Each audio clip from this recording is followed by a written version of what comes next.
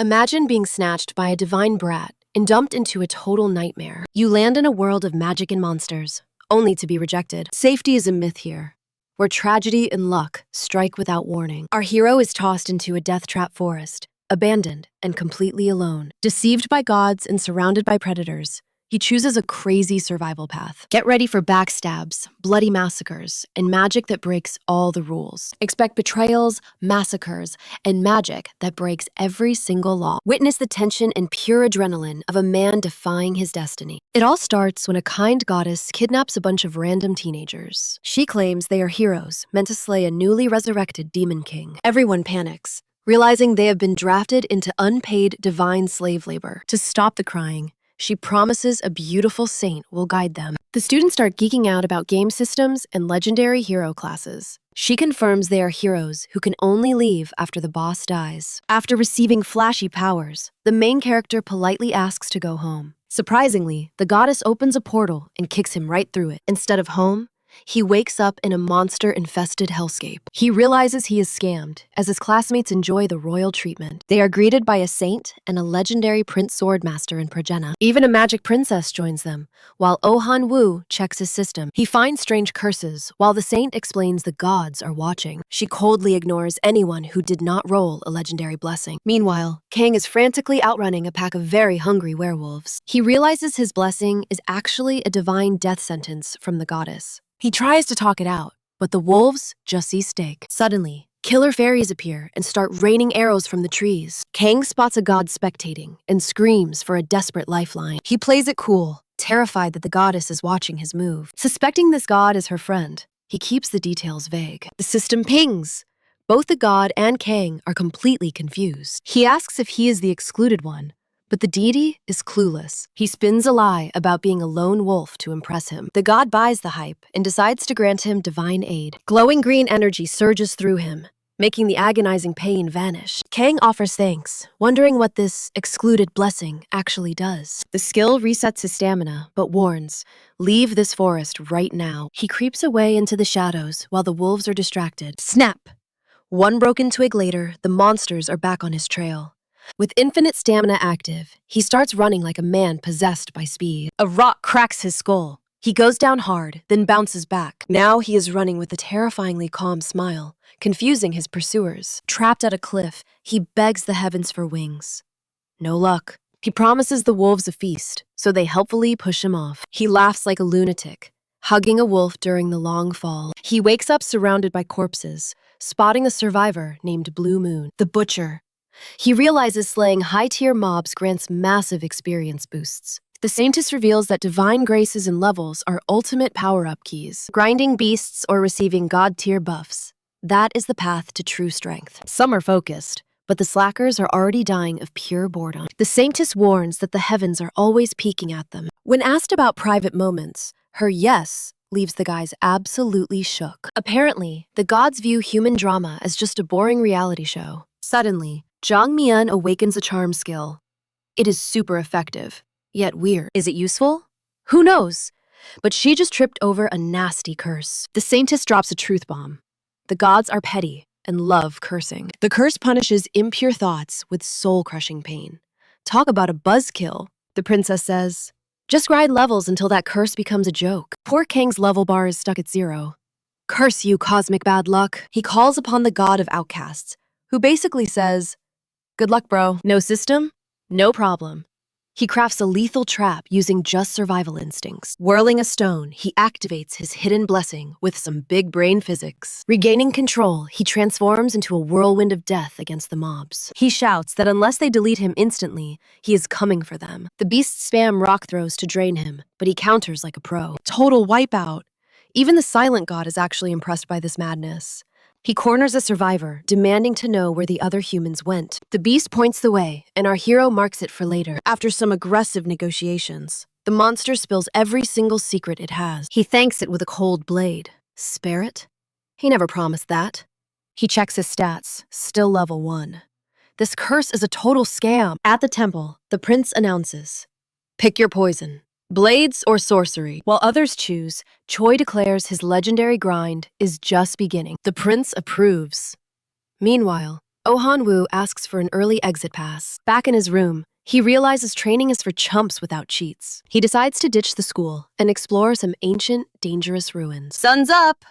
Groups split while the prince keeps tabs on the princess. Hanu checks his system and sees the most broken buff, protagonist. With a smirk, he realizes he is the main character and heads out. Arriving at the guild, he decides to become a mercenary for hire. A fiery redhead warns him that rookies usually end up as fertilizer. He smiles. Dying is just part of the plot. He invites her along. In the dark woods, Kang tracks down a swarm of nasty creatures. Feeling his inner beast, he starts a solo slaughter to get buff. The god observes as he evolves.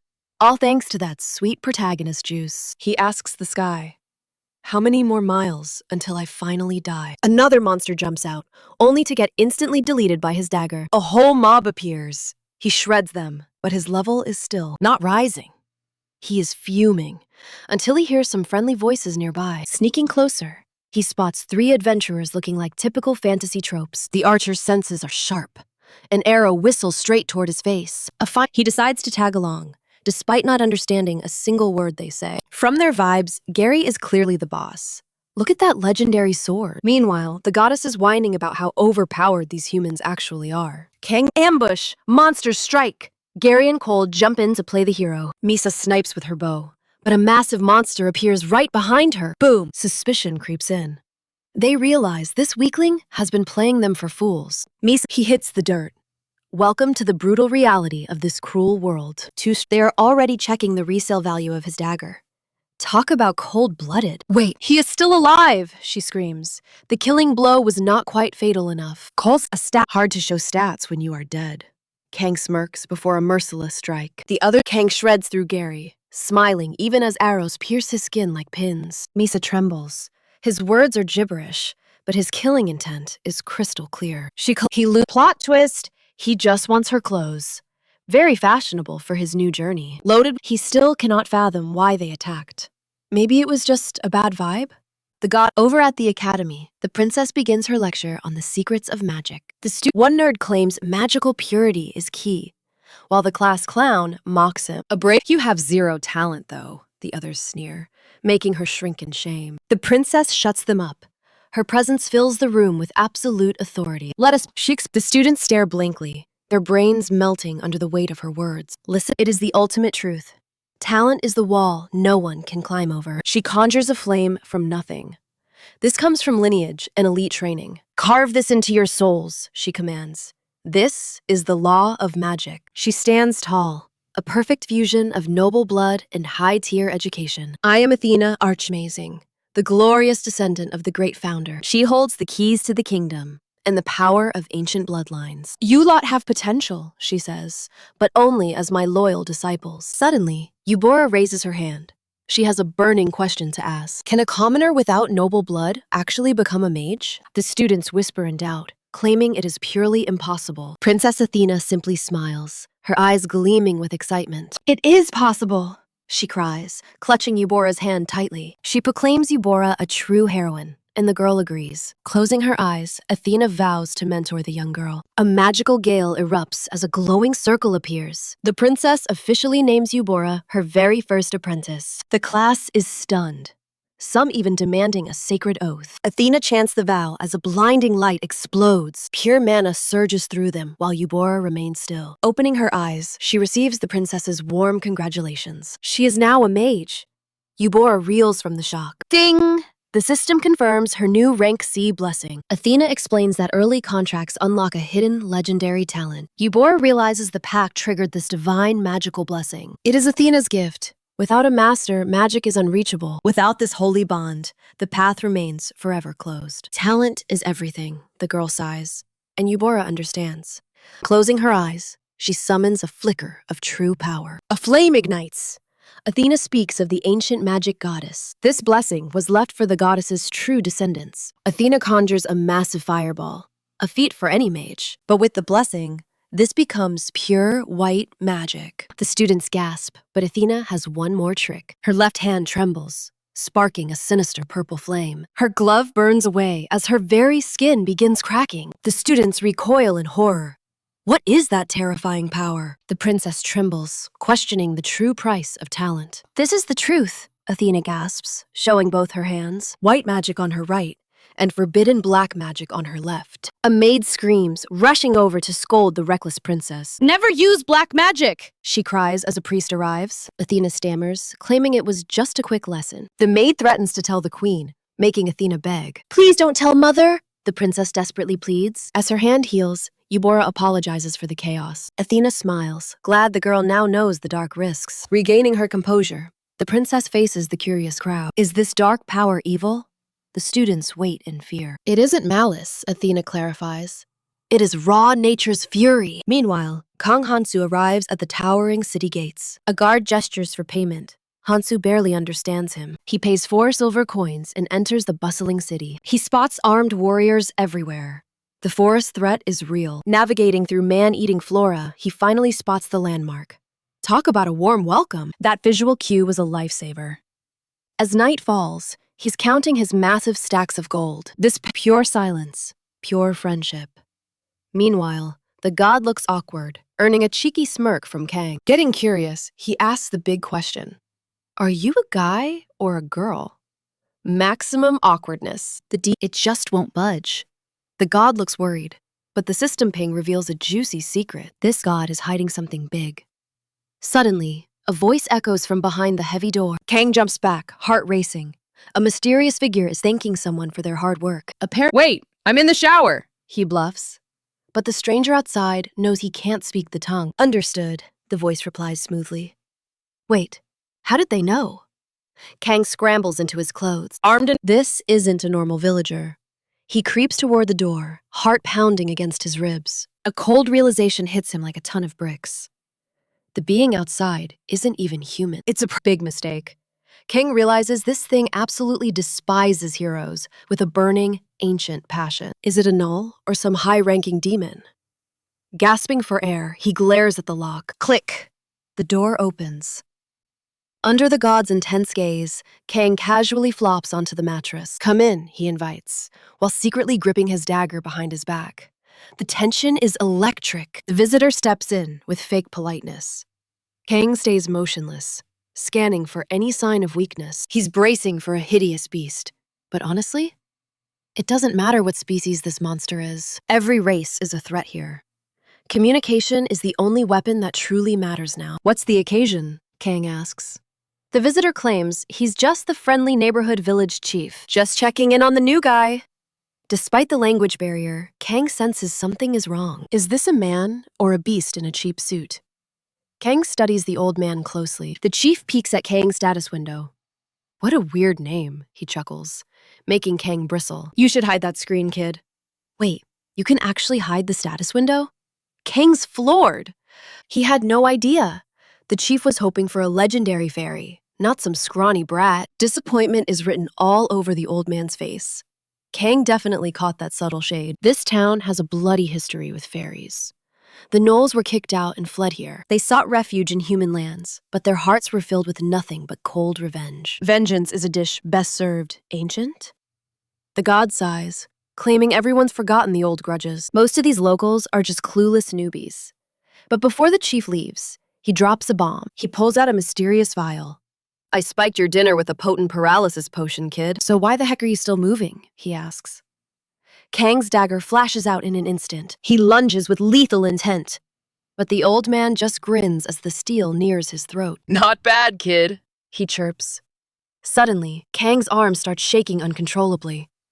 What is this? The chief laughs. Fairies might be resistant to toxins, but he's using a special magical brew. This isn't just poison, it's a craft he perfected. Passive immunity won't save you from this. He effortlessly disarms Kang. But how? Kang gasps, his strength completely fading away. Just bad luck, kiddo, the man shrugs. The god chimes in with a classic I told you so. Kang has no comeback. Meanwhile, the chief is busy lecturing about how much everyone hates gnolls. They're blamed for kidnapping and murder. But here's the twist. They were the real victims. Kang can only glare from his ropes as the truth behind the tragedy finally comes to light. Meet the tyrants who claim the Null territory, the real villains of this story. Standing over his captives, Crimson declares fairies the true scourge, and demands a status check. Level 16, Crimson. Blessed with lunacy and carrying a nasty grudge curse from the fairies. Kang spots the curse. A permanent hate-me mark that turns fairies into homicidal maniacs. This debuff cranks up fairy aggression to 11. It's a literal death sentence for most. Which god did this? Kang asks. Crimson replies, it's just the vengeful ghosts of his victims. Kang fakes a smile, thinking every curse needs a dramatic backstory to stay relevant. Note to self, never show your status window to creepy old men in dark caves. Too late. Crimson's dagger is inches from his nose. I'm not much of a talker, he growls. But wait, that blade looks familiar. Where'd you loot this shiny toothpick? Crimson demands. Kang remembers the Blue Moon Butcher, but decides the truth is a one-way ticket to death. Eyeing the other prisoners, he realizes survival means becoming a world-class liar right now. Rule number 1, survive first, apologize later. Especially with steel pressed against your jugular. I bagged a fairy attacker, Kang lies, claiming they're basically anti-fairy besties now. The old man is stunned. You killed a royal fairy? He's impressed by the boy's lethality. Crimson cackles, questioning if Kang is actually this clueless or just a great actor. The more we chat, the less I want to shank you, Crimson admits.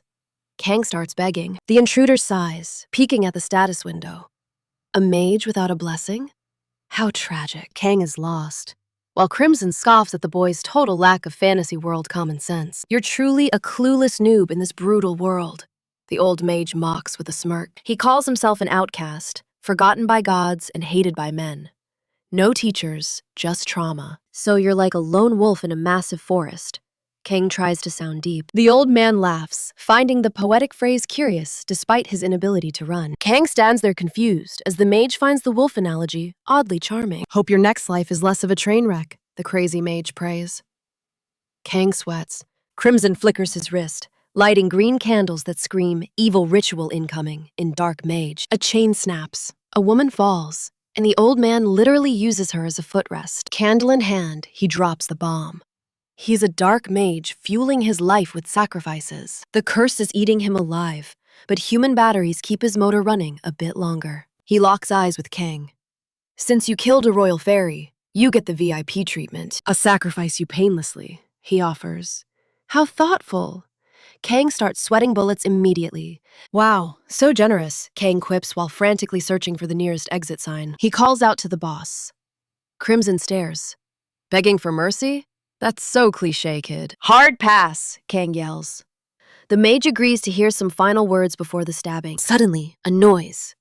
Crimson grumbles about annoying insects like a grumpy, murderous neighbor. He whips a fallen fairy to shut it up.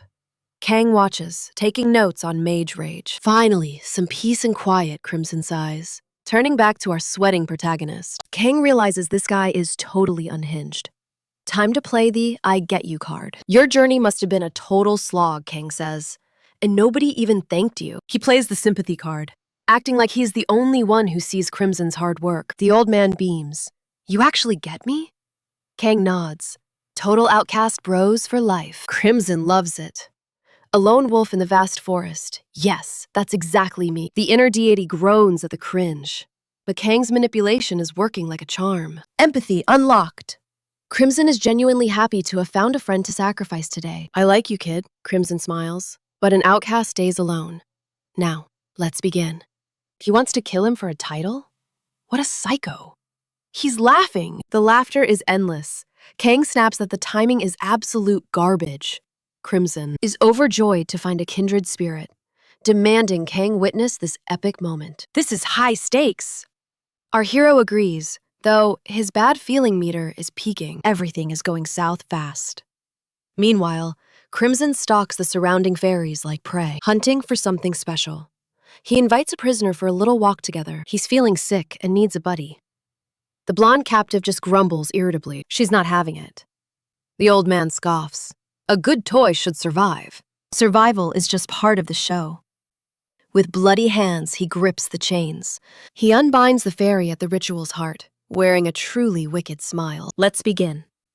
He invokes the Mother of Life to harvest the fairy's essence, draining her dry. Kang watches, bewildered by the circle's terrifying, unnatural glow. The elder glares at the captive. Offer your life to me, he commands. The fairy is paralyzed with fear. Crimson promises her a reunion in death. You'll see your friends soon. He snatches her hair, issuing a chilling warning. Refusal carries a heavy price. The fairy breaks, weeping.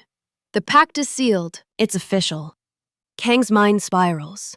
What the heck is happening to them now? He expects a magical facelift. He looks up, wondering if the ritual failed. Did he mess up? The old man casually tramples the fairy's broken body. The magic worked, he shouts. But Kang sees a wrinkled raisin, not youth. You still look ancient, Kang notes. Crimson cackles. He was never even human. He moves closer, bragging about his lifespan. Do you know my body count? Countless travelers and fairies slaughtered. He claims his curse has finally evolved. It's honestly revolting. Kang respects his grit, but his methods are pure trash. The curse rotted him. A wandering wizard once suggested a twisted new experiment. A high-stakes trial. He rants and rips his shirt open. Kang is speechless. Kang stares in horror. There's a literal void, a null, burned into his chest. Crimson reveals his true identity. A null. Is he some kind of hybrid? The ultimate fusion, he roars. A race born with a hatred for fairies, born to hunt. Kang asks if he's soloing this. The wizard just laughs. His dark arts are plenty. Our main character tries to clear the air. I'm not a fairy, bro, Kang insists. Crimson scoffs. Don't sweat the details. He grabs Kang's shoulder, grateful for finding his true outcast self today. He won't forget him. As a gift, he'll use Kang's life for power. Kang's sweating bullets. He's the next sacrifice. Crimson confirms it with a grin. Being an outcast is a death sentence. Kang gets serious. This guy's dangerous. Fate accepted. Now, meet Princess Athena Archmazing, the kingdom's top-tier magical genius, everyone's favorite idol. But secretly, her life is just a boring, busy routine, buried in work. She's so gifted she never even has to try hard. Effortless greatness. Eubora notes magic is pure imagination, asking for the secret sauce. To boost efficiency and impress her, Eubora is picked as the first student. The pink-haired princess loves the question, offering some pro-level teacher tips. Follow the expert, she says. Suddenly, Athena conjures a brilliant, holy light. The class is shook.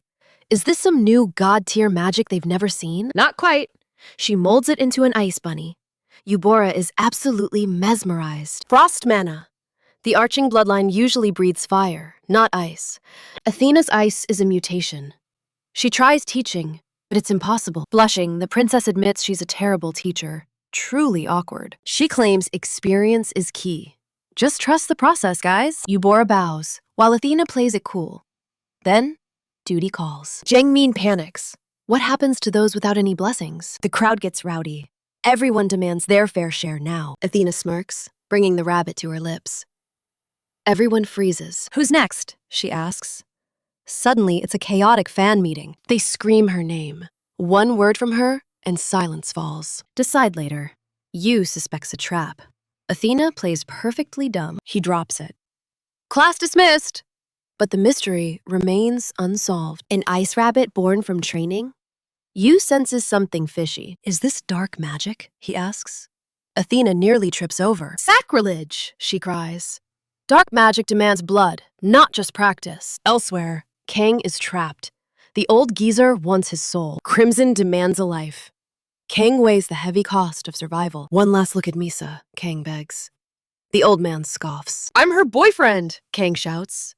The old man literally laughs. Cole's the boyfriend, Crimson cackles. Cole's the trashy ex, Kang retorts.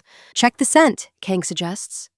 Weirdly enough, it actually works. Crimson apologizes. If Misa vanishes, those two are prime suspects. Logic wins! Kang asks for freedom once he finds his girl. The deal is sealed. A demonic pact for a lover's reunion. Crimson clasps hands. Kang screams. You lied about the pain! Agony rips through him. Crimson waves goodbye. She's long gone. The old man pauses. Big mistake. Kang finds a sudden opening. Bam! A solid uppercut. Crimson is absolutely fuming at the betrayal. You backstabber! Crimson yells. Kang just shrugs. You started it. That pain nearly broke his mind. Talk about a bad deal. How are you standing? Crimson gasps.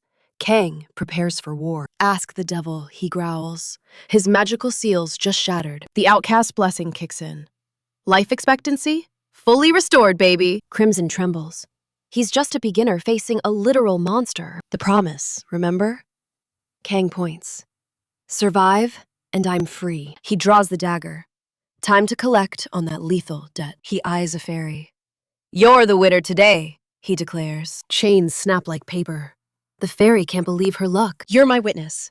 He scoops her up like a human backpack. She's screaming. He's sprinting. The exit is finally in sight. Crimson howls in the distance. That path is forbidden, boy! Kang trusts the pact. But wait, how do you find the dead? Sirius grins. Promises are meant to be broken. Especially his. A dark curse erupts. Shadows chase Kang like hungry wolves. The darkness hits home.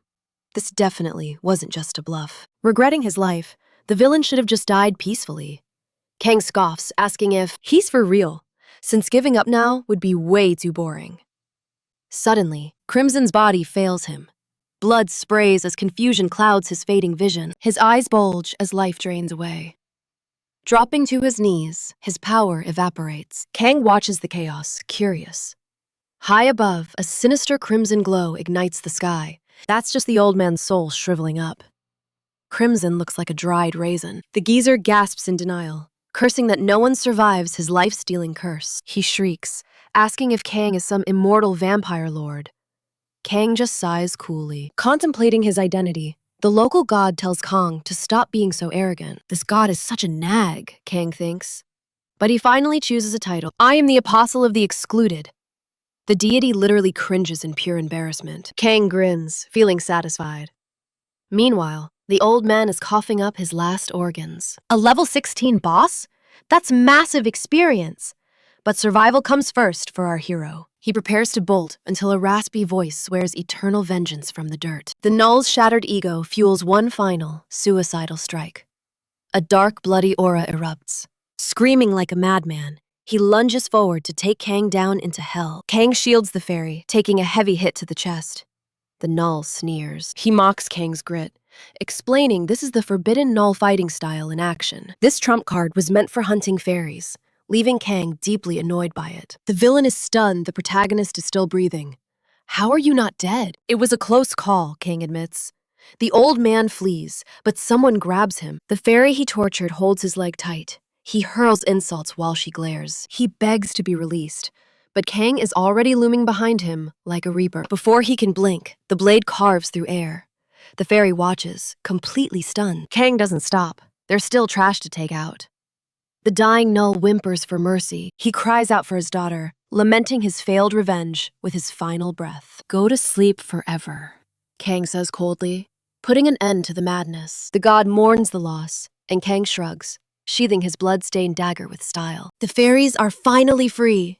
He unshackles them and calls for the local militia. He tells the villagers to clean up the mess and prepares for his exit. Just when he thinks it's over, screams erupt. He turns back, wearing a cheeky grin. Why the long faces? He doesn't get why everyone is looking at him strangely. Cut to a few minutes later, and he's sprinting for his life toward a cliff. What are those fairies even shouting? As dawn breaks, he gazes into the abyss. I'll reach that peak one day, he vows. With a deep breath, he dives. He's escaping their gratitude, cursing this crazy fantasy world. Long ago, a conflict arose. Great wars once broke out over the secrets of teaching magic to others. Everything changed when greedy wizards fought to become the ultimate masters of the craft. Everyone wanted to train the hero. The princess explains the core of magical visualization. Focus your mind. Suddenly, the students successfully summon flickers of real fire. One kid asks about math, but Athena scoffs. That's just stuff for lowly merchants. The boy persists, but the princess snaps that magic transcends mere numbers and logic. He's left speechless and totally embarrassed in front of the whole class. A girl giggles, claiming her master uses fire without math, so why bother learning? The poor boy realizes being a genius in this world is tough. Science is the ultimate cheat. Modern knowledge creates an archmage. Math is the language of mana. Our boy's confidence returns. Fireball Physics 101. The princess's dry theory is officially obsolete. Efficiency is everything.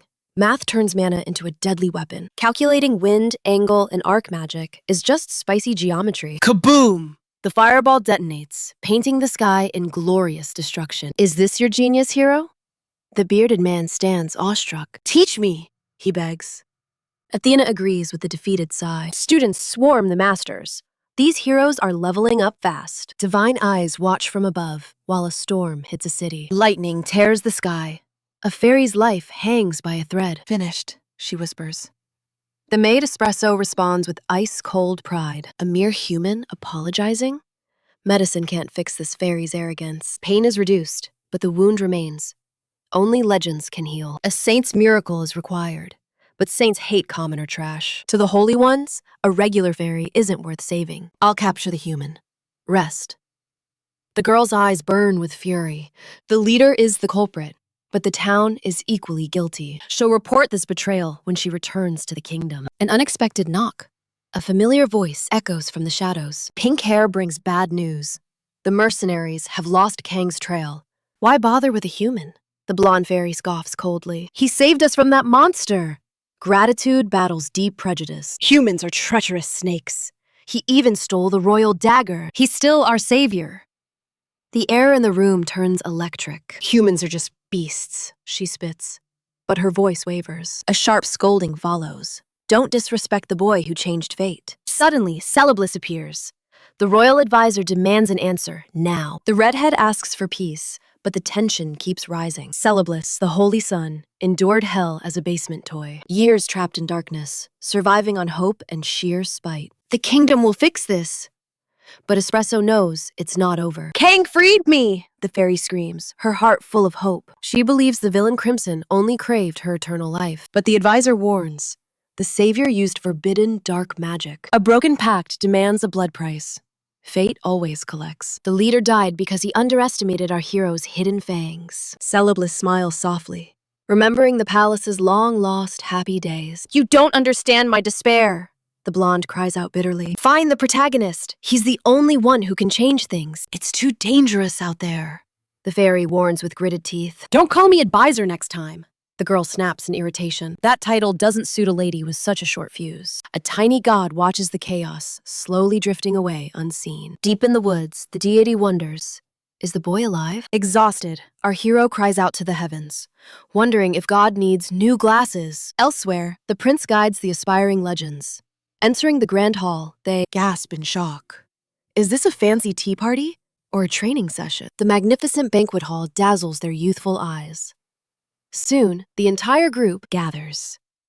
With a smirk, the Golden Prince raises his cup for a toast to the brave heroes who walk the path of the ultimate blade. The veterans roar with a thunderous hooray, terrifying the poor, wide-eyed rookies. Cup in hand, the prince scoffs at their naive dreams of simple training. He'll show them true fencing, ordering the knight commander to give a demonstration. The commander bows, accepting the request as a supreme and absolute honor. They ascend the arena. First, the boy demonstrates the fantasy version of combat. He orders the knight to fight without using any of his hidden techniques. With a grin, the prince lunges, moving like a flashy video game character. Incredible, a girl chirps, while another hero notes it's still traditional fencing. Suddenly, the commander turns cold. With one swift throw, he disarms the prince. The blade embeds itself nearby. The youth marvels at the commander's sword dance. Flattered, the man bows. But the prince isn't done playing his games yet. He retrieves his steel, announcing it's time for the real nightmare to begin. Now, the blonde prince demands the commander hold back nothing at all. The prince's whim is law. A terrifying, lethal aura begins to erupt. Radiant energy surges through the blade. The little blonde braces for the impact. The commander charges like a hurricane. Steel meets steel with a violent crash. Under the crushing pressure, the commander's sword shatters. He falls to his knees. I yield, he gasps. The prince smiles, praising his evolving battle technique. At the table, the heroes are speechless. What on earth was that power? The prince explains. True fencing is piercing any enemy defense in one strike. It's not a dance. It's about the single, lethal, and efficient strike. One boy shudders, finally grasping the brutal efficiency of a true predator. Lesson over. The blonde signals the start of training after their tea. As they sip, their faces contort. This isn't Darjeeling. It's pure liquid suffering. They gag at the vile taste. To learn fencing, they need this medicine. This is the warrior's blessing. The The prince warns them to get used to it. A warrior is one who meets the requirements to obtain godlike strength. You must crush your enemies with a heavy dose of justice and love. But Che Kang? He chugs the sludge like a champ and asks for more. The prince is impressed. Eat something too, he says, ordering another round. The knight serves him another steaming cup of misery with a polite bow. High above, the gods watch this absurdity and let out heavy, divine sighs. Far away, Kang Hansu surveys the deadly forest below the jagged cliffs. No monsters here, he notes, recalling the narrow escape from the village mercenaries. If that guard hadn't opened the gates, our hero would be in chains. Perched in a tree, he spots a group of gnolls. They spot him too. Their leader drools, eyeing the fresh meat hiding up in the branches. Ironically, the gnolls are more polite than any human or fairy he's met. He smirks, realizing he trusts monsters over humans anyway. Perfect. He drops from the canopy like a silent predator, already plotting his next move. A savage knee to the skull sends one monster straight to dreamland instantly. Another takes a brutal elbow to the jaw, while the leader's throat is shredded. Our hero sticks the landing with lethal grace. Smooth, efficient, and absolutely terrifying. 3 kills, 0 sweat. The tiny deity watches as the boy feels suspiciously light. Level up. He checks the status window, expecting a massive surge in raw power. Level 1? Still? Only his dividend climbed to 3.43. What a scam. Confused, he asks about the dividend. The god just laughs. The higher the better. Hansu can't even say thanks. This god is a total troll, but surprisingly useful. Finally, a real blessing from above. Now, time to interrogate the surviving monster. He approaches the knee victim. Hansu is still trying to wrap his head around fairies. The monster starts drooling, asking about fairy meat like it's a 5-star delicacy. Hansu nods. Yeah, he's tasted it. Then he remembers the old leader's secret techniques. It's time to learn null fencing, even if his current level is pathetic. Reaching level 2 won't make him a god. He needs real skills to survive. The drooling beast rants about meat power. Seriously, does this guy ever stop eating? How do your eyes turn red? Hansu asks, curious about this monstrous evolution. It requires a massive buffet of meat, the monster explains. Basically, endless gluttony. I want to see this transformation, Hansu says, leaning in with a cold gaze. Turns out, eat more meat isn't exactly high-level intel. Hansu feels cheated. To get his revenge, he'll have to master the entire monster ecosystem himself. Meanwhile, Prince Alos claims magic is talent, but fencing? That's just a money pit. He's dropping wisdom, but the students look like they're dying of pure boredom. The blue-haired kid just wants more tea. This lecture is a total snooze fest. The blonde warns that overdrinking ruins the buff. Quality over quantity, young warriors. Irritated, Choi Gangman realizes he needs to stand out or stay a secondary character. The prince suggests honey for the aftertaste. 2 cups daily. Consistency is the real power. Choi commits to the grind. He's going to be the ultimate tea-drinking legend. But wait! The blonde warns that blessings don't just appear out of thin air. How long? A year? Choi's jaw drops. Who has time for a 12-month wait? Suddenly, a wild light appears. Fate decided to skip the line just for him. He receives the blessing of courage. Talk about having some serious main character luck. He's ecstatic. The more he fights, the stronger he gets. It's a literal cheat code. There's a catch. Lose a fight or run away, and your progress hits 0. Incredible. He's hyped. The battle god is proud, and the martial god is salty. The blonde is stunned. A blessing this early? Expectations are now through the roof. Next lesson, how to hide your status window. Can't let enemies see your cheats. Elsewhere, a null screams for meat, while Hansu watches from the dark shadows. 2 days of stalking this beast, just to learn about the power of meat. The monster senses a disturbance and lunges. Hansu sighs. It's always the same story. Every time he relaxes, these idiots attack. Honestly, it's getting a bit repetitive. Too bad for the beast. It hasn't managed to land a single hit yet. 1 clean kick later, and it's over. Stay down, Hansu warns his defeated foe. The null whimpers in the dirt. Don't even think about getting back up, buddy. Revenge is a long road, and it starts with one very disciplined, level 1 boy. This beast really thinks our boy is weak. Kang checks his level 6 status. The hyped wolf flexes fairy hair trophies on his arm. Such a weird flex. Don't gnolls usually just rip heads off? Kang wonders how he even hunted. The beast claims he's a genius, while calling our hero a total freak. Can you even read my stats? The protagonist asks with a cocky smirk. Nope. but the wolf is sure he is just level 1 snack material. Whack!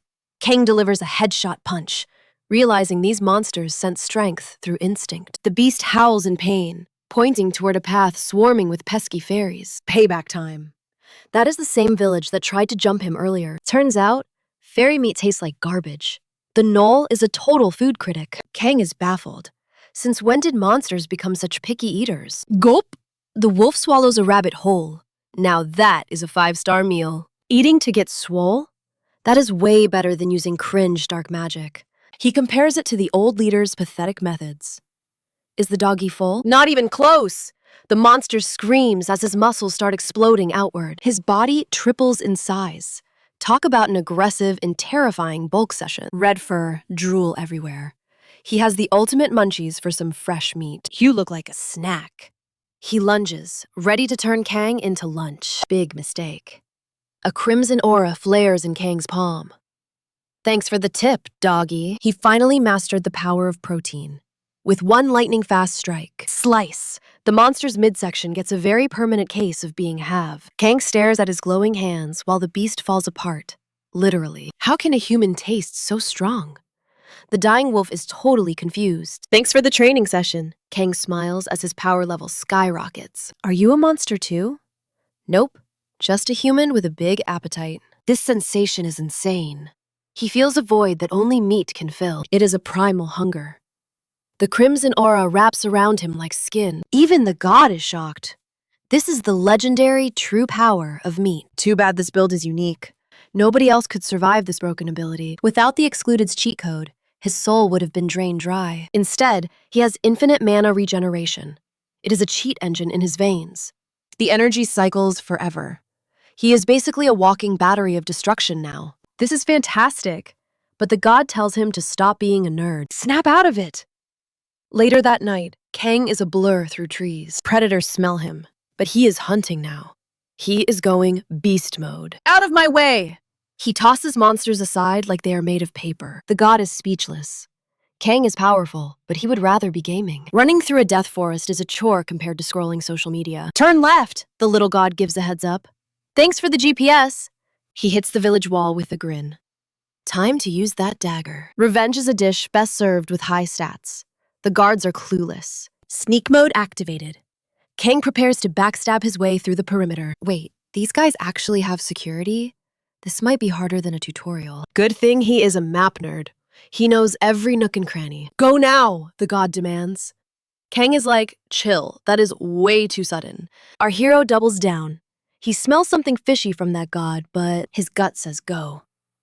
Approaching the wall, he prepares his leap. He sinks his blade deep into wood, scaling the barrier effortlessly. Touching down like a ninja, he sighs. The guards are totally slacking. You're welcome, the god chirps. Our boy promises he'll be forever grateful, but the fun ends now.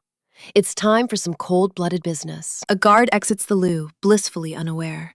He feels a sudden chill. Before he can blink, the boy's dagger finds a home in his throat. He tries to gurgle a final word, but life fades into silence. He falls. Killing humans or monsters? It's all the same blood now. As he hides the corpse, he wonders who will miss this nobody. Then again, he has his own family, left behind without a single goodbye. With steel in his eyes, he vows, I won't be trampled anymore. The god just smirks, enjoying the show. A heavy silence follows. Kang lets out a sigh. Why hasn't anyone noticed the mounting bodies? Where are those sparkly fairies anyway? The deity just rolls his eyes. Kang searches frantically, but the god mocks his slow, dim-witted realization. Maybe they're all taking a group bathroom break? The god sneers sarcastically. He mocks our hero's slow brain. Suddenly, human voices approach. They're chatting casually while dragging mysterious, heavy bags over their shoulders. Figures with heads hooded in cloth Kang watches, smelling something wrong. Inside Isoppresso's room, a rough hand suddenly clamps over her mouth. Her scream dies instantly. Keep quiet if you want to live, they growl. A black bag drops over her vision. Did she bite you? Another asks. Feisty little thing. Nearly took my finger off. The captor huffs in pain. Just move, the leader snaps. The fairy realizes her sisters are captured. She's forced forward, sensing the terrified presence of her kin nearby. The damp echo tells her everything. They've reached the old leader's basement. A woman sighs. We knew Crimson's sins. but we must protect ourselves. Self-preservation is a drug. Isopresso freezes. She knows that voice very well. It's the healer. Betrayal tastes bitter as the fairies are shoved together. This is your penance, the woman shouts, for leaving our leader alone. The air turns toxic. A villager spits out rumors of fairy massacres. They'll steal our homes and slaughter us all. The mob's paranoia explodes. A knight barks orders. Everyone inside! The cleanup crew is moving now. Even the mercenaries are told to vanish. Something dark is about to happen. Isopresso remains deathly still. Let's just get this over with, they mutter. With twisted, crazed expressions, they decide to act in Crimson's name. The knight delivers the killing blow, sealing their fate with cold steel. Goodbye, Isopresso. The massacre begins as fairy screams fill the air. Only one remains. They circle the survivor like vultures, debating a meal. They pause. She's high-ranking. Will killing her bring a divine curse? She sees their fear. The monsters are hesitating, but she, betraying their own savior just for a secret? Pure insanity. Rage boils over. A brat suggests sparing her for silence. Fetch. Just lie, she cries. But the fairy smiles through the pain. Fairies don't lie, even with a blade at their throats. No mercy here. The knight prepares to swing cold steel. Her eyes snap open. A head is flying through the air. The executioner is decapitated. What the hell just happened here? It's Kang Han-soo. Our hero has arrived to crash the party. Reunion over. Now, time to sweep away the trashy survivors. He lunges. This one-man slaughter was the plan all along. One girl collapses, begging for mercy through pathetic, snotty tears. Oh? Kang finally understands the language. Talk about a level up. Sadly for her, Kang doesn't do mercy for annoying pests. Sniped. A casual dagger throw ends her escape permanently. Bullseye. Another body drops. Honestly, this is way easier than he thought. Pro tip. Always delete the most dangerous threat first. Easy. Clean up. He's confused until... Ding! A status window appears out of nowhere. She's flexing. Kang spots 3 high-level divine blessings on her. A tamer blessing? Totally useless without some monsters to command. There's gotta be a reason she's showing off this window. Is your name Celebliss? The fairy confirms, with a dazzling smile. She's beautiful. But Kang's heart is cold as a stone. Is he heartless? No. His legendary blessing just blocks emotions. The god is getting salty, nagging Kang to stay a loner. Kang sighs. Being an outcast is apparently his divine destiny. She doesn't get it. This fairy is way too innocent. Lucky her. His original plan was to delete everyone here. He spared her because her trauma felt surprisingly familiar. He tried spreading his name before, but that was a failure. Turn around, he orders, his mind drifting toward dark choices. If he kills every fairy, he's no better than those humans. She tries to stand, but her strength is completely drained. She collapses, but Kang catches her while grumbling like a grouch. Don't irritate me, he mutters while she clings to him. Wait, she can say his name? This girl is actually clever. With a nod, she joins him. Let the awkward journey begin. It's way too quiet. Where's the boss music after all this? He asks the god, but the petty deity is ghosting him. To appease the divine tantrum, he has to ditch the girl. No trust in the village, just a forest full of monsters. Survival is priority number 1. It's time to move. They bolt through the dense woods. Our hero holds her tight, dashing across the terrain. Suddenly, her voice cuts the wind. Something in her tone stops him cold. She points toward the heavens, eyes wide. He looks up, and his blood turns to ice. A massive, terrifying shadow blankets them. It's a colossal phoenix cutting through the clouds. With a deafening roar, it dives down. The beast slams down, right in their path. Kang hopes his blessing protects him now, but for the fragile fairy in his arms, she'd be nothing but ash in seconds. Suddenly, she pulls his collar, whispering something urgent. He tries to decode her request. Is she asking to be let go? He wonders if she's sacrificing herself for him. To his shock, she walks straight toward the blazing bird. No fear, just calm determination. They're actually talking?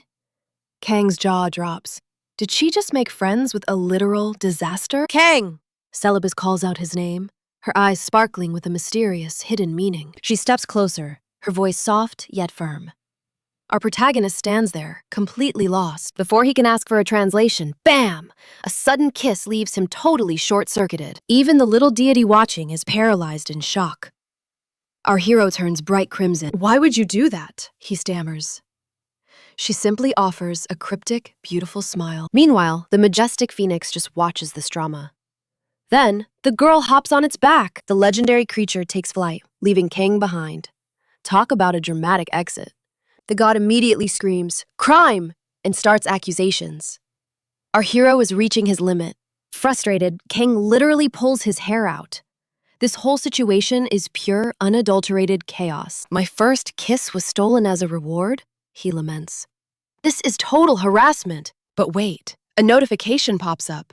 He's just received a brand new, high-rank fairy. The legendary status has him grinning again. The deity looks on, completely baffled by him. That's just the irony of life, he chuckles. This new power-up is absolutely top tier. It boosts his lifespan and keeps him young. Plus, fairies will be way more friendly. He can even burn his life force for a massive power surge. Absolute glass cannon vibes. The god grumbles at his joy, but Kang doesn't care. He's finally free at last. With the tension gone, the vibe is finally chilling. He suggests a new plan. Let's head deeper into this forest, he tells the god. Time for some real adventure. Naturally, fresh monsters start crawling out of the shadows. Kang steps up, ready. He jokingly offers a grand tour of the area. Elsewhere, things are getting serious. The prince notes they've been here 3 days already. Time to start the level up grind, the blonde knight reassures everyone. Their elite knights will act as the perfect bait. Just watch the monsters swarm, he boasts. The princess reminds them of the prize. High-rank blessings are everything.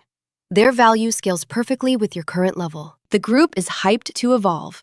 The girls even gossip about the cool physical changes. Suddenly, a slime appears. But before anyone can attack, the royals jump in. Don't touch it, they shout. Apparently, these little blobs are actually super useful. They're basically magical cleaners that prevent infections. The embarrassed students quickly lower weapons. With the clumsy promise to be nice, they move on. The prince claps loudly. Forget level 2 goblins, he announces. Today, we're hunting level 4 monsters instead. The students start sweating. But the princess has the ultimate safety net for them. Relax, the saint can just revive you. Talk about a hardcore, terrifying pep talk. The prince claims they can even handle level 6 orcs. As the beasts emerge, the monsters close in, and the young warriors prepare for the fight of their lives. Tension peaks as a phantom white gnoll strikes, spilling the first drop of blood. A hero collapses. Total panic erupts as a girl's spell fizzles into nothingness. Terrified and weeping, she watches death crawl closer with every agonizing step. Pleas for help fill the air until the prince cleaves the beast in two. The rookies are mentally shattered, sobbing on the ground like broken dolls. Enter the saint.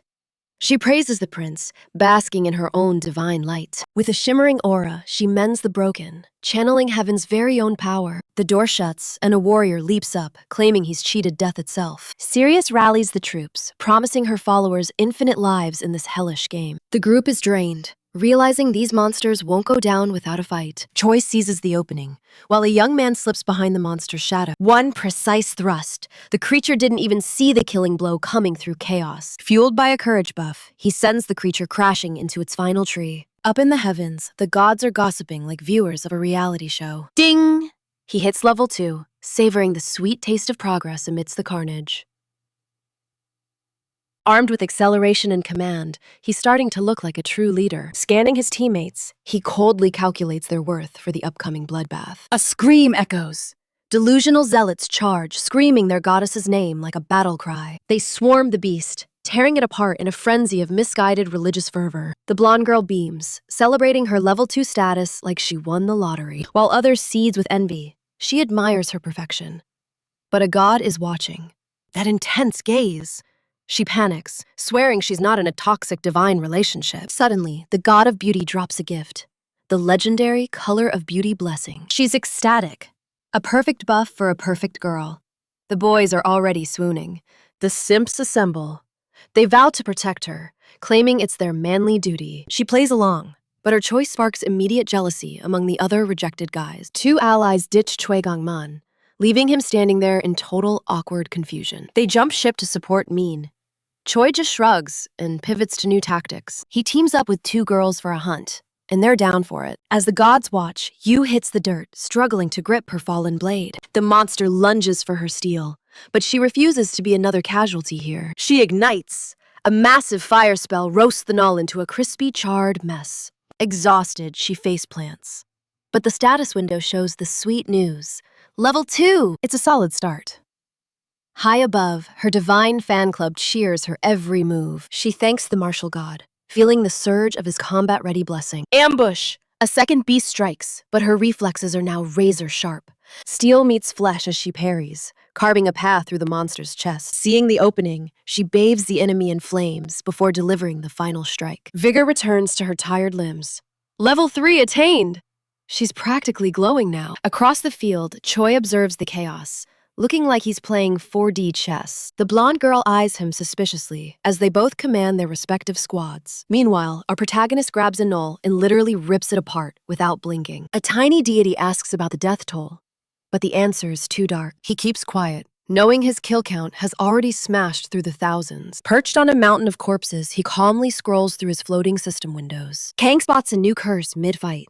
Glaring at the sky, he realizes leveling up is impossible under the goddess's petty curse. The hero's debuff drains his experience, leaving him fuming. Meanwhile, the deity makes poetic remarks, which Kang finds annoying. Checking his status again, questions the mark that makes allies fear his presence. Feeling totally excluded, he sulks while the young god watches with amusement. Kang spots a gold bracelet. With his pouch already full, he decides to get strong through the absolute power of pure wealth. Monsters approach, and several armed gnolls swear to kill the meat. Though confident, Kang is shocked to see so many enemies gather. He spots a level 9 leader with a warrior's blessing. Interesting. Smiling, he realizes these monsters actually learned how to use tactics. With bloodlust, the horde lunges to devour him, but he effortlessly leaps away. He should thank them for being such willing teachers. One monster asks if he's kin, but with one sudden strike, our protagonist nearly splits the creature in two.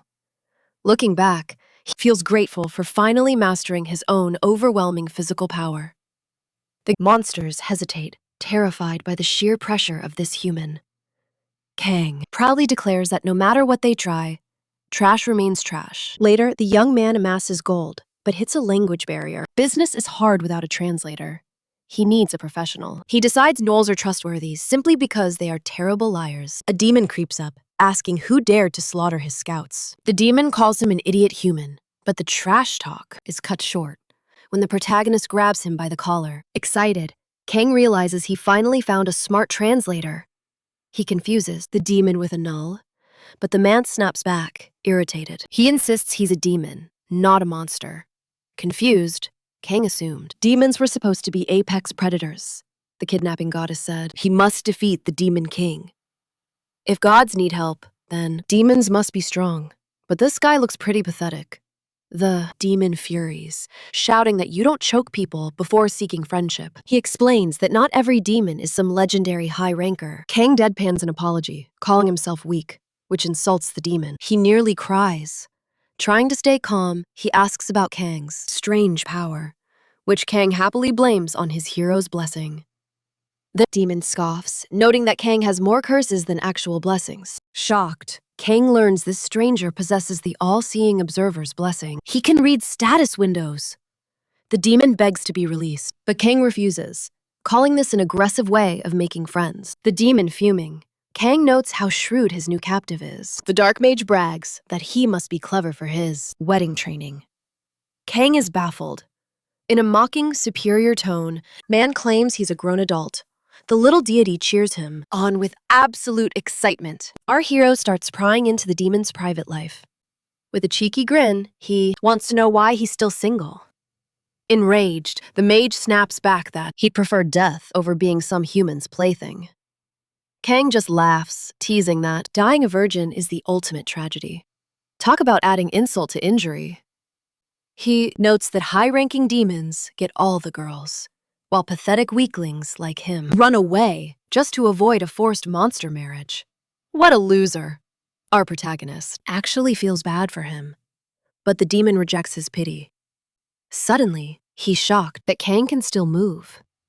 Kang's confused until the mage reveals his secret weapon, a high-grade paralysis potion. Even a fairy would drop, yet this level 1 kid is completely fine. But when Kang sees that specific vial, his eyes turn cold as memories of Crimson flood back. He snarls a curse, terrifying the pathetic mage, who starts trembling. Kang's smile turns twisted as he remembers a very bitter grudge, and he laughs, gripping the demon like a vice. Suddenly, dark mana surges up Kang's leg, only to fizzle out instantly. With a gaze that could kill, demands to know what he's plotting. The mage panics, realizing his sealing spell failed completely. Kang's silence is suffocating, turning the tension up to 11 as he stares him down. Then, he asks about the demon's link to the previous leader, but the mage just scoffs. He's met countless leaders. The question is totally pointless to him. But Kang clarifies he's talking about the specific one who had a null grafted onto his chest. The mage's face goes pale as a ghost, remember saving that boy from a curse. But Kang cuts him off with pure rage boiling over. The very man who ruined Crimson is standing right before him, and he's ready for blood. Meanwhile, the so-called hero party gathers nearby. Saintess grumbles that the weaklings have retreated back to the temple. Good riddance. The remaining elites get all the loot now, which really boosts their morale. Even, Elsa is impressed, noting their insane leveling speed. She praises these saviors, though. She knows the real MVP is just the hero's overpowered blessing. Suddenly, duty calls, as are busy elsewhere. The Saintess asks for its level, and the knight confirms it is level 5. Since they have 3 level 5 adventurers, it's a fair fight. The prince agrees, seeing it as the perfect chance to farm experience points, and leads the charge.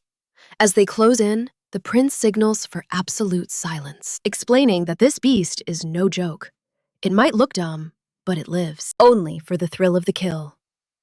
The princess warns that gnolls wield dark magic once they've fed. If its eyes turn red, it's game over. But their stealth fails miserably. The monster spots them instantly, and she whispers an apology as the beast's eyes glow crimson. The royals bail, leaving the boys to face the horror alone. Choi activates his command blessing to steady their trembling hearts, hoping to stall for time. He assumes the creature must be slow and clunky, but he was dead wrong. In a blink, the monster lunges across the field, appearing right in his face. A massive explosion rocks the area, and screams erupt for the fallen. The gnoll lets out a guttural roar, tossing heroes like rag dolls, until a fireball explodes in its mug. Yu remains calm amidst the chaos, focusing her next strike. She dives in with her blade, completely unaware of the hidden. He takes a brutal knee to the gut, coughing up blood. The beast hurls her toward the blonde girl without any mercy. Clutching the woman, the girl trembles, paralyzed by sheer terror. She begs for help as the gnoll approaches her charm blessing. The monster salivates at her scent, reaching out with dark intent. Suddenly, a blade slices its neck, spraying blood on her face. The prince asks if our little heroine is doing all right now. She shivers, while an innocent god exhales a sigh of relief. An evil god fumes while the water goddess cleans her face. The prince praises their bravery and prays for the god's favor. Elsewhere, a bleeding demon calls the protagonist a true monster. The boy calls him, making the terrified demon flinch in shock. He stammers a refusal, but the young man just laughs coldly. One threat later, the horned one desperately casts a healing spell. Annoyed, the boy grumbles about almost dying for that pathetic leader. He demands help, but the demon mentions a nearby holy saint. The demon wants to marry before dying, so he finally talks. He agrees to guide the boy to the next big city. The protagonist smirks, eager to avoid the goddess's annoying followers. The demon suggests a shortcut to bypass all those identity checks. Since he can't speak human yet, the boy gladly agrees. High above, the god watches this mess with pure amusement. The redhead finds Oh Han-woo useful, but incredibly weird today. How does he not even know where the public bathroom is? He thinks these details are always skipped in web novels. Meanwhile, she is literally paying for his entire life right now. Suddenly she snaps, annoyed by his intense and lingering backstare. Hanu claims he just likes following beautiful girls around instead. He credits his protagonist's blessing for this top-tier treatment. She recalls him attacking a slime and questions his sanity. Honestly, she thinks his brain might just be missing entirely. Ignoring him, she warns they have entered the lethal orc zone. Orcs are way deadlier than those pathetic gnolls. Stay sharp. He smiles confidently, but she totally doubts he is even listening. The gods lean in to watch, smelling some fresh drama. He hopes his attention translates into some sweet new blessings. The redhead tells him to shut up and focus instead. Slime rank mercenaries shouldn't be this relaxed in such danger. He checks his ring, excited for that sweet experience bonus. Wait, the forest is empty. No gnolls? Something is wrong. Hanu calls it protagonist luck, leaving her completely baffled again. She checks her quest scroll, determined to get those ears. Our mission is clear. We need those null ears tonight. He wants to explore more, but she suggests the guild. He tells her to just trust him. Terrified, she doubts his guts. Suddenly, a lethal axe whistles through the air. He dives aside. Scrambling in the dirt, he watches the fiery-haired warrior in shock. Get up and fight! She screams. But his blade just bounces off the beast. That armor is impenetrable. She realizes this steel-clad gnoll is a total nightmare. Can you move? She yells. As reinforcements swarm, she tells him to stay sharp. She'll play bait. He freezes, worrying about XP like a true gaming addict. Stop joking around, she snaps. Then, a massive rock clocks him right in the head. His vision spins. He collapses while she screams his name in pure, desperate panic. Is this how a protagonist dies? Plot armor, where are you? He bolts upright. Where are the monsters? He gasps. Grimy and exhausted, she sighs. I handled them. They're all dead. But then he sees it. Her arm is gone. Is that my fault? She blames her own weakness. But the crushing guilt begins to suffocate his soul. How can he be a hero if he can't protect anyone? He's failing as a protagonist. He desperately tries his healing blessing. She just smiles, telling him to stay calm. She takes the blame, but he realizes his blessing is just a cruel, heartless joke. Above, the gods are laughing. Their latest gift? A curse that blurs his vision. Everything goes fuzzy. The redhead panics as he starts stumbling around like a fool. Are you okay? She asks. He's acting like he's finally lost his damn mind. He can't even see her status window. He collapses, cursing this pathetic fantasy dream. So much for the adventuring with a waifu dream. Reality hits like a truck. We need to move, she warns. This forest eats losers for breakfast. Let's go. Before the Morgels arrive. Wait, the saint can fix you. He vows to take charge. He promises to make this right. Meanwhile, across the map, Kang is being nosy. Who are you? Kang asks. I'm Cogmos, 23rd son of the 348th wife, he snaps. Demon royalty is a chaotic mess. To these muscleheads, status is just a number. So you're just a generic mob? Kang laughs. The demon looks genuinely hurt. Okay, my bad. Kang sighs. What do your actual friends even call you? An old flame, now a queen, used to call me Moss, he reminisces sadly. He calls himself Moss now. He never even got to say congrats. How tragic. That's depressing, Kang mutters.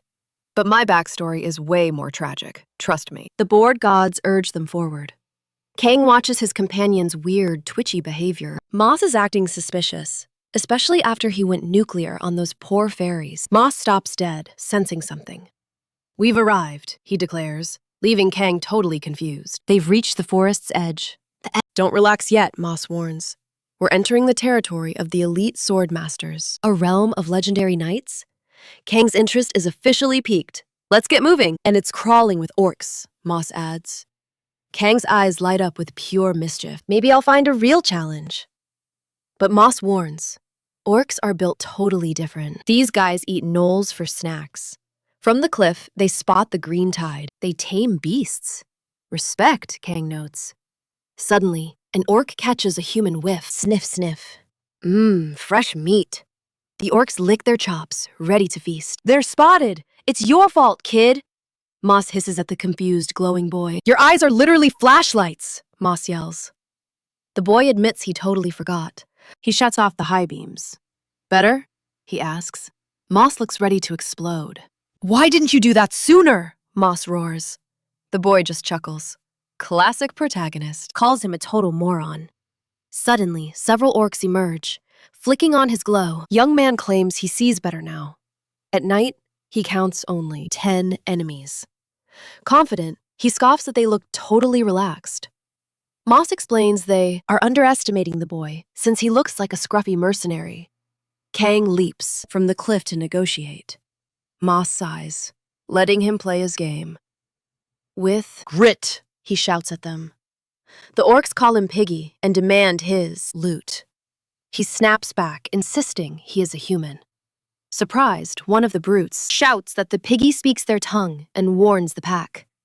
Kang thinks they are more talkative than NLES, but still a huge pain. Gripping his blade, he recalls Mo saying they are top-tier threats. Drawing his weapon, he orders them to surrender their gear instead. An orc rages, screaming he is a warrior, not a pig.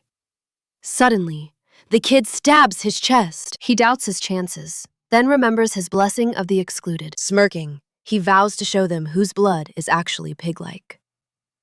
Kang hurls his dagger, sniping one's skull. The orcs bicker over who fights him. The young man glares with terrifying crimson eyes. He asks Mos if they were truly strong, and the demon realizes the boy is the real freak. Retrieving his steel, Kang scoffs that they are just weaklings. Cleaning the blade, notes that was way too easy. Turning back, he grumbles that Mo needs to be useful, until he sees something wild. The demon's legs are ablaze. Confused, Mo mutters that this looks incredibly dangerous. He tells Kang to check the sky. The boy looks up and sees a massive dragon soaring. Curious, he asks its destination. Mo says a saint is nearby. Stunned, the hero listens as the demon explains that humanity's ultimate weapon radiates power detectable from miles away. The fairy kingdom is that way, so something big went down. Relieved, Kang celebrates his survival, but curses his terrible timing. The boy warns about the burns, but the demon brushes it off, stating it needs time to heal, so the brat should carry him. The kid refuses. After a beat, he reflects on his life and helping a monster. The god jokes he should have fed him to the orcs. But Kang disagrees. Mo notes their fates are linked, since a demon needing human help would ruin his reputation. Kang cackles, threatening to spill the beans, making the demon question his sanity. Kong claims he is no ordinary guy, almost a hero, leaving Moss stunned. Confused, the kid mentions his status window, and the demon freezes since the hero's curse is for demons. That curse stops all leveling, leaving a demon, basically, powerless. The boy realizes his revenge might be impossible. Mos demands to know how he is so strong with just a blessing. The demon never heard of the excluded blessing, and wants answers. But Kang warns him not to fall. Mos knows no such blessing, but recalls a similar hex. Irritated, the hero realizes the demon does not get the excluded struggle and feels weird having him, peeking at his status window. Considering the blessing, wonders if time truly loops back. Everyone assumes the blessing cures fatigue through resets.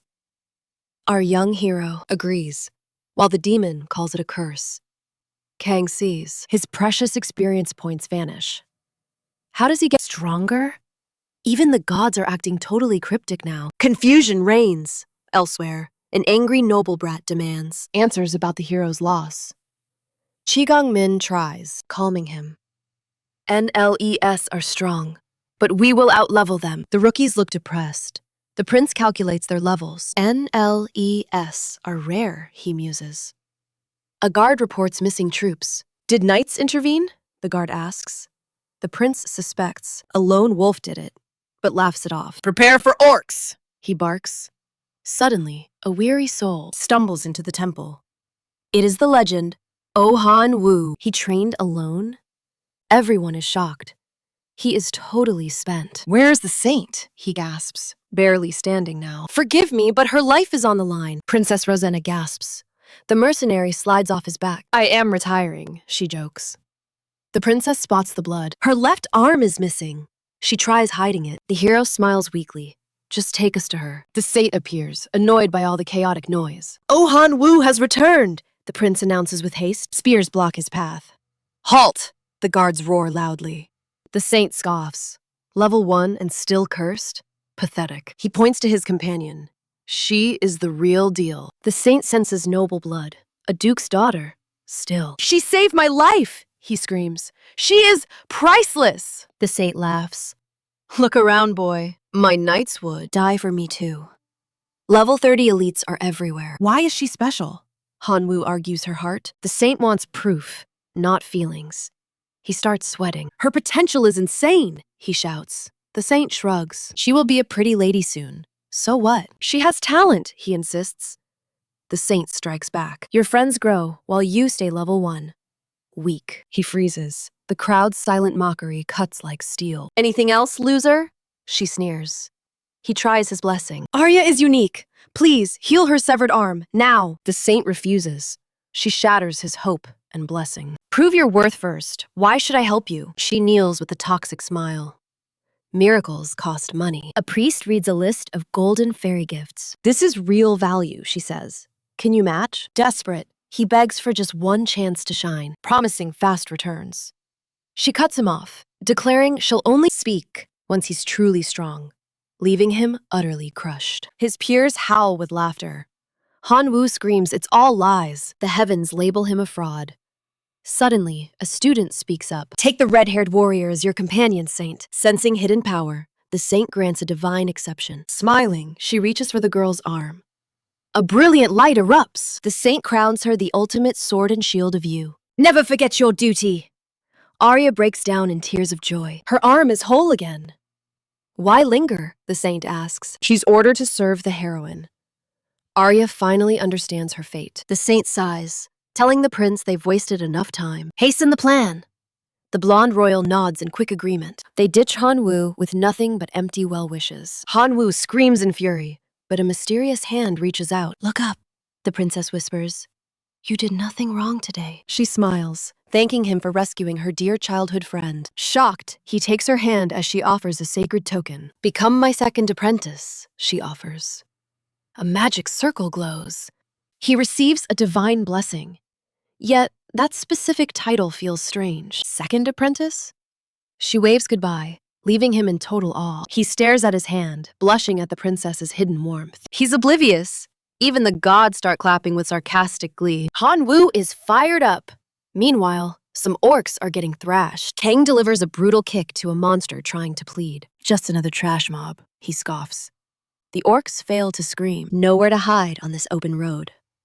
Kang looks back. A goat is busy chewing on the cow's expensive gear. Hey, that's my loot! He laughs, intervening before it's ruined. Moss watches the chaos.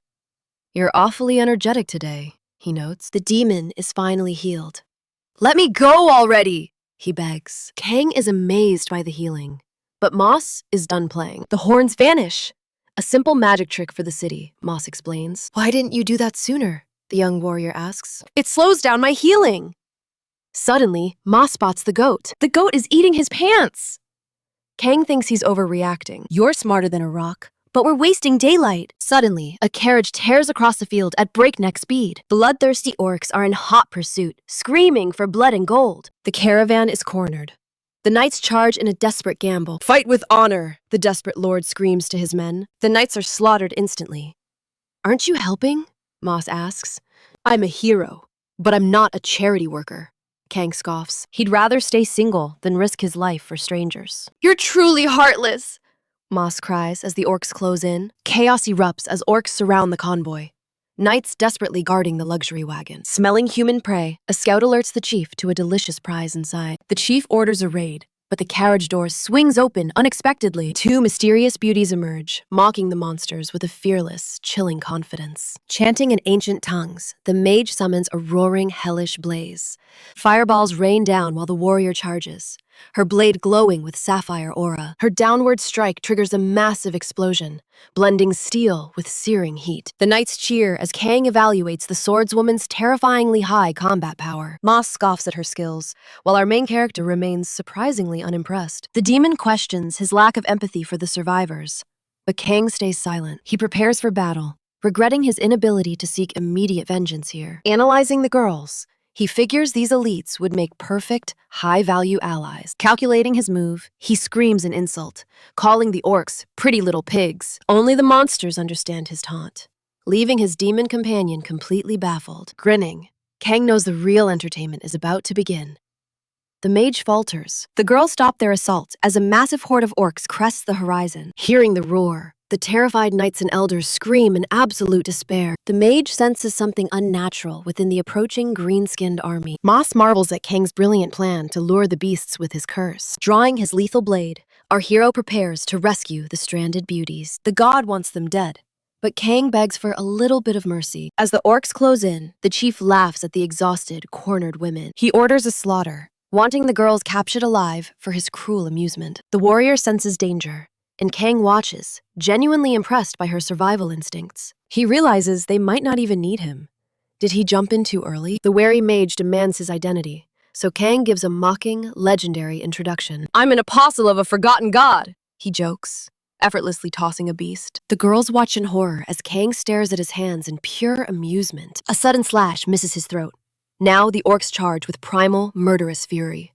Kang dances through the chaos, spotting openings with the ease of a master. Suddenly, Mo screams a warning. A massive orc slams into Kang from behind. The demon panics over the elite red orc, but Kang isn't even breaking a sweat. He pierces the monster's heart, sighing about the minor jump scare he just endured. His hand pulses with aura as he asks what the big deal was. The demon goes silent while Kang inspects the weirdly colored corpse he just made. Maybe I should have studied monster types before turning this guy into a kebab. The soldiers erupt in cheers, their foreign praise sounding like music to his ears. He deciphers their gratitude, thankful for those quick language lessons during the trip. The grumpy god demands a total massacre, but Kang tells him to chill out. The remaining orcs think he's exhausted, but then a severed limb flies past. He brushes off the impact, realizing it's just a stray orc leg hitting him. All right, which of you pigs can turn red? Raise your hands. He laughs. The orc is stunned he speaks their tongue, but Kang just tells him to shut up. Silence falls as the final monster drops.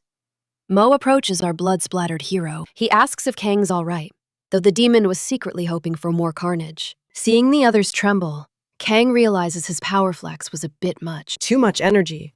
He tags in Moss to handle the awkward social stuff. Meet Wizard Cogmos and the silent, brooding swordsman hero, Kong Han-soo. Our hero is impressed. His demon sidekick is a world-class con artist. The mage starts grilling them, but Moss just flashes a suspicious grin. He claims Kang has a hero's curse and a fairy's sacred blessing.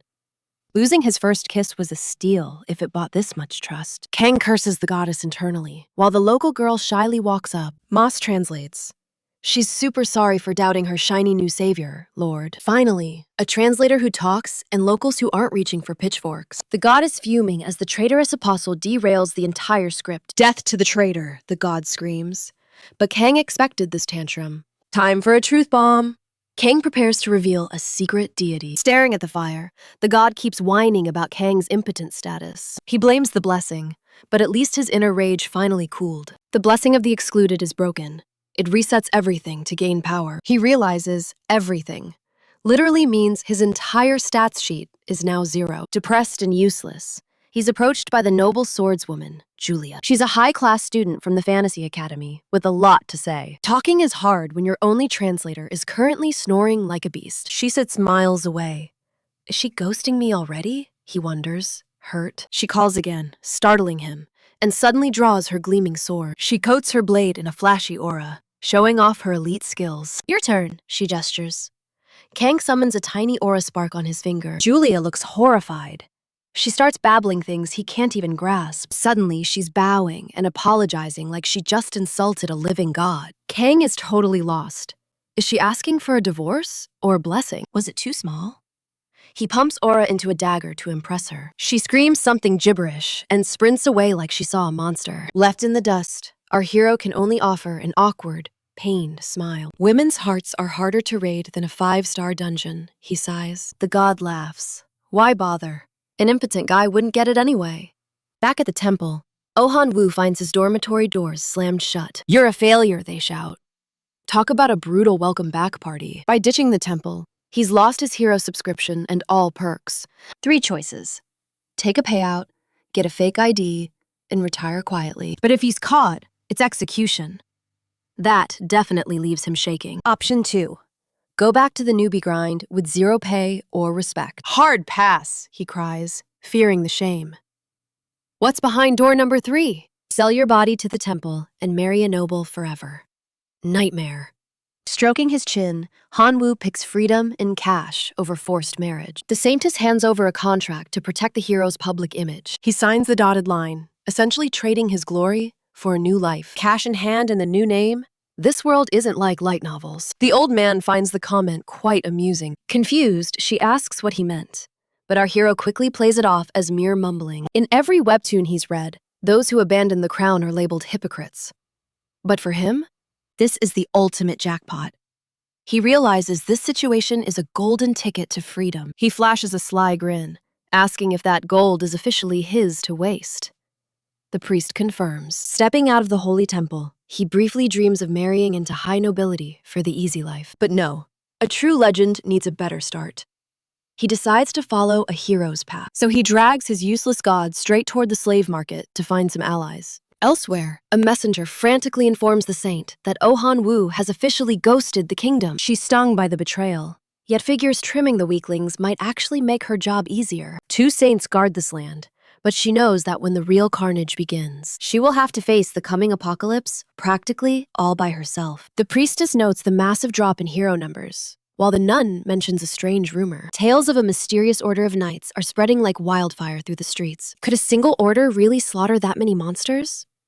The subordinate suggests an elite squad theory. The saint scoffs. Not even the fairies possess such overwhelming power and skill. Cold dread sinks in, as she fears this might be the Demon King's secret handiwork. The nun apologizes for the wild guess, but the saint knows the stakes are far higher. She claims the real danger is judging without evidence, even if her gut feels uneasy. Still, she demands a full investigation to see if the Demon King is truly pulling the strings. As the nun departs, the saint muses on the location.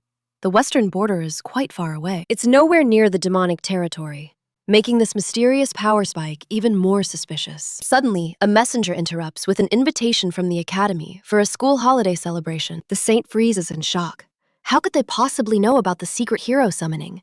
The old man explains that a student peeped Han Wu's status window at the mercenary guild. She curses her luck for letting him roam free, thinking he'd eventually crawl back to her. On the bright side, the fame of the summoned heroes is spreading, even if they're weak. She instructs the old man to tell the academy they'll put the suggestion under consideration. Just then, another servant appears breathless, reporting they found a bag with a hero's belongings. This news leaves the saint deeply intrigued and more than a little worried. Meanwhile, Kang is relaxing in a cart, asking if the girls finally hired some extra muscle. Most confirms the hire, just as a greedy knight approaches, wanting their secret training methods. Kang finds the man's approach incredibly rude, while the demon senses the human's blatant greed. Moss warns the knight that prying into another warrior's training is a major taboo. Our hero wonders if all mercenaries are this shameless, and his companion simply nods. They usually fight over petty things and die young before they can become legends. Curious, Kang asks why they choose this life, and Moss reveals the mercenary blessing secret. It allows them to farm experience points just by completing various missions and tasks. The boy reflects on this loophole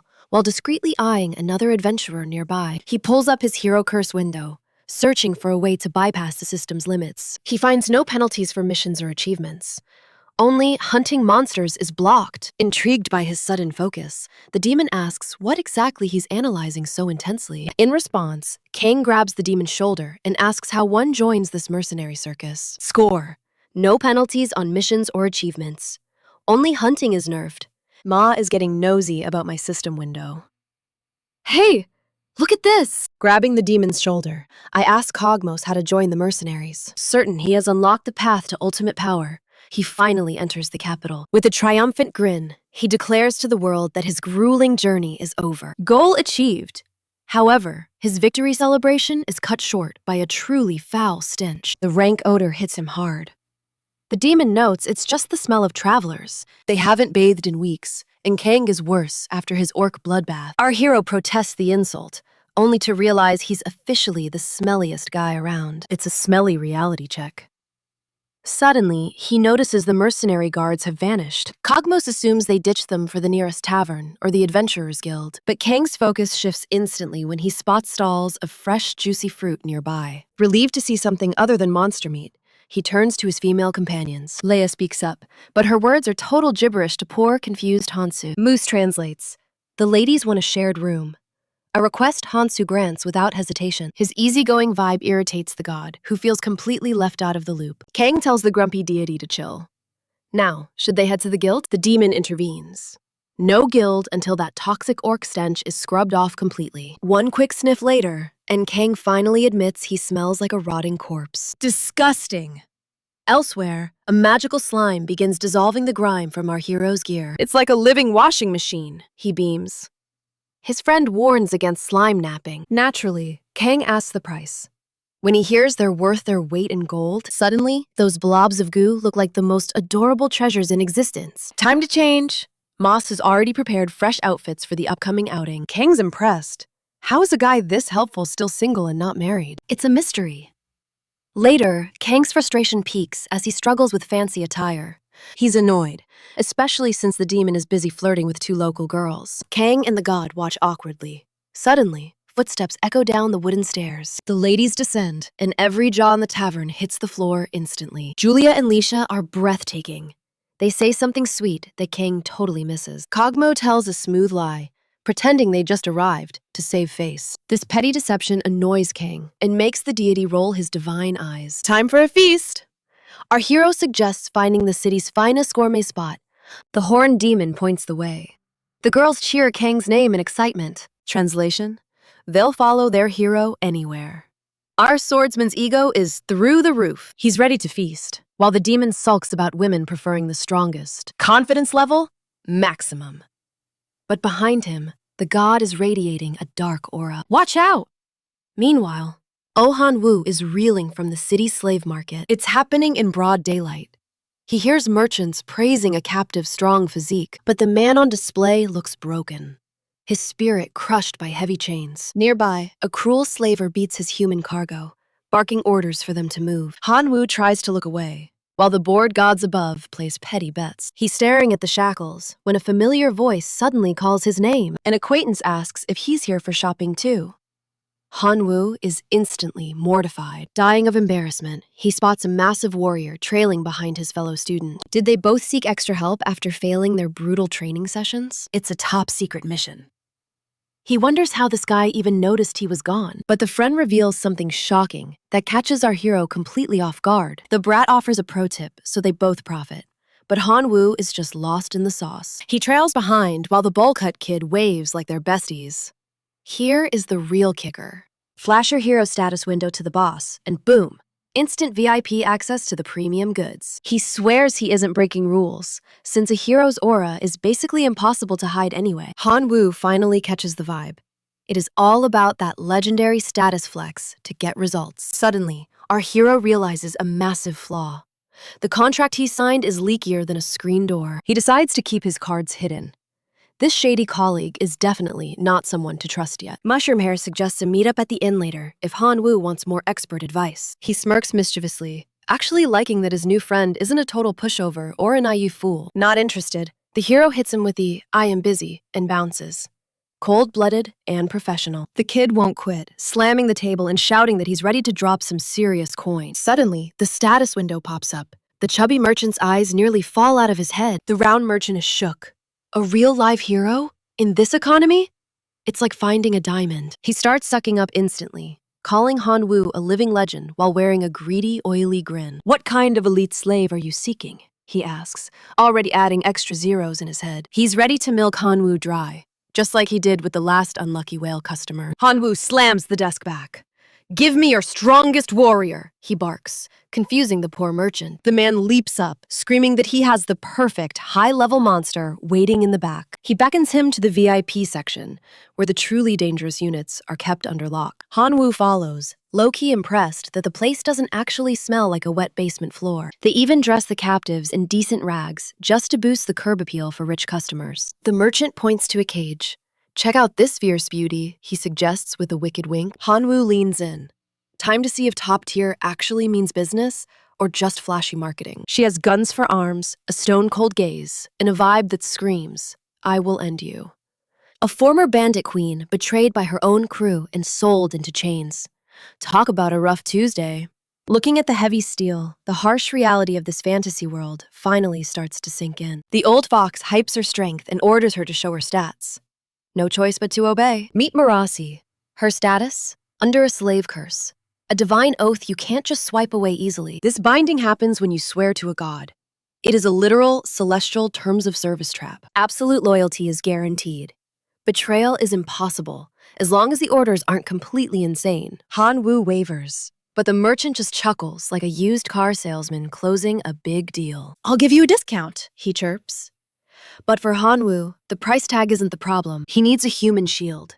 Someone with an imposing presence to tank hits while he plays it safe. The man insists a warrior is the perfect shield, especially since the hero is a magic-blessed glass cannon. Hanu decides to trust his own cheat code eyes to pick the ultimate winner today. He starts calculating how his special blessing can sniff out the real hidden gems in this cage. The merchant sees that whale customer sparkle in his eyes and starts dreaming of a gold mountain. Moments later, Hanu announces his choice. That was faster than a speed run through a tutorial dungeon. The old man is floored. You've decided already? You didn't even want to check the return policy? He merely jumps for joy. Hanu didn't just pick one. He's taking 3 slaves at once. Jackpot. The merchant agrees.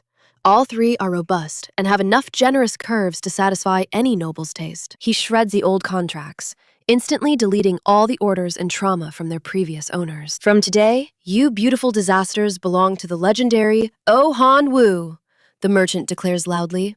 One final warning. Give clear orders. If you slip up, they might just slit your throat anyway. Hanu drops the heavy bag of gold. The deal is sealed. Time to start the adventure. He swears to remember, certain he'll never face betrayal. Next stop, the armory.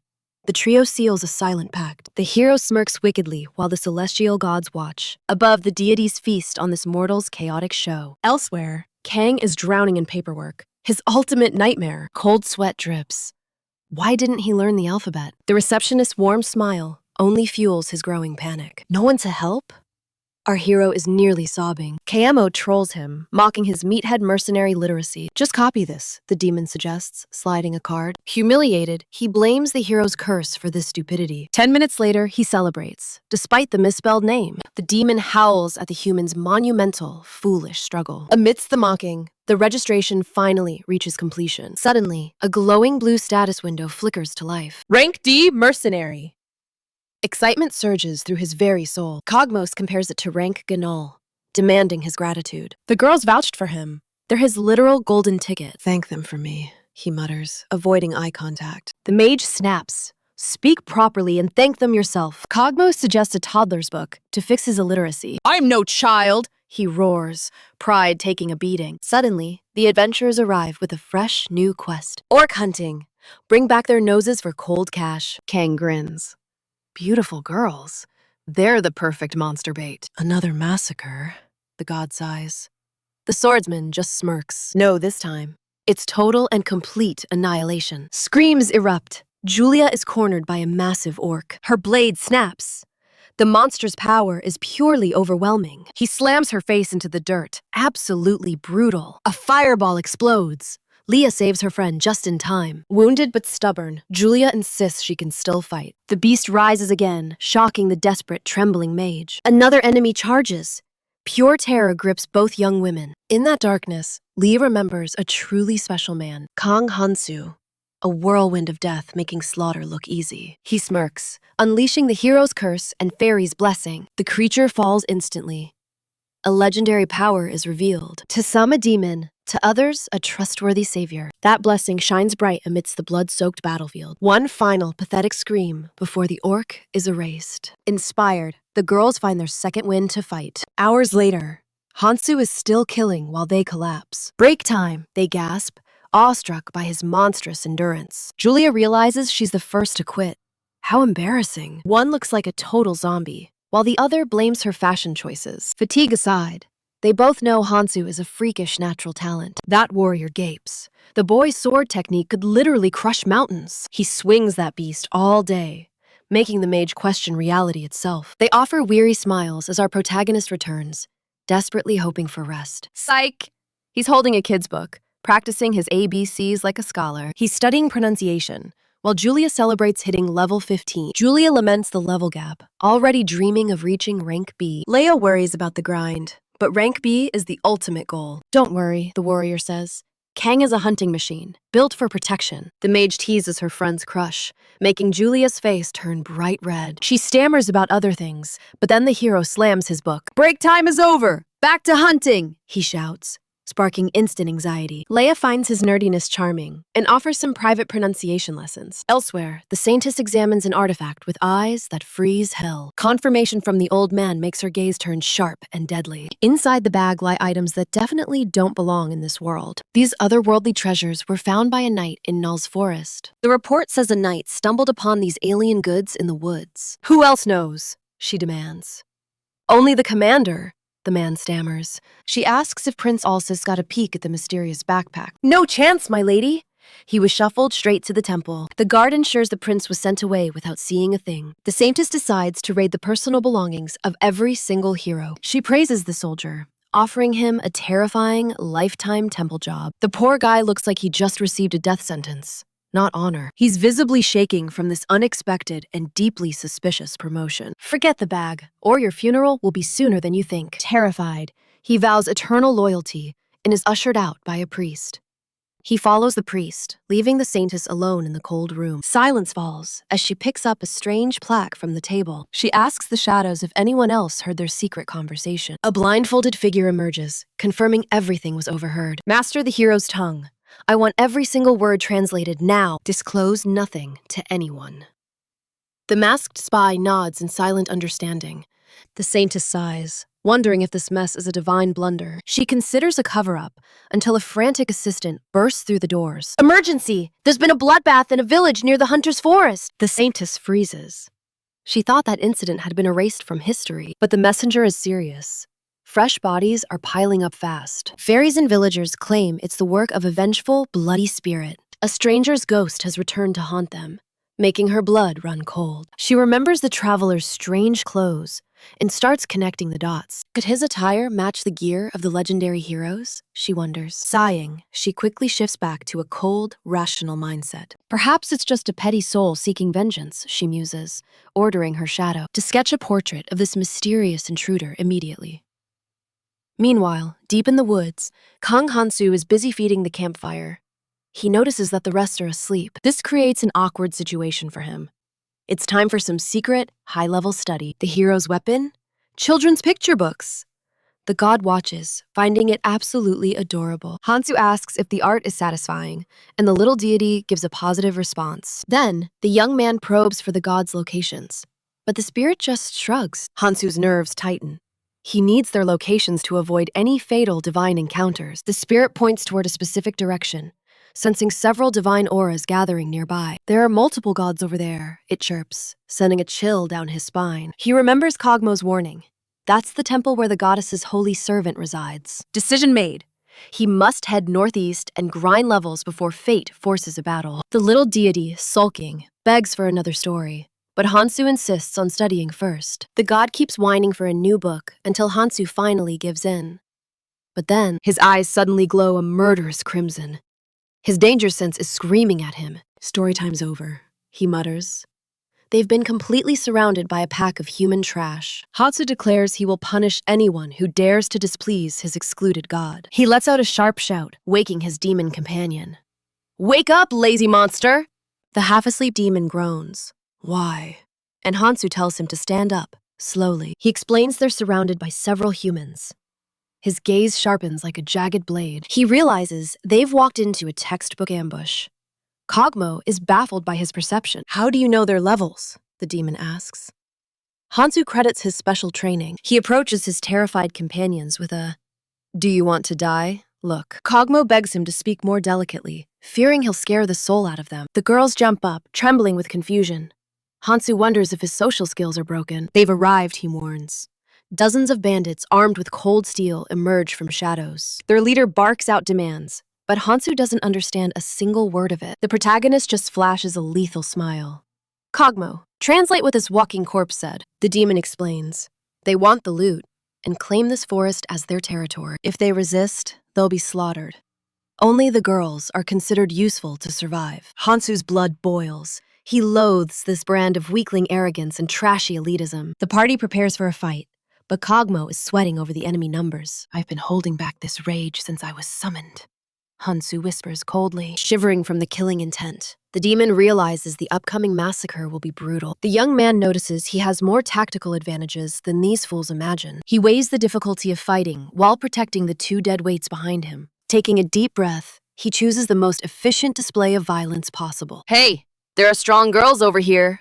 He baits, drawing the leader's eyes. It works! The old fool orders his archers to rain arrows upon the young man. Kang doesn't flinch. He smashes the arrows with bare fists and charges like a meteor. He delivers a gut-shattering punch to the leader, who sprays a fountain of blood. A terrified archer screams as he watches his boss fold. But suddenly, Kang blocks the flying arrows with his bare fists and charges forward. He slams a heavy fist into the chief's gut, sending blood spraying everywhere. A terrified archer screams, but a massive green hand reaches from the darkness. A massive hand crushes his skull. The orcs grin, eyeing the humans like succulent little piglets. The women are ours! The beast bellows before mercilessly executing the archer on the spot. Panic erupts as the survivors scramble.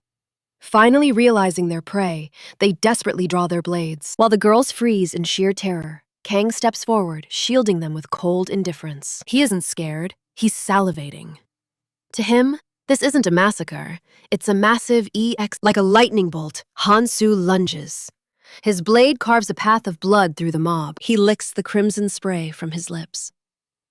The massacre curse activates, chilling the air with killing intent. Even allies begin to shake with dread.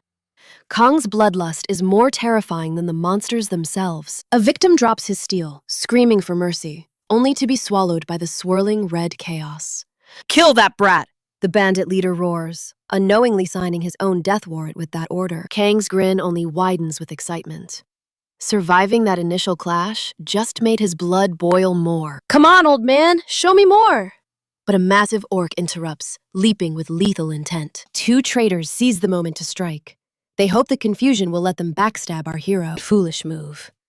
Kang focuses his inner aura, feeding the blade until it hums with divine power. One clean flash, and the nearest foe is halved. Pure destruction, delivered with a casual flick of the wrist. Suddenly, the chief lands a heavy backstrike.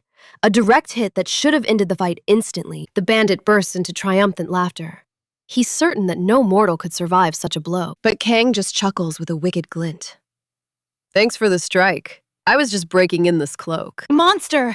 The man whimpers in pure agony as Kang's bare arm pierces straight through his chest. Another body hits the dirt like trash. Our protagonist stares at his crimson-soaked hand, utterly bored. He glances over to check his party's progress. There's the mage, unleashing arcane fury upon the desperate horde. Beside her, the swordswoman is a blur of steel, dancing through both men and monsters with deadly grace. Kang scratches his cheek, looking almost disappointed. They're actually working hard? How bothersome, he thinks aloud. The god's voice echoes with a mocking tone. Back to the picture book, little hero? Kang just sighs. Back at the guild, jaws hit the floor. A mountain of severed orc noses is dumped onto the counter. The receptionist gives a weary, exhausted eye roll. She's clearly seen enough of Kang's chaotic efficiency today. Is this enough for the quest, or what? He grumbles about how those damsels slowed his farming speed. Slow down! We nearly died of exhaustion, Mo snaps back, still catching her breath from the madness. With a rare moment of grace, Hanu approaches. He hands the girls their mission completion scrolls, beaming. Their faces light up with pure, radiant joy. They actually survived, and managed to level up. They shower him with gratitude for the carry. Even little Cogmo gained a level, feeling surprisingly thankful. Smiling, Kang finally summons his status window. Time to see how much my power has exploded. His eyes bulge out of his head. Level 1? Still level 1? The screen hadn't budged. Disbelief turns into a cold, paralyzing shock. He stares at the glowing text like it's a personal insult. He whips his head toward the god, fuming.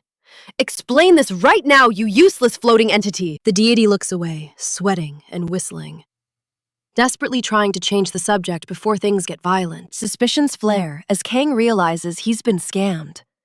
A high-pitched, soul-shattering scream echoes through the... Suddenly, the narrative begins to spiral backward. Long before the levels, the universe was a void, a single star ignited within the eternal darkness. From that spark, life bloomed and ancient stories began. Out of those primordial tales, a peculiar god emerged. A tiny, flickering light that would change everything forever. Living beings looked up and began to pray. Their desperate cries for salvation forged that light into divinity. The new entity found purpose in their faith. Helping the weak became its source of ultimate joy. Soon, a pantheon of strange deities followed suit. From innocent child gods to the most cunning of demons. They treated the world like a grand competition, each one trying to outdo the other in their influence. Meanwhile, the mortals evolved in their own ways. Fate was shifting, but dark clouds were already gathering. Since dawn, lost souls clashed in endless, mindless wars. Blood soaked the earth as ages passed. Deep inside a cave, a dying warrior spat crimson. A tiny god found this spark. Sensing a divine aura, the man heard a question. Live? Sobbing, the man begged for one more chance at life. The eccentric deity agreed, and poof, turned him into a baby. The infant wailed in shock as the god casually strolled away. Talk about a misunderstanding. Soon, village elders investigated that cave. Technically, he was saved. Task failed successfully, little god. The deity felt quite proud. Eventually, he visited the boy again. Seeing him grown, he asked, "How's life?"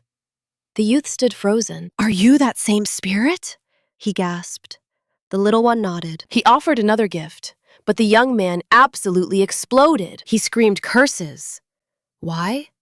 Because being a baby cost him his fiancée. The god was stumped. "You never mentioned a wife, buddy." The man fumed. He'd still be married if he wasn't in diapers. The deity apologized, but the mortal's rage reached a boiling point. He demanded child support. Terrified, the little god fled immediately. Drifting alone, the deity wondered, what did I even do wrong? Elsewhere, sailors offered gold, begging the wind god for protection. That god smirked. Meanwhile, a war god cheered on the slaughter. They loved the chaos. Our little friend just felt totally lost. Centuries flew by. He kept blessing humans, but things stayed messy. Gratitude turned to cold resentment. The god remained hopelessly confused. Fast forward, humanity changed. Now, they viewed gods as vending machines. They craved power, treating the divine like mere leveling tools. They invented levels, heroes, and stat screens. A literal RPG nightmare. Every deity adapted to the system, except our socially awkward friend. One day, a bloodied warrior screamed for a holy miracle. "The saint is gone," his ally sobbed. He begged for healing. Enter Cain, a level 38 hero who is currently dying. In agony, he cursed his title. This wasn't the hero dream. The little god appeared. Want salvation? Cain didn't hesitate once. The god warned, "You'll lose everything." Cain just wanted oxygen. "Better than dying," Cain wheezed. The little god grinned and laughed. He actually giggled. Then he raised a hand to grant power. Life surged back. Cain felt important again. His body was restored. He prepared to hunt the saint, but then he checked his stats. Level 1? The god just shrugged. "Hey, I did warn you." Remarkably, Cain smiled. Being alive meant he could grind again. The deity was relieved. Finally, success. Or so he thought. Later, Cain's party arrived. Not to help, but to kick him out. "You're useless now. Bye." Loyalty has a level cap, apparently. That blessing felt like a curse. The god was baffled again. Cain thanked him with dead eyes. The cycle of failure continues. He left a final warning. The tiny god listened. He clenched his fist and swore to never grant that blessing again. It was poison. Thus, the power that reset levels became a forbidden secret he vowed to bury. The goddess was devastated, feeling utterly discarded. Centuries bled away. One day, the little god spotted a figure. He found our hero, Kang, wounded with an arrow in his leg. A dying boy in the perfect chance to start a legend. It all happened because a bored god got too curious and decided to bless a man already carrying a hero's curse. Calling it a gift didn't stop the truth from tasting like resentment. Back to now, Kang finally connected the dots of his past. The divinity trembled, terrified the boy would explode in rage. "This is a total disaster," Kang muttered, realizing the truth. His levels were resetting. He felt like a moron for missing it. The little god waited for anger, but Kang just sighed and suggested buying a new sketchbook. Talk about chill. The god began praying desperately, making Kang think he was dying. "I'm not wishing for your death," the annoyed god snapped. When asked why he prayed, the god smirked. "It's a secret." Elsewhere, Hanu is staring at the sky, totally dazed. "Why am I on the ground?" Suddenly, Ambush! Monsters everywhere! Before he could order Sarah to fight, she already charged, her blade carving through a golden-furred beast. She barked orders to Ka and Luca, who struck hard, sending the creature flying. Hanwoo cheered like a fanboy. Great teamwork! Keep it up! Hunting is easy with beauties who are literal combat gods. His investment was paying off. Until Sarah noticed a problem. The monster was still breathing. Then, a firestorm engulfed it. The mage behind the blast smirked. His magic had evolved. Park Han appeared, praising the boy while acting all high and mighty. He offered help, but Hanwoo told him to buzz off. Park refused to leave. That's when Kang remembered the past. Park was a legendary bully. Time to settle the score. The girls tensed up. Even the gods were watching intently. Park's slave lunged, shocking everyone with sheer brutal speed. Hanwoo tried to lead, but panicked as his team collapsed. The girls stood back up, but Park just laughed mockingly. Park explained his slave's level was massive, demanding that Hanwoo surrender his servants. Back to Kang, reading a random book. Nothing special. While his god suggested finding a better one, they needed a weapon. But the authorities had seized everything. Kang mentioned forbidden ruins, but the god warned him away. The knights there are monsters. You're way too weak. Kang stormed out for air, sulking about his trash tier level. His god tried to cheer him up, but Kang felt, sobbing, Kang was almost mugged by an orc. Big mistake. Kang snarled, mood, trash. The beast charged, but Kang barked in Orcish. Our hero launched a devastating blow right into the beast's chest. A massive explosion rocked the area, as Kang demanded if it felt his pain. No ruins? He roared, losing all hope in this world during his meltdown. The battered monster wailed, begging the terrifying human to stop the massacre. Desperate for life, the orc blurted out news of an unknown ruin. Kang froze, tears still streaming, and actually started listening to the sobbing monster. The orc swore there were ruins, pleading for mercy from this unstable human. Suspecting a trap, Kang glared.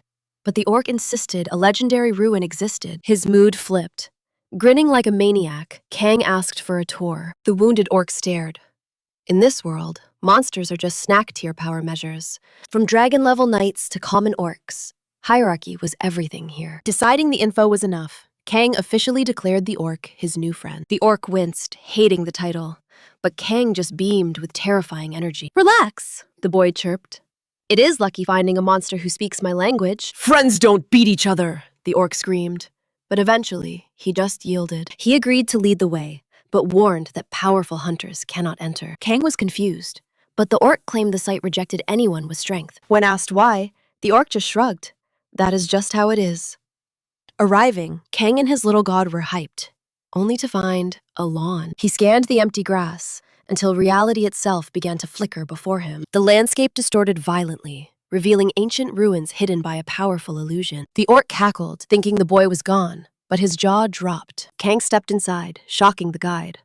Only weaklings under level 9 enter. The protagonist just laughed, claiming he was a totally innocent level 1. Before the orc could react, a volley of arrows hissed towards them. Kang blurred, dodging effortlessly as arrows shredded his backpack instead of skin. Local orcs roared, thinking a weak human snack had just delivered dinner. Kang wondered if he'd stumbled into an orc village retirement home. They screamed about sanctuary violations, while the guide desperately tried warning them. Too late. An arrow pierced the guide's chest, causing him to bleed violently. Kang gave them a choice. Step aside or get buried. Confrontation equals pain. In a flash, he launched forward like a cannonball, defying all gravity. He hovered above the terrified orcs, his gaze cold enough to freeze souls. As monsters panicked, the little god started reciting funeral prayers for them. Blood painted the scenery. By sunset, 2 orcs searched for the boy. His scent was vanishing, and they realized half their squad was simply gone. Swearing revenge, they charged off while Kang watched from the shadows. When does this end? He sighed, reflecting on how many lives he took. While his god cheered for carnage, Kang just wanted to find the exit. Walking in circles again? This dungeon definitely has some annoying clear condition. A sentry on the wall spotted him, sounding the alarm immediately. Kang sprinted in mock despair, making the monsters panic in the passage. They couldn't believe his resilience. But our hero just flashed a smile. Betting on who survives? These mobs are lost until reality finally hits. A soul-crushing strike lands. They finally realize level 1 was a lie. He crushed them like ants. Our boy thinks the hard part is over. Victory! Plus, his slime cleaning crew is doing great work collecting loot. Checking his stats, He notices the curse of massacre reached rank C. Great, a new title. Annihilation. Now literal ghosts want to haunt him. Nightmare fuel is coming. But his personal god is a top-tier bodyguard. Kang doesn't care, since he's an insomniac. But that curse growth is sketchy. The deity feels guilty, but Kang is just annoyed by the paperwork. It is just a curse, he sighs, frustrated by his growing collection. Somehow, amidst all that blood, he accidentally saved a few lives.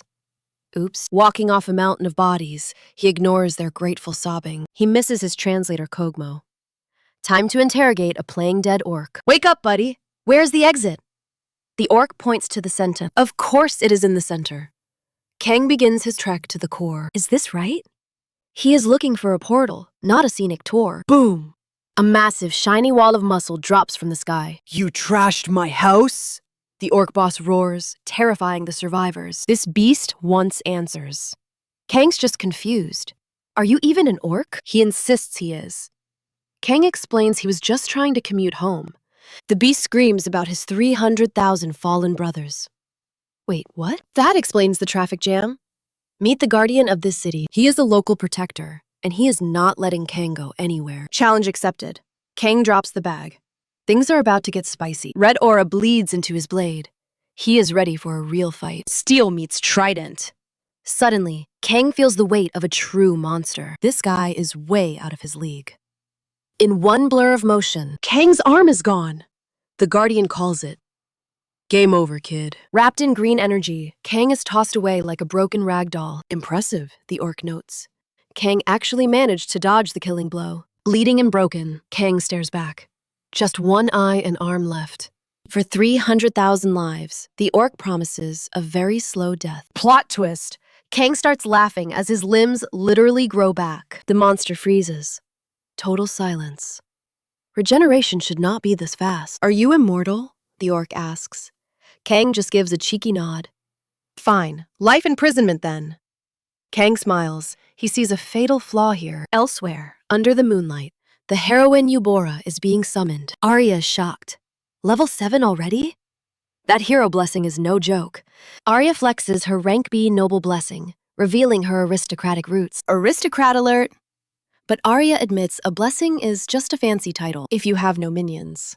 She is currently venting about her mom. Eubora takes the advice to heart. Then Arya drops the awkward question. So, how is Ohanwoo? Eubora turns redder than a beet. Is it love or just a level up? Suddenly, the saint arrives. Late night visits? The redhead panics, but the saint is all apologies. Tea time with Arya. 3 moons glow as our companion serves. The saint asks, feeling at home yet? But our heroine masks her stress. She claims she's fine, making the saint think she's finally adapted. Meanwhile, the saint worries. Other heroes are playing a dangerous game. She's hunting for trouble. Specifically, that dark stain called corruption. Eubora is totally clueless, but the saint drops a truth bomb. Even holy blessings can rot a hero from the inside out. What happens to the fallen? The young girl asks with wide eyes. They're still heroes, so the temple is stuck. Corruption equals betrayal. Eubora recalls Kang's wish to go home, but she suddenly spaces out. His family was his world, but a strange thought snaps her back. She wonders why he's on her mind. Did she choose right? Do you know Kang Hansu? The saint asks, shocking her system. Panic! Eubora stammers while the saint smirks. Is he your boyfriend? Just an old schoolmate, she cries. But the gossip radar is pinging. The saint wants every juicy detail, leaving poor Eubora totally lost. Back alone in the dark, the saint smells a spicy romance brewing. After hours of Eubora's yapping, she's convinced there's a secret spark. Then, she sees Hansu's file. He rejected the hero life? Absolute legend! If this— Time to scrub the evidence! Suddenly, the arrogant goddess herself appears. The saint bolts in a cold sweat, quickly fleeing the divine presence. Wait, even the goddess can't find him? Is another god playing favorites? But she forgot one thing. Hansu's tiny personal god was watching. The little spy smirks and vanishes into the silent shadows. Boom! An explosion rocks the ruins. Our boy Kang is at it again. Give up! Kang rises with a maniacal laugh. Me? Tired? I'm just getting started. He lunges forward, ready to kill. The monster roars, trident in hand. It's a clash of titans. But suddenly, the scene starts to flicker. Psych! It was just a detailed battle plan drawn in the dirt. Kang critiques his sketches.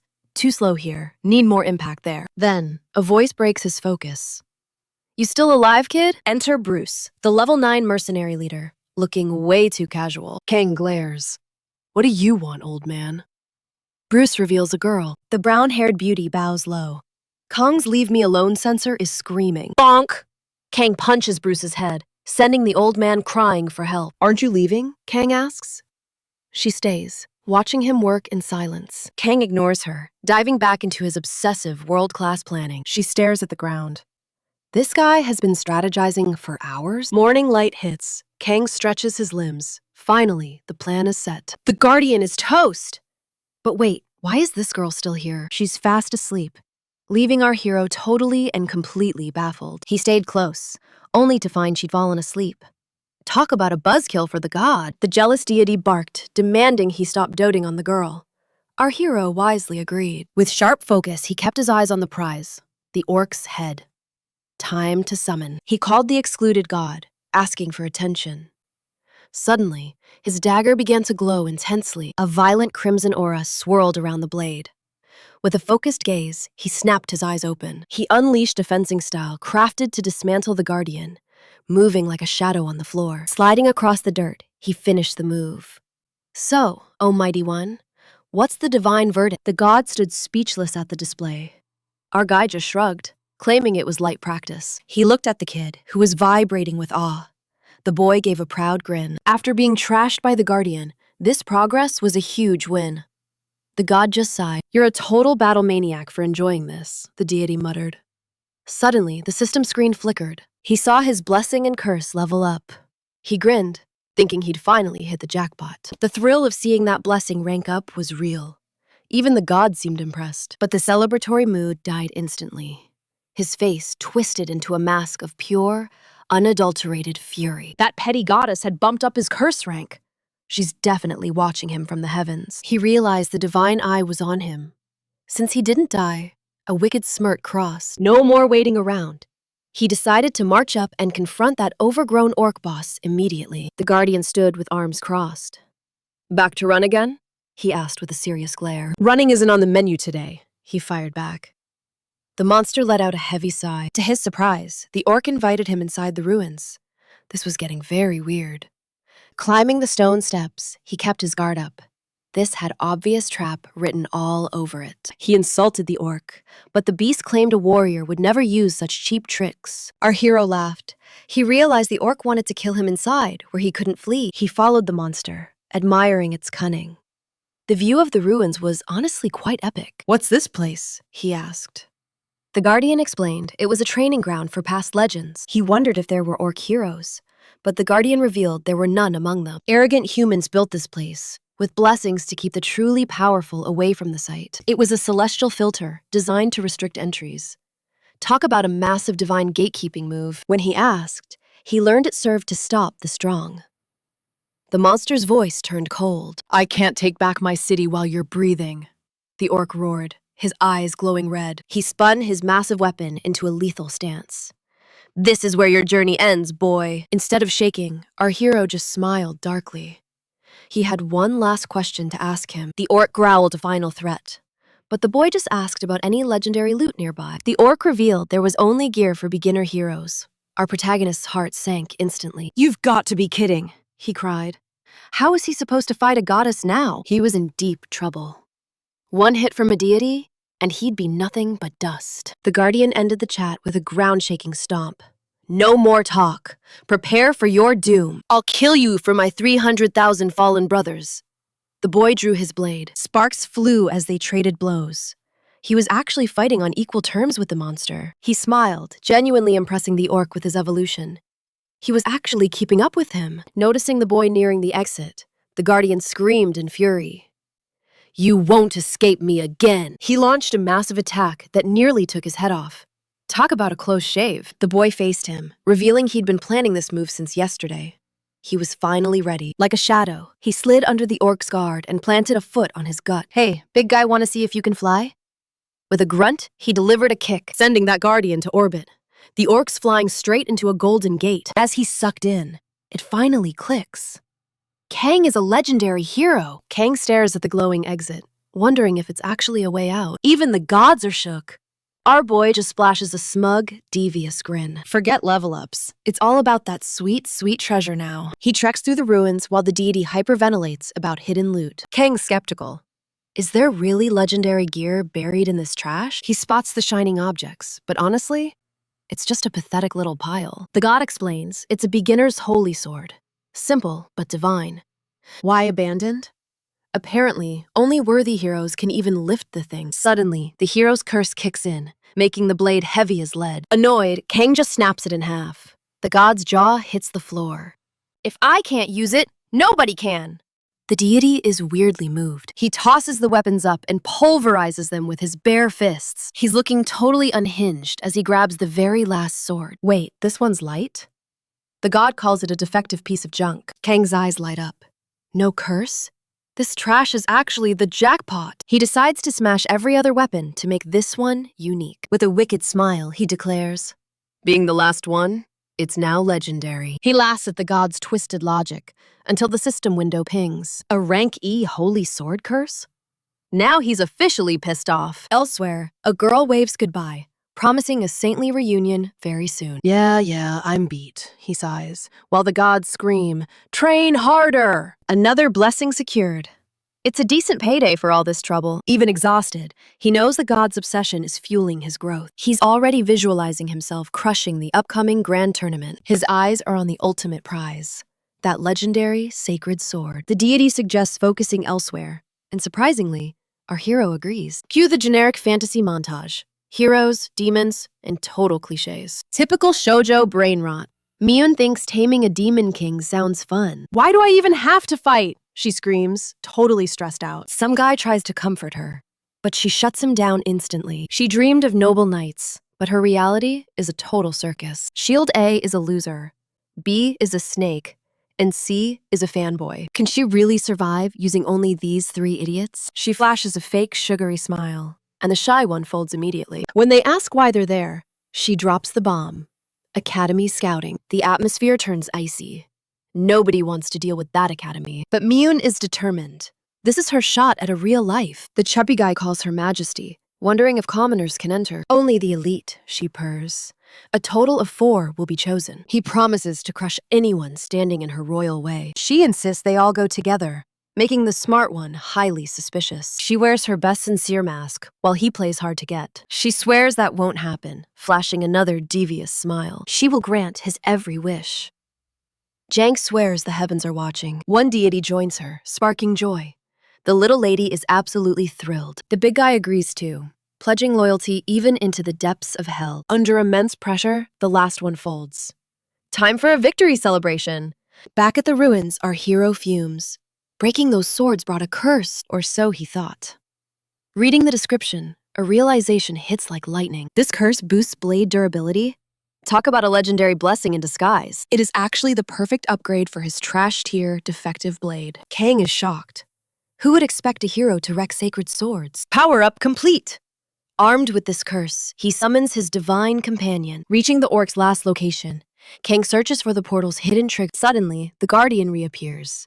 He is charging back into the fray already. Kang strikes a pose, leaving the beefy orc looking completely bewildered. Entrance blocked. Outside these ruins, that monster will age 1,000 years. Desperate, the beast lunges. Kang swings, cleanly severing the Guardian's arm. The orc snarls. Youth has a price, and his arm regrows instantly. He ignores the fallen, launching a savage counterattack against our young hero. Too slow! Kang's blade flashes, decapitating the monster in one smooth motion. That regeneration is insane!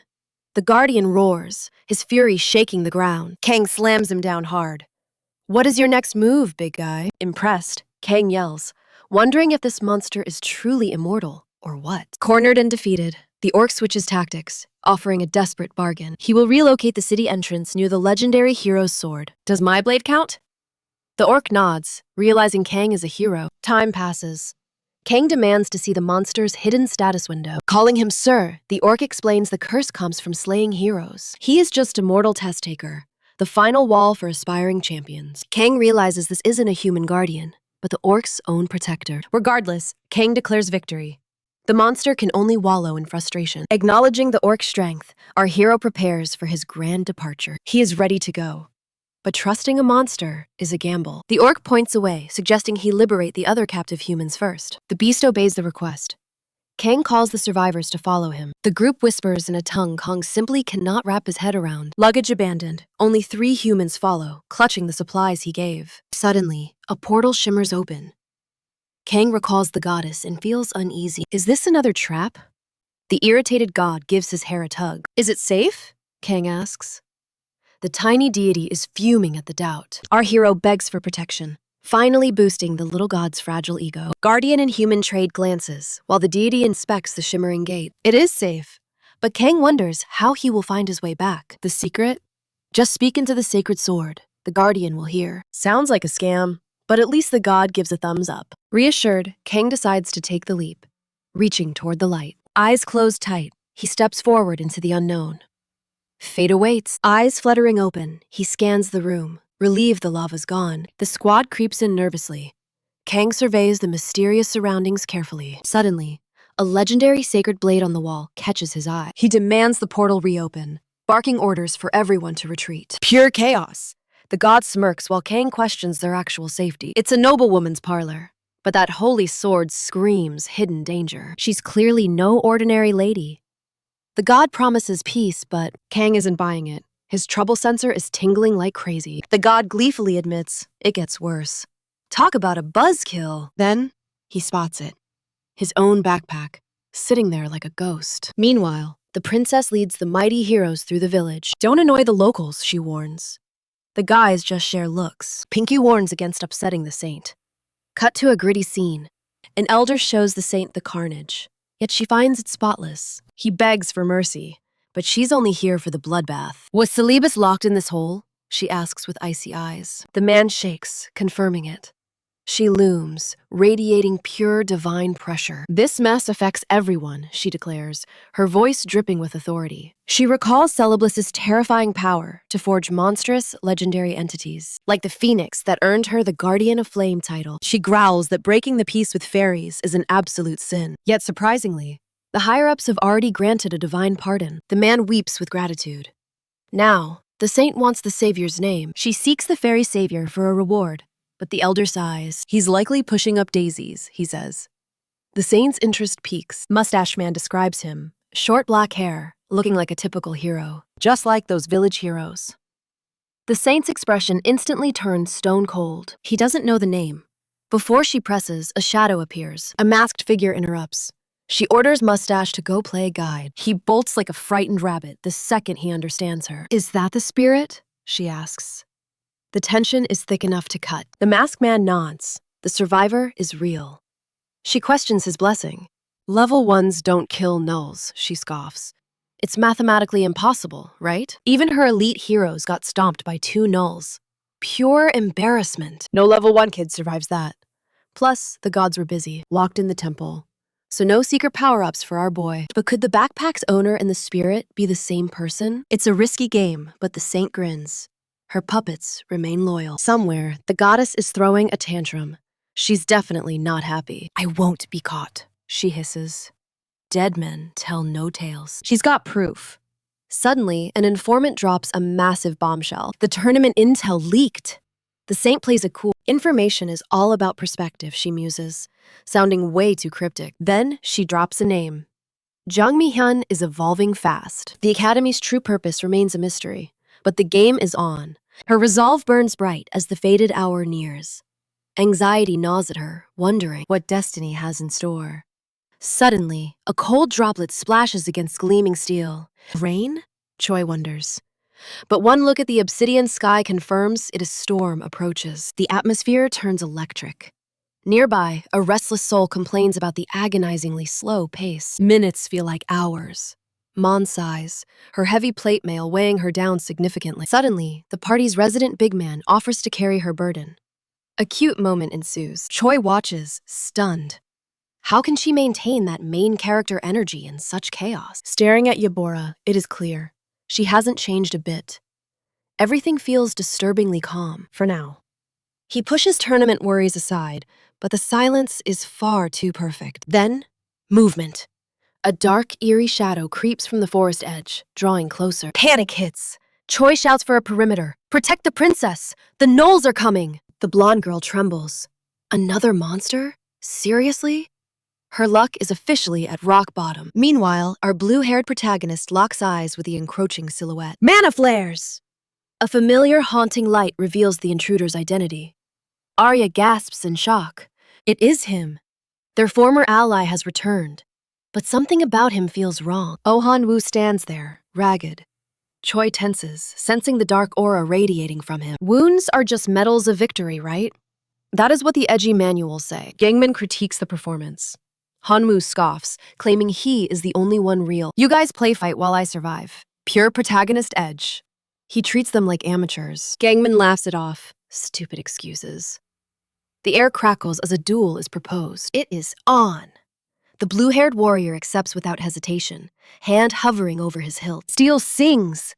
He is ready to show this hero the massive gap in their stats. He knows Hanu is a high-level monster now. But he has a secret. A new blessing pulsates in his soul. With the power of vengeance active, defeat isn't an option. The crowd realizes what is happening. A clash of titans. It is Hanu versus Che Gongmin. The hype is reaching a breaking point. Wait! Arya breaks the tension, waving frantically. She tries to stop the madness. Stop! He is still hurt, she screams. Her heart is clearly in the wrong place. Hanu smirks. Her concern feeds his ego. He loves the attention, honestly. Thanks for the heads up, he adds, looking to avoid any injured excuses later. Arya turns beet red, stammering like a rom-com lead. This only fuels Hanu's rage. The jealousy is real. Just then, the Saintess glides in to ruin the vibe. Creating scenes again? She sighs. With a wave, she begins the healing process. Finish this quickly, she commands. Healing light bathes Hanu, but his pride stays bruised. Our blue-haired hero charges his blade. He is curious about this new and improved rival. Mana swirls. Let us see if those battle scars actually gave him any real skills. Hanu takes the heal in silence. Internally, he is fuming. Being underestimated hurts. Rewind! A few days ago, deep in the woods, our boy had hit rock bottom. Eating dirt and reflecting, he remembered the girls crying as Park took them away. I will save them, he vowed. Suddenly, the iconic system window rings in his ears. The vengeance system awakens. Power surges. Is this the classic betrayed hero power-up? He is stronger now. Way stronger. But his target isn't the big boss Park. Park is too big to be a mere revenge target? That is some weird logic. No, the real enemy is Gangmin. He is the one who must fall first. With a villainous smirk, our hero begins his descent into madness. Game on. He decides there's only one enemy truly worthy of his vengeance. This is his new beginning, the birth of the ultimate protagonist. Meanwhile, a cute slime wobbles nearby. Hanu immediately pounces, but this blob is grumpy. It slams into the kid's stomach. He hits the dirt while the little monster grumbles and leaves. Are slimes leveling up? Even a god checks his pulse now. Cursed and weakened, he rants about the lack of a tutorial. He preps his fire magic anyway, claiming it's his protagonist's destiny. Suddenly, a surprise blast rocks him. Fast forward to the present. Choi notices his rival's growth. Scared of my sparks yet? He smirks. The blue-haired speedster ignores the bait and activates his haste buff. A fireball misses, but a hidden secondary explosion hits the mark. Hanu gloats, but Choi stands firm, completely unfazed by it. Is that all? Choi flexes, relying on his heavy divine protection. Yubora watches in shock as the mage spams useless fireballs. The opponent just smiles. Choi closes the gap for a strike. Our boy blocks, but his hidden lightning blessing goes absolutely nuclear. A blinding flash erupts. The watching gods are entertained and annoyed. An evil deity cackles while the saintess sighs at the mess. Fix the arena, she orders. Suddenly, a violent kick lands. I'm here, he shouts, cursing the fat orc who sent him. Hanu asks why he didn't run. The grand escape failed. A dangerous human appeared, and he simply lost track of time. Was it the saintess? Hansu asks. I'd be buried already. It was Prince Alsis, the third strongest warrior in the entire kingdom. He's a legendary monster slayer from the era of the Great Queen. Hansu is bored until he hears the prince wants a face-to-face. That's a total death flag. Since he's a paladin, let's hide. A massive misunderstanding makes the demon explode with pure rage. Do you ever listen? He screams, just as the girls arrive. Scratching his ear, Hansu wonders who this mystery human actually is. Kogma notes that the Saintess would have ended him instantly. Our hero asks for the name of this terrifyingly strong warrior. It is Prince Alsus, the third most powerful master in the kingdom. He continues rambling about the prince's insane monster-level combat skills. It is a throwback to the terrifying reign of the Monster Queen. Hansu stays unimpressed until he hears the prince wants a meeting. A meeting like that is a total disaster waiting to happen. The demon explains that the prince is a saint-blessed paladin. Being the Saintess's knight means keeping him at a great distance. But Kogmo said the prince didn't care. The demon loses it. He explodes with rage because Hansu never listens to his advice. The little one notes they cannot even hold a proper conversation. Kogmo realizes his mistake just as the girls suddenly appear. Sarah and Kana are just happy to see their hero again. Uninvited and unbothered, he sought him out anyway, noting the boy's rising fame with the local ladies. He's a total heartthrob. But our resident goddess? She's definitely not giving this popularity 5 stars. While pulling her ear, Hansu sighs, guessing she's just back for another cheeky level boost. The demon watches, noting our hero has the emotional sensitivity of a brick wall toward others. Seriously, if he keeps this up, his only wedding will be with his own sword. Listen, an ancient single demon giving dating advice? Talk about the pot calling the kettle black. That burn left Kogmo leaking tears. Sarah tries to explain the concept of grace to him. While Sarah lectures on grace, Kana whispers of a dark curse. Kogmo steps in to translate. They were heartbroken. They thought their little hero vanished without even a final thank you. He then questions what our brave outsider did to catch that nasty curse again. Hansu just shrugs it off, claiming he was simply out doing a bit of casual hunting. With that curse, entering cities will be a nightmare, the demon warns, eyeing the hero. Did you actually eliminate any of them? He asks, hoping for a shred of mercy. Hansu just lets out a cold laugh. Nope. The Pale One bids a quick farewell. He predicts Hansu will end up in a coffin way before he finds a bride. Enraged, Hansu snaps. He grabs the demon's neck, demanding to know who'll translate now. If you leave, who's gonna be my walking dictionary? Suddenly, Kogmo sparks a brilliant idea. Let's just buy a blessed slave with language skills. Hansu wonders if blessings are cheap. Hansu thought blessings were rare loot. The demon just scoffs at his naive wallet. In this world, nothing's free. You've earned enough gold to buy a whole village, right? Our hero agrees, but senses a trap. Was this demon actually planning an elite getaway? Kogmo confesses he's itching to bolt because our little protagonist is just way too much. Hansu winds up a world-ending punch, but a sudden voice stops him dead in his tracks. Sarah looks super awkward, while Kana starts rambling in a language Hansu can't decipher. What's her deal? Hansu asks. Kogmo sighs, calling him the densest man in existence. Why would a girl dress up just to see you, dummy? Our hero's answer? Pure arrogance. Must be true love, he says. The Pale One realizes this boy is dangerously clueless. Clueless. He thinks they just want to play games, and happily offers to join the fun. The demon eyes the hero's hand, realizing those girls are playing a very different game. Their goal is clear, getting close to the hero. But Kogmo won't risk his neck today. Not with the prince in town, he warns. The outsider just gives a creepy, mocking grin. You're a total coward, he smirks. The demon's blood starts boiling from the sheer insult. He's livid, remembering how painfully slow Hansu's logic really is. Meanwhile, the girls are partying in the city, with our little guy trailing right behind. Suddenly, a mysterious woman sneaks up on the hero while he's busy taking a shower. Splash! Then another stranger appears, measuring him up like he's a premium mannequin. By afternoon, they face a massive gate crawling with soldiers. Kana calls out to him. Sarah mentions something about a skirt. Our hero is about to have a fashion crisis. He looks absolutely ridiculous. These fancy clothes are a literal torture device for him. What are those girls up to? He wonders, eyeing the massive, luxurious mansion ahead. It screams, important person lives here. He tries to guess who owns this giant fortress. As they enter, a maid bows low, but the hero is distracted by the architecture. He's too busy judging the interior design when he suddenly spots a mysterious blonde guy. He looks interesting, he thinks. The stranger turns, locking eyes with our confused hero. He calls out Hansu's name. Our hero instantly gets annoyed by this overfamiliar stranger. He's drop-dead gorgeous. The prince explains the nobles were dying to meet their legendary guest. Hansu is totally floored. He can actually understand every single word the blonde prince says. It's the language blessing.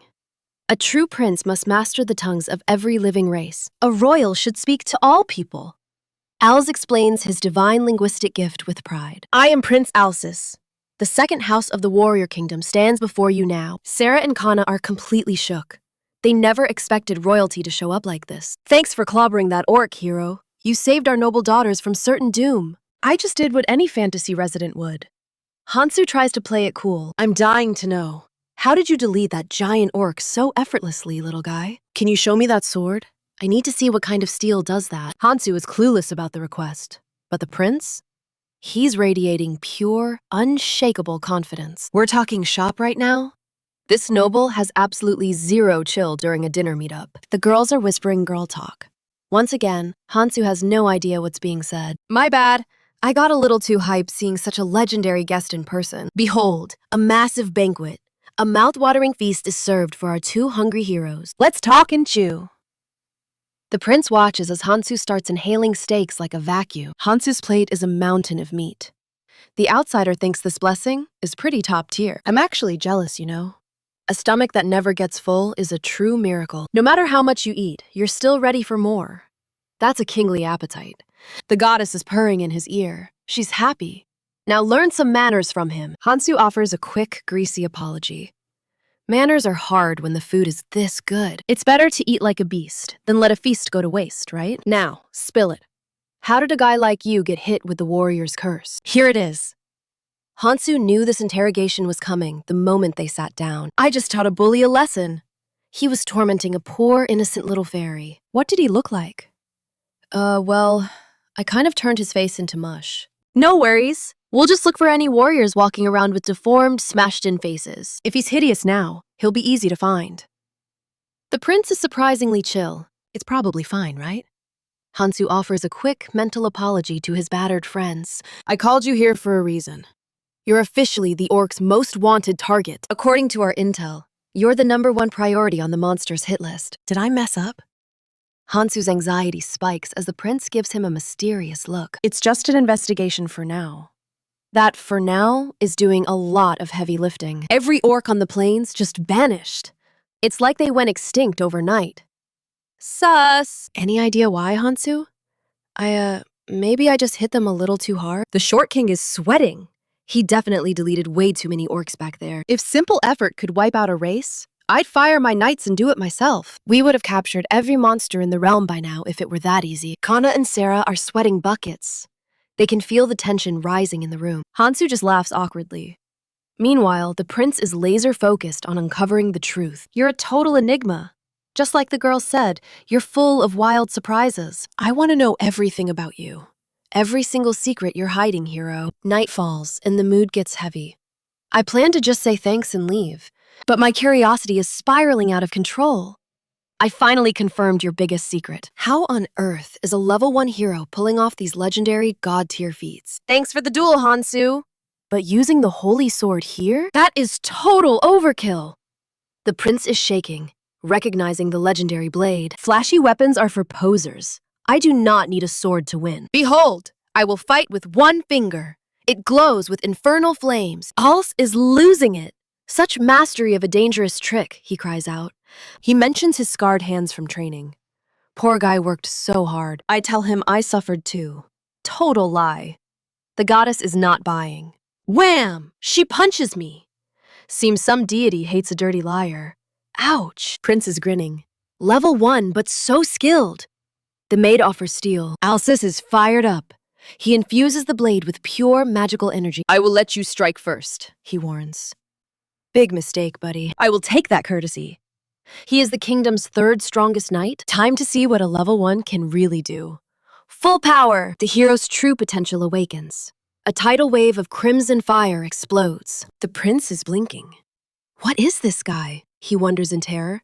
Everything turns blood red. The air itself is screaming with raw power. I am going all out. No holding back. Let us see survival. I charge like a meteor. The prince braces for the ultimate impact. The blast hits Ka and Sarah too. Wait, did I overdo it? Uh-oh, huge problem. I might have accidentally used delete mode. If the prince is dead, I am toast. I quickly scan for exits. Time to bounce. Hansu sprints away, screaming, I am so sorry. He does not look back once, running like his life depends on it. But wait, Alsus is not dust? He is actually standing and smiling? His sword is shattered. My reaction was way too slow, he says. He is beaming. This outsider is an absolute monster. Total fanboy moment. The ground is literally scarred. Sarah rushes over, panicked for Lord Alsus. Kaz checking for missing limbs. Did you actually survive that blast? He gets up slowly. The world is terrifyingly vast, he whispers. Kana thinks Hansu was scared. Sarah notes he vanished like lightning. Wiping sweat, the prince realizes his weakness almost caused a royal disaster. The kingdom savior nearly became a royal murderer. That was close. Alsus wants to apologize. Hey, can you guys help me find him? Sarah guesses he hit the motel. He will be back soon, surely. Ka says we just have to wait. The hero cannot hide forever. The prince smiles like a kid. This beats his first sword lesson. Elsewhere, the saint is fuming.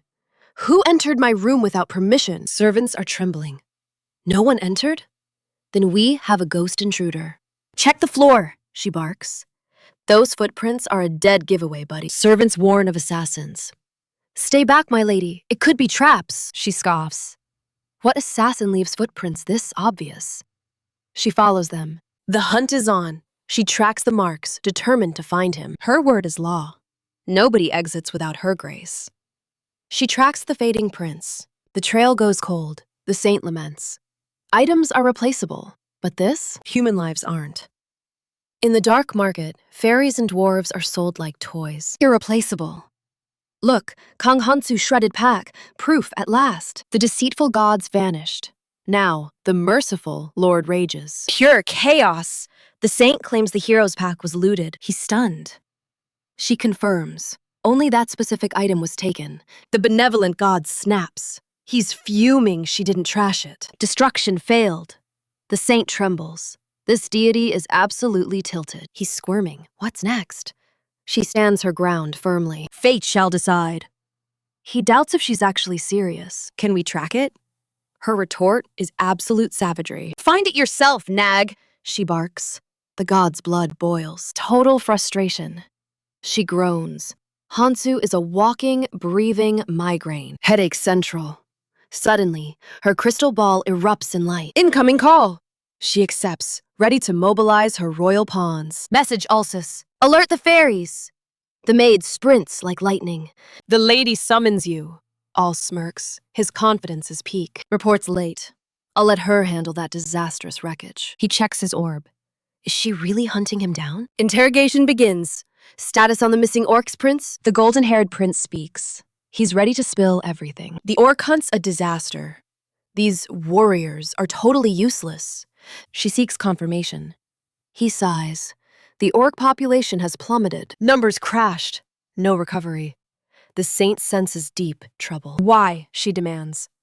Als reveals they tortured a prisoner. Language blessings cracked him. The intel is chillingly dark. A demon seized their land. She dissects the grim news. She analyzes every detail. He warns. It's still unconfirmed intel, not verified, he notes. Hunt those demons, she commands. Reinforce the search. Then, Als drops a sudden, risky plan. Hear me out. Meanwhile, Kogmo, pack your gear, now! Run, Hansu warns. It's time for a legendary escape. Caught means execution. Royal assassination is no laughing matter. You're insane, Kogmo shrieks. Hansu just scoffs at him. I'll escape easily. The demon panics for his own skin. This outsider is trouble. Kogmo's life is officially over. Open the gate! Magic rips reality. Kogmo is totally stunned. A 4-dimensional gate. He thought Hansu lacked high-tier magic. No time. North Gate, now! Hansu barks the order. Meet me there. Hansu steps into the shimmering void. Don't be late.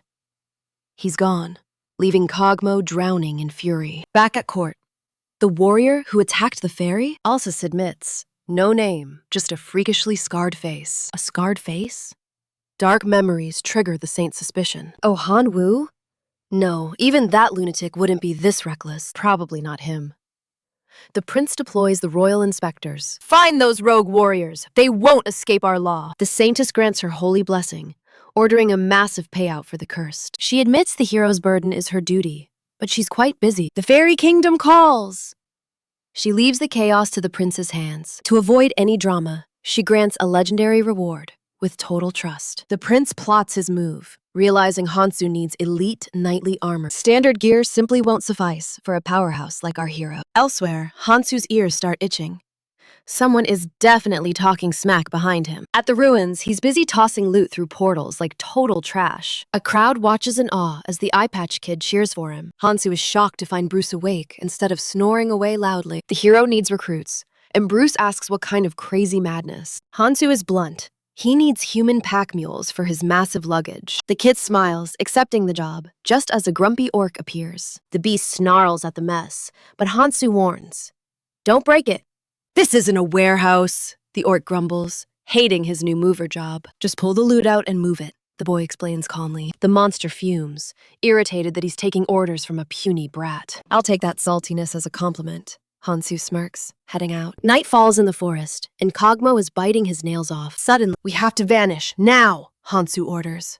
The demon demands some answers. "We're fleeing the ladies," the hero yells. Kogmo pales in pure terror. "Is it the warrior's curse?" Kogmo asks. Hansu confirms the nightmare scenario. The great slave market is there, Kogmo reveals. "Our target awaits us." Hansu grimaces. He's only running because the greedy humans took his things. Without his gear, he can't even afford a decent horse anymore. "Knights are closing in. Hurry," Hansu says, grabbing the demon like luggage. Kogmo hates this, but Hansu insists it's the fastest escape route possible. Minutes later, Hansu is baffled. "How can you be hungry right now?" "Don't treat me like a monster," Kogmo snaps, stomach growling like thunder. Hansu draws his sword, and 2 stakes fly out of thin air. They feast with joy, devouring the meat despite the dire situation. They toss the plates back. "Not quite royal food," Hansu muses, "but it's great."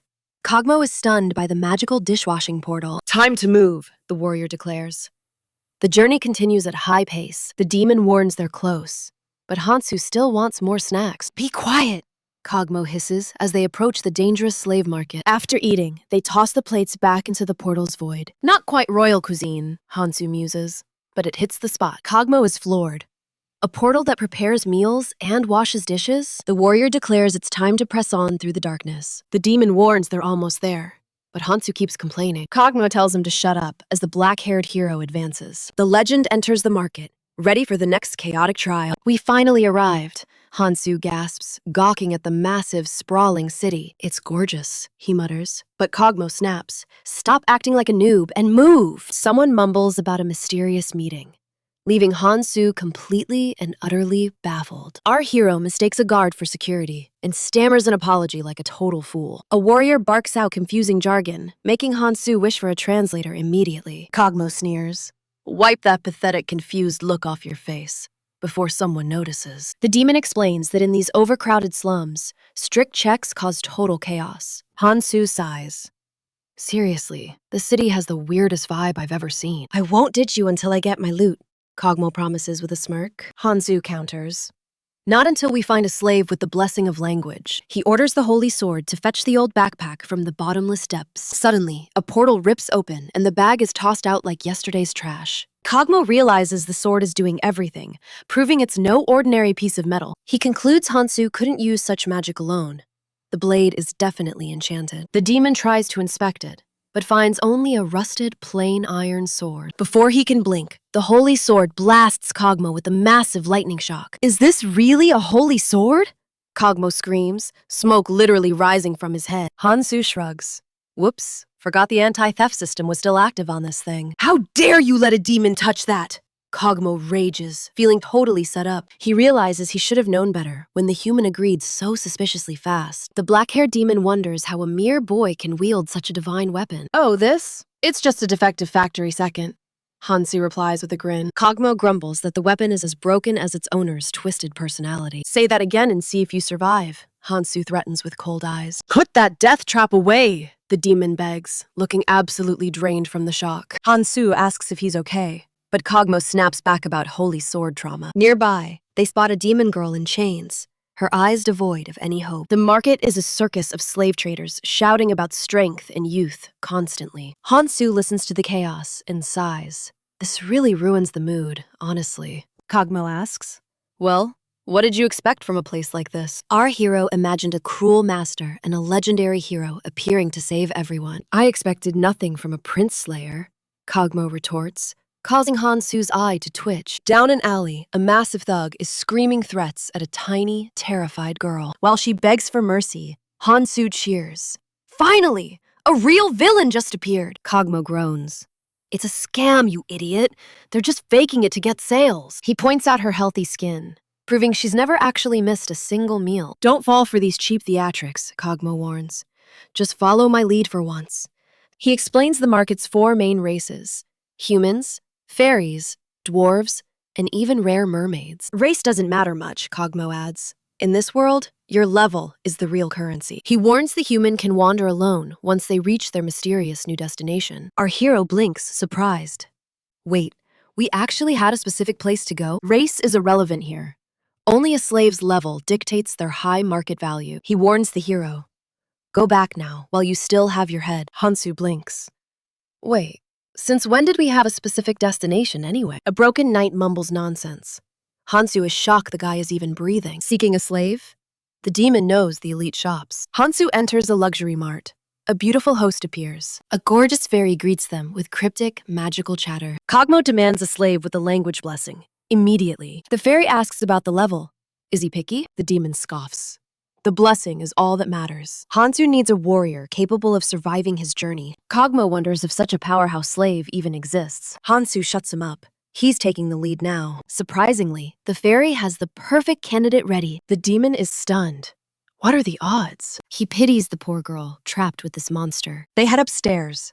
This is the VIP slave lounge. Hansu asks why no one tries to escape here. Kogmo explains the grim reality of the slave system. The slave curse is absolute. Check the status window. Ownership means total dominion. The master holds everything. Disobedience? That triggers a world of magical agony. Hansu scans a captive. Suddenly, the fairy calls out. Here she is, she says, pointing to the prize. It is a demon girl. Kogmo is totally shocked. A real demon? That is an incredibly rare find. Seeing one enslaved by humans is like a miracle. Hansu just nods. He expected this outcome anyway. Kogmo is baffled. How did Hansu predict this move? The little demon wants her, but he's totally broke. No gold, no glory. The fairy rejects him instantly. Hansu asks the prisoner how she ended up here. She sacrificed her freedom for a man's fragile ego, betrayed and abandoned. Hansu calls it a cliché story. Even the goddess thinks this plot is super boring. Kogmo is weeping, but the girl isn't impressed. She begs her master to silence the annoying bug. Her gaze is lethal. She wants to end him. Hansu ends the circus. It is time to leave. The fairy checks the deal. Is everyone satisfied here? The stats are real. Her name is Daloka. Finally. Level 27. A warrior with insane resistance skills. Why is she weird? Hansu investigates her unique perks. The slave blessing is twisted. Obedience brings her joy. She's begging for a command. She needs the rush. Serving an inferior human is her only source of pleasure. Kogmo warns Hansu to keep things strictly professional. Daloka shoots the demon a look of soul-piercing disgust. Now, the hero faces a very strange new companion. Kill that demon now, she screams. But our hero? He's not ready. The timing isn't right. Plus, he's busy browsing for bargain bin slaves. Poor Kogmo gets a beatdown. Meanwhile, Hansu watches the local chaos unfold. Everyone's hauling literal junk. Shorty claims these cheap treasures were a steal. Total bargain hunters. Daloka just sighs at their pitifully low power levels. One at a time, please, Hansu commands. Suddenly, Kogmo acts all mysterious. Is he quitting? Nope. The demon actually has a shocking change of heart. He's sticking around. He's decided to accompany our boy on his journey. Bam! An arrow to the neck. Talk about a literal vibe killer, right? Daloka wanted that kill, but it seems someone else was much faster. How rude! She steps on Kogmo's head while Hansu notes the ambush. Assassins at high noon? Hansu dodges effortlessly, his eyes sparkling with excitement. This world, he smirks, is finally starting to get really interesting. Daloka delivers a face-shattering punch. That guy is now on a flight. Panic erupts. Everyone's screaming, "Murder!" While Hansu just sighs at the mess. The crowd is swelling. This chaos is becoming a real headache for Hansu. She keeps swinging. Turns out, these idiots are just lowly slave thieves. Word's out. A level 1 weakling is out here buying up servants. Enter the fun police. 2 knights arrive looking for a reason to yell. Great, the guards. Dialoka asks if she should just delete them both. Mass murder? She's down. Being a slave means she has nothing to lose. But wait! Kogmo's demon secret must stay hidden at all costs. Should I kill him too? She asks. Hansu decides it's time to bounce. Time to ghost this city. They vanish into the shadows of the forest, safe for now. Hansu dumps Kogmo like trash. Get it together, man. Don't act like a scrub. The demon is deeply offended by the insult. I'm not weak. I just almost died and forgot to be cool. Excuses, excuses. Dialoka mocks his total lack of any real survival instincts. Do you just heal and pray? She tells him to face his weakness. Kogmo finally snaps. He reminds her exactly who she is right now. You're just a bargain bin slave. Wow, the trash talk is getting spicy. As they bicker, Hansu only cares about his ruined, bloody laundry. Again, sudden betrayal. Dialoka strikes, but Hansu moves like a literal ghost. He catches her wrist. Did you really think I'd be that easy? She snarls, swinging again. But this time, our hero isn't just dodging. Energy surges. He channels pure power for a devastating high-speed counter. Her hand is scorched. Kogmo screams in terror, while Hansu just grins. He looks like a happy idiot. But his power? That's no joke. Level 1, Hansu chuckles. Maybe he's been lying just a little bit. Don't tell me you were holding back too, he teases with a smirk. His fist ignites with crimson flames. The look on his face? Pure menace. Just a human? Hansu laughs. She's about to learn a very painful lesson. Let me show you, he whispers, what a real master looks like. Phantom red fists erupt. The demon is bombarded from every single angle. She's getting shredded. The boy's overwhelming power is finally on full display. He vows this final punch will settle it. But wait, did her waist just shrink? In a split-second blur, her frame shifts, and his massive strike hits nothing but air. Dilla mocks his carelessness with a smirk. Hansu just gives a shaky grin, knowing he's screwed. Brace for impact! Her purple-infused fist hammers into his chest with world-shattering force. Dialoka scoffs, calling his lethal wound a mere scratch for a demon of her caliber. She demands he submit and beg for freedom so she can mend his broken body. Hansu's pride flares. He commands his limbs to lock, binding her with a master's authority. He roars that a true master doesn't crumble from a little hole in the chest. Shaken, the demon questions his humanity, while her severed arm stitches itself back together. It's a clash of immortals.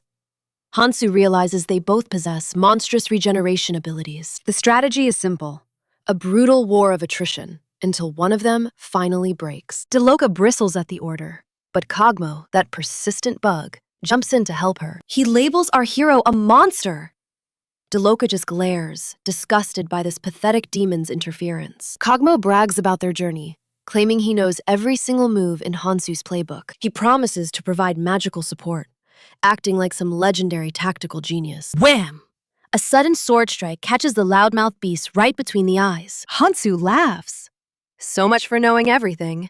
That guy didn't even see the blade coming. Even Dialoka has to admit, having Kogmo around is a special kind of mental torture. Our hero charges again, shouting that this epic beatdown is all to win her heart. He delivers a devastating strike, but her demonic reflexes barely manage to catch the blow. She spits back that she absolutely detests men who play fast and loose with truth. With a fist glowing blood red, the outsider reminds her she was the first to betray. Purple mana swirls violently. She admits her slave status, but with a deadly catch. She never swore an oath to be his slave. Hansu's crimson aura surges in response. Red and purple energies collide in a cataclysmic explosion that rocks the very earth. Dialoka gasps. Her regeneration can't keep up. She's being torn apart faster than she heals. What kind of freak is this boy? Hansu just lets out a wild, confident laugh. He stands amidst the smoke, radiating the terrifying aura of a true powerhouse. A prismatic shockwave erupts, illuminating the dark forest surrounding the kingdom like a second sun. Dialoka charges her fists with forbidden purple flames, ready to burn the hero to ashes. But Hansu is a ghost. He weaves through her desperate barrage with effortless, cold grace. He finds an opening and drives a brutal kick into her gut, mocking her strength. You're outclassed, demon. He lunges forward, launching a relentless assault of energy-infused strikes. A heavy, mana-charged kick connects squarely with her face, rattling her very skull. Her legs buckle, but her demonic pride refuses to let her touch the dirt. Hansu notes she's tougher than a mutated orc, despite her claims of being fragile. Suddenly, her wings unfurl. Terrifying obsidian structures tipped with razor-sharp talons. Hansu winds up a final haymaker. He's determined to ground her before she takes flight. He swings and misses. She takes to the sky, defying gravity with a wicked flutter. The demon clings to his arm like a predatory bird, sharp claws digging deep. With a burst of momentum, she executes a lethal backflip, twisting his power against him. Hansu watches her closely. The constant cycle of damage and healing is finally draining her. He unleashes the Wandering Fairy's power, taunting her that her legendary status is fading fast. Deloka soars higher, her leg cocked back like a loaded spring for one final blow. She plummets like a fallen star, her eyes burning with pure, unadulterated demonic malice. Her leg flared with a sinister violet aura. As Hansu prepared to settle the score, he flashed a manic, unhinged grin while gathering energy. Then suddenly, he froze. His eyes widened in pure disbelief at the shocking sight before him. Crack! Hanu took a devastating blow right to the skull. That's gotta sting. Dialoka wasn't spared either, taking an equally brutal and powerful impact. Both were crushed by sheer force. Our hero wondered if he'd finally lost. Meanwhile, the goddess went ballistic. "I'll scrub your brain for losing like this!" She screamed in fury, replaying the moment she sensed that overwhelming pressure. Hansu could only whisper about that terrifying, irresistible force they just faced. Dialoka broke the tension, demanding her master provide her with fresh clothes. Hansu questioned his new role as a tailor, but Kogmo stepped in. With the sword still wedged in his head, Kogmo promised her a killer look. The demon simply punched himself. Master's duty is food, clothes, and shelter, moron. Hansu couldn't believe the audacity. Still, he pulled a dress from the portal. It was a stunning blue outfit. She admitted she'd completely underestimated the boy. She hadn't realized her power would nearly overload him without a disaster. Dialoka made it clear. She wouldn't let her possession transfer to that trash, especially not while she was this drained and exhausted from the fight. She grumbled that he basically let himself lose, ruining the entire victory. Hansu fired back. "Nothing else? No, I surrender, or I'll obey?" The demon sighed, admitting an inferior creature was now her official owner. But man, accepting that reality was like swallowing a bag of nails. "This is pure humiliation. My reputation is ruined forever," she wailed. That entire test was for her pride. But Hansu just shrugged it off. "Sounds like a you problem," he replied, making her fume with rage. She called him a greedy brat, wondering what else he wanted to steal. Kogmo went nuclear, warning the human not to make any absurd demands. Dialoka responded by grinding her heel right into the boy's forehead. "And what if he does? You gonna attack the demon's master, tough guy?" The goddess groaned. Kogmo was a hopeless case. But Hansu's vitality, it was absolutely monstrous. Suddenly, she grabbed the protagonist's face tightly. "Whoa! What kind of trick are you pulling now?" he yelled, pushing back, but she just hugged him tight, satisfied with her reward request. "I'm wiped out, kid. I'm leaving the rest of the grunt work to you." Hansu was beyond uncomfortable, while Kogmo screamed like a jealous lunatic. Meanwhile, in the royal court, the prince looked into his crystal ball. He announced a grand prize for the hero, and the saintess agreed. "The situation is dire," she warned. "The plains orcs have been annihilated. First the forest dwellers, now the orcs." A terrifying pattern was emerging. They realized the monster populations were plummeting across the entire map. "Is this why you summoned me, saintess? To solve this mystery?" She shook her head. The truth was far more complicated than that. Suddenly, the legendary elder Sarah Breast appeared, asking about the forest. "I wonder how that boy is doing," she mused with a smile. We see two lovers kissing passionately as the phoenix watches nearby. Vowing to help the saint, she promises to track the stolen relics and unmask the thief.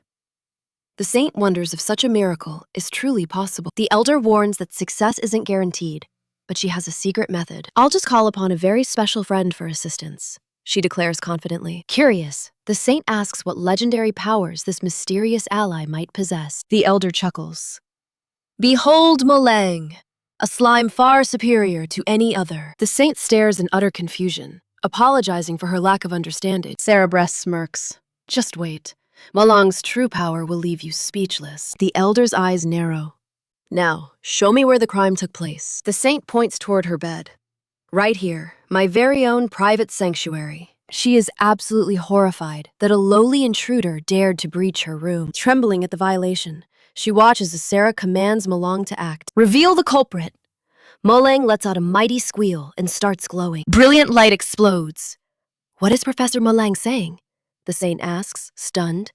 Shockingly, even her blessing of language cannot decipher the slime's divine gibberish. The elder translates the bounces. The slime says the thief escaped easily. He used the sacred sword on the wall as a getaway tool. Then the thief is the hero? Sarah admits she already had suspicions. The saint sighs in relief, offering her gratitude and further assistance. The ancient fairy smiles. Actually, I'm planning to join the Magic Institute. A little help getting in would be the perfect reward this time. You want to be a teacher there? The saint asks, blinking in surprise. The elder nods. In the last incident, I was weaker than a soldier. Being useless is embarrassing. I tried grinding levels by hunting, but it turns out the violent hunter lifestyle just doesn't suit my soul. Despite living thousands of years, Sarah's gentle nature makes her hate war. That's why she's still level 12. A literal 1,000-year-old noob. As a teacher, I can farm experience points without actually killing anything. The saint smiles at the peaceful plan and promises her full support. Elsewhere, Han Wu, the spiky-haired protagonist, sports a very cocky grin. A draw? Despite the level gap? He warns his rival. Next time, you're toast. An evil god gives a thumbs up, while a childish deity cheers. That was epic, the gods scream, filling Han Wu with pure satisfaction. Hey kid, your order is ready. A beefy merchant shouts, hauling crates. Han Wu stares in shock. This is way more gear than expected. A bonus for the future savior of the world, the merchant beams. Talk about high expectations, Han Wu mutters, accepting the excessive loot. Anyway, are there any uncleared dungeons nearby? I need to level up. None left, the man sighs. But Han Wu isn't buying it. With heroes getting stronger, a new one is bound to appear soon. Suddenly, a massive crowd catches his eye. What's all the commotion about? Bidding the merchant farewell, our nosy hero dives straight into the mob. He pushes through, only to find Sarah Breast standing there, looking ethereal. Whoa, is she a noble? He's floored by her beauty, truly a goddess. Sarah bows, apologizing for the scene. Calm down. I'm not seeking revenge. Confused whispers fill the air while Molang loses his mind, screaming uncontrollably. Suddenly, a mustachioed elder shoves through the gossiping crowd, stepping into the spotlight with authority. Are you the new mayor? The elder probes. He nods. Meanwhile, she checks if the basement is untouched. The man confirms with a sharp salute, gesturing ahead. Hanu's protagonist senses tingle. This smells like a hidden quest. He approaches the fairy Karab, but she just shoots him a deadpan look. What? A tiny firebird rests on her head as Hanu asks for legendary secrets. Hanu activates his heroic insight skill, hoping for a massive power-up, but the fairy gives him 0 vibes. I don't get your weird questions, she sighs. Skill failed! Hanu stands there like an idiot, wondering why his protagonist luck is malfunctioning today. High above, a male god scoffs at the awkward scene. She's already taken, an evil god snickers. Hanu quickly pivots to romance instead. Are you married? He blurs out. The elder hints at a secret engagement. Suddenly, a spicy flashback of a kiss hits her. A guard interrupts, calling it inappropriate. Sarah explodes, screaming for him to shut up before she cries. It's too much. She orders the mayor to march while the gods watch. You okay, bro? A god asks. Hanu plays it cool, defending his fairy. She has her secrets, and as the hero, it's my duty to help. The gods are impressed. One starts cheering wildly, while Hanu makes a choice. No turning back now. Fleeing is for extras, and Hanu is the star. Time to dig deeper into this mystery girl's past. Let the investigation begin. Cut to Elsa. Our mission is simple. Crush the Demon King by any means. Total war is coming. The blonde instructor explains the brutal new tournament rules. It's a classic battle royale. They've cordoned off zones filled with savage orcs. In the red zones, the beasts are hungry. Your job? Hunt them all. Bring back their ankle tags as proof. One girl shudders at the word. Orcs. The very name sends a wave of pure terror through the recruits. The prince smirks. Method? Who cares? Just bring me the most tags to win. The highest kill count takes the glory. And the prize? It's absolutely legendary. The warrior's sacred sword! Choi-kung grinds his teeth in pure, salty frustration. After getting bodied by Hanu, he needs this win to reclaim his dignity. He's desperate for victory. Meanwhile, Hanu wishes life had a quick save button. Level 4 with stacked buffs? Not bad, but he's aiming for the top. Big problem. No official warrior rank means no entry to the Magic Academy. Hanu's stuck outside until he eavesdrops on 2 guards spilling the tea. Apparently, escort duty is a go. The strongest warriors are heading to the academy. But wait, there's a bonus. The Elder Fairy is joining as a teacher. A light bulb goes off in Hanu's head. Teacher-student tropes? Yes, please! He starts daydreaming about a spicy school life drama. In his wild imagination, she leans in close from behind, her voice a seductive, forbidden whisper. This is wrong. Hanu, we are master and disciple, she teases playfully. Hanu smirks at his own fantasy. Rules? Who needs them when we're together? He confesses his love, and in his head, she's totally into it. She actually blushes. Real-life Hanu turns beet red just thinking about it, but snaps back to reality. First step, somehow sneak into that elite academy. Things are about to get messy. A wicked god bets on Han Wu's potential, while the water god remains unimpressed. Still, our boy vows to reclaim his glory. That night, within the temple walls, the gears of fate begin to turn. A familiar voice breaks the silence. It seems an old acquaintance has finally returned. Choi turns in shock. The mysterious figure claims their separation felt like mere seconds, leaving Jang completely cold. Elsa demands to know how he even slipped inside.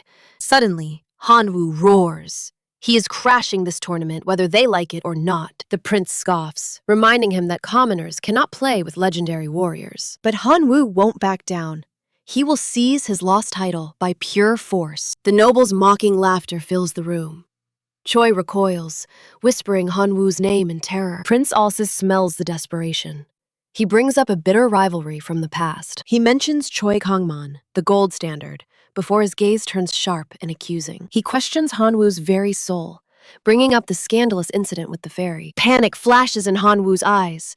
How could the prince know his darkest secret? It was just a misunderstanding. I was only helping. He pleads like a total loser. The blonde prince isn't buying it. That lie is more pathetic than your skills. He readies a strike to end the farce. But something halts his hand. The saintess stands there, a silent shadow, watching from against the cold stone wall. What is she plotting? Even the prince cannot read her mysterious, divine intentions. Fine. Alsis grants permission, and Hanwoo practically explodes with pathetic, desperate joy. But there's a catch. He must refund every coin from his retired warrior rank. Small problem. Hanwoo blew all the cash on training. Translation? He is totally broke. I will pay it back soon, he begs, desperately trying to save some face. The prince's smirk remains. Do not celebrate yet, kid. The real test starts now. Let us see if your solo training was worth more than a pile of dirt. Elsa charges his fist with pure destructive mana. He is going in for the kill. The crowd gasps in horror, but Hanwoo just grins. You are in for a shock. Up in the heavens, the evil god grumbles about running out of popcorn. The calmer god just watches, enjoying the impending chaos with a satisfied, smug expression. Hanwoo ignites his fist in roaring flames. He is ready to... Wait, what happened? The screen flashes. When the dust clears, Choi wonders if he is even still breathing. Hanwoo is literally embedded in the wall like a human dart. Total, absolute humiliation. Only his survival blessing kept his head attached. Elsa's point is cruelly proven. Now, raise your hands. The prince warns, in the arena, no one saves you. The candidates freeze in terror. Are we actually going to die for this tournament? Slowly, hands go up. Choi and another brave soul finally take the plunge. Yubo Ra and Jangmong join in. A few more warriors step into the light. The prince watches the cowards waver. Do not come crying when you regret this later. Choose now. Either step onto the battlefield or crawl back to your holes forever. Enough, the saintess intervenes. Every warrior's final decision must be respected, she declares. Her voice is like silk, but her words carry the weight of a mountain. If you are not competing, get out. Go pack your bags and leave immediately. The quitters are baffled. Pack our bags? What does she mean by that? The truth drops. We only sponsor the absolute monsters who do not fear death. This was not just a sign-up. It was the first brutal cut of selection. Weapons high! The The saint declares that soul, not steel, defines a true warrior. Courage is king. To her, those chasing gold are just pathetic. A girl scoffs that it's already over, while others try to justify their greed. They claim they're just being realistic, not running away like total cowards. The saint isn't buying it. She doesn't need realists who flee every real fight. Judgment has passed. She announces that the few who remained are the true elites. They've survived stage 1.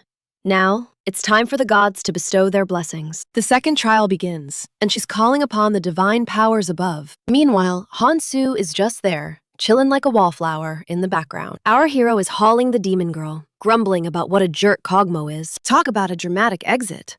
The demon vamps out, swearing he'll return even stronger. He's determined to serve Mistioka, but a goddess tells Hanu to dump him. She claims he's too different from the outsiders, and to ditch the demon baggage. Relax. Hanu explains that only his translator changed. Now it's a lady. A random god finds this extremely uncomfortable and loses his divine mind. He rants like a broken record and then just rage quits the entire realm. Hanu is left scratching his head. Did a god just give him the boot? He calls for the goddess repeatedly, wondering if she's actually ghosting him now. Suddenly, Goddess Elsa peeks in, noting how the boy grew up totally solo. No support? No problem. She checks the schedule and finds a massive surprise. The grand prize is a sacred sword, plus VIP entry to Hogwarts Magic Academy. The top rankers get it all. The goddess is absolutely glowing with the news. Talk about a jackpot. She's basically vibrating with excitement over this discovery. Back on the ground, Hanu drops the demon girl. Target down, safely. He looks at her sleeping face. Even a demon looks angelic while dreaming. Status window. Open. The blessing is still active. The goddess hasn't abandoned him yet. An employee approaches but speaks in total gibberish. Language barrier is a real boss. Then she sees him. Red eyes, dark aura, and literal souls floating around. She screams and bolts in terror. Our hero is just sitting there, totally confused. Oh right, the massacre curse. Friendly folks now see him as a nightmare. People sense his presence and flee. Revolt might even be on the menu today. Hanu feels a pleasant tingling. Uh-oh, that's usually a sign of trouble. This is going to be a massive headache. He glares out the window, calculating. It's the perfect hour for those thieving rats to crawl out of their holes. Time for some payback. He's not leaving until every thief pays their debt. The goddess returns, and Hanu acts like he didn't even miss her. She's acting all proud of his solo journey, practically begging for a gold star. He gives her a pat on the head and asks for a trip. Wait, the goddess asks. Are you seriously just ditching the demon girl here? She's out cold. Hanu is ready to move, and the goddess is curious. He's going hunting. He wants to give those thieves a very permanent goodbye. Where to next? He admits he's just winging it for now. No plans. She demands he head to the academy immediately. No detours allowed, hero. Hanu isn't interested. He's got some teaching to do to those thieves first. The goddess is not amused. Our hero's revenge tour is officially in session. Sprawled on the dirt, he grovels, while the goddess demands he keeps his oath. Hanu strikes a deal. Assist him first. The goddess's eyes practically pop out. Help me, and we'll go to the academy, she chirps. Our hero stays cool. I'll consider it, he repeats, fueling her burning desire for more answers. She's hooked. To catch a legendary fish, Hanu needs the perfect bait. Bait, he smirks. A slave bows in gratitude as Hanu moves his pieces. Hanu thanks his divine translator, but her curiosity is far from satisfied. Why more slaves? She pouts. Hanu knows everything has a grand purpose. Noble heirs and wizard kids sold for dirt cheap. What a tragic market. Low-level labor is a steal. Hanu notes how terrifyingly normal this world is. It's a sad reality. But the goddess insists the inner soul matters most. True, he nods. Suddenly, whoosh, a sneak attack flies from the shadows. Instant reflexes. He blocks the strike, shielding his new group with precision. Two punks celebrate, mocking a level 1 loser for having a huge entourage. Their laughter dies instantly. The protagonist hasn't even broken a sweat yet. Pathetic, Hanu sneers. Are you amateur goons related to those earlier trash mobs? Don't underestimate us, they scream, spouting nonsense our hero can't even understand. He keeps barking threats, but to Hanu, it's just loud, pointless noise. Boom! The boss looms behind them. Hanu scans as more rats emerge. 3 thieves crawl from the walls like roaches. And then, Even more. It's an ambush. The chief brought his whole squad to play tonight, holding a massive double axe. The leader drops from the roof like a boulder. The goddess begs him to flee to the academy, but Hanu ignores her. Is this the big cheese? He asks. The boss lands with a thud. She keeps nagging, but Hanu shuts her down. Sorry, massacre first, talk later. The boss's eyes burn with murderous insanity, annoying the goddess even further. Kill him, the boss roars. The goddess sighs, complaining the carnage is slow. I know, he sighs. His left hand ignites with terrifying power. This won't take long. The boss's bravado vanishes as the pressure rises. Crack! He snaps a neck. The boss wonders, how is a level 1 this strong? Squashing bugs is a chore, Hanu jokes. The goddess starts dancing playfully. She twirls, cheering for a faster bloodbath. Hanu turns to the leader. He greets the boss, who is currently shaking like a leaf in fear. Good choice not running, Hanu smirks. I won't kill you just yet. The coward tries to bolt. Running already? Hanu's voice drops to a chill. He delivers a devastating double kick. Snap! The boss's spine shatters like glass. Foaming at the mouth, the chief eats dirt. The thieves are absolutely paralyzed. Impossible, they scream, charging in desperation. Hanu spins with lethal grace. Spoiler, things end poorly for the bandits. Later, the town guards arrive. Are they even alive? The guards stare at the mountain of broken criminals. It's an impressive haul. Hanu collects a fat reward for his hard work. While slimes clean the mess, Hanu spots something peculiar in the shadows. A bone remains. Why didn't the slimes dissolve this? Hanu asks, intrigued. It's an embedded bone. Hanu's eyes gleam. Slimes don't eat the high-tier loot. This bone is special. Jackpots everywhere. Meanwhile, the goddess is still pouting. She demands an academy trip, pouting while inviting her reluctant hero along. She promises total clarity at the school gates, though the hero remains skeptical. Minor problem. He is totally lost. Suddenly, a bushy mustached man calls the goddess. Wait a second, the stranger shouts, leaving Hanu completely baffled by the interruption. He mentions his student son, making Hanu realize he is likely a wanted murderer now. Facing murder charges already? The little one spots the man's prestigious knightly insignia. The goddess translates his offer. He wants that bone. Hanu is stunned by her initiative. Why is she helping? Apparently, the knight needs a legendary gift for his son. He mentions the academy constantly, eagerly awaiting the legendary hero's final decision. Keep the gold, Hanu declares. He demands entry into that elite academy instead. The goddess beams with joy. However, the knight looks completely lost by the request. She twirls in pure ecstasy, heart racing, until the man's blunt reply ruins everything. Now she is furious. Hanu asks for a translation while she pouts and stomps. Her foot taps impatiently. Hanu senses the rejection and prepares a new negotiation tactic. Time for Plan B. Suddenly, Dialoka manifests behind him, scaring the soul out of him. How did you get here? She whines about being abandoned while she was injured. This is too much, she cries. Hanu grumbles, clearly annoyed by her clingy behavior. Are you shy, hero? The demon teases. Meanwhile, the knight prepares a thunderous proclamation. Begone, foul demon, he roars. She just scoffs at the lowly knight. Tension explodes. They lock eyes, hands on hilts. Dialoka wonders who this loud tin can actually is. Someone translate! Hanu sighs. The knight rants about the sin of befriending demons. Is she your slave? He asks. Dialoka warns that being unprotected is a fatal mistake. Negotiate faster, the goddess snaps. She is sick of repeating these boring, long-winded arguments. She is totally over it. Hanu begs for calm, trying to facilitate a peaceful trade. Let us be civil. But the goddess gets a wicked idea and disappears instantly. Wait, where is she going? The knight insists Hanu will never step foot in school. Hanu feels the pressure. Suddenly, the very atmosphere shifts, freezing everyone in their tracks. Their knees buckle. Guards point toward the heavens, faces pale with absolute, raw terror. Massive claws tear through the clouds. A colossal red dragon descends like a living apocalypse. I will annihilate you all, including your pathetic warrior. The beast glares at the hero. Only level 1? The dragon mocks. Hanu simply flashes a proud, incredibly cocky grin. He is smiling.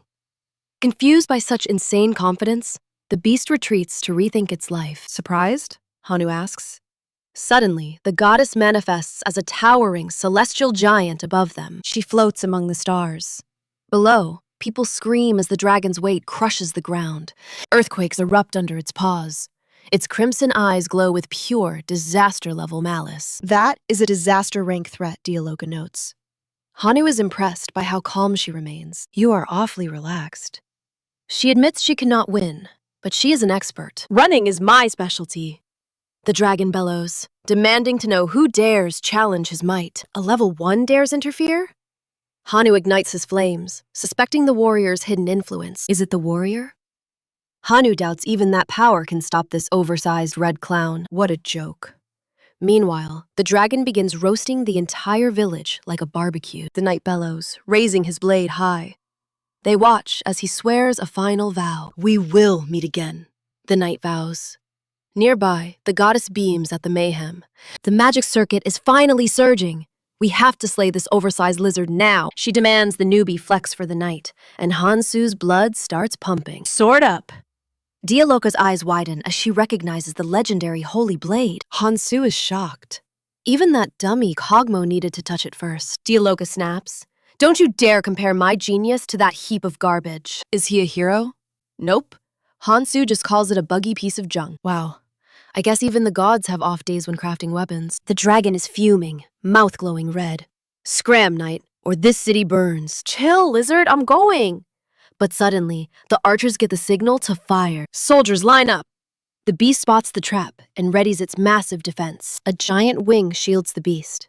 It sneers at the puny human insects below. Ugh, this weak level sucks. If only I had my true form back. Fireball incoming!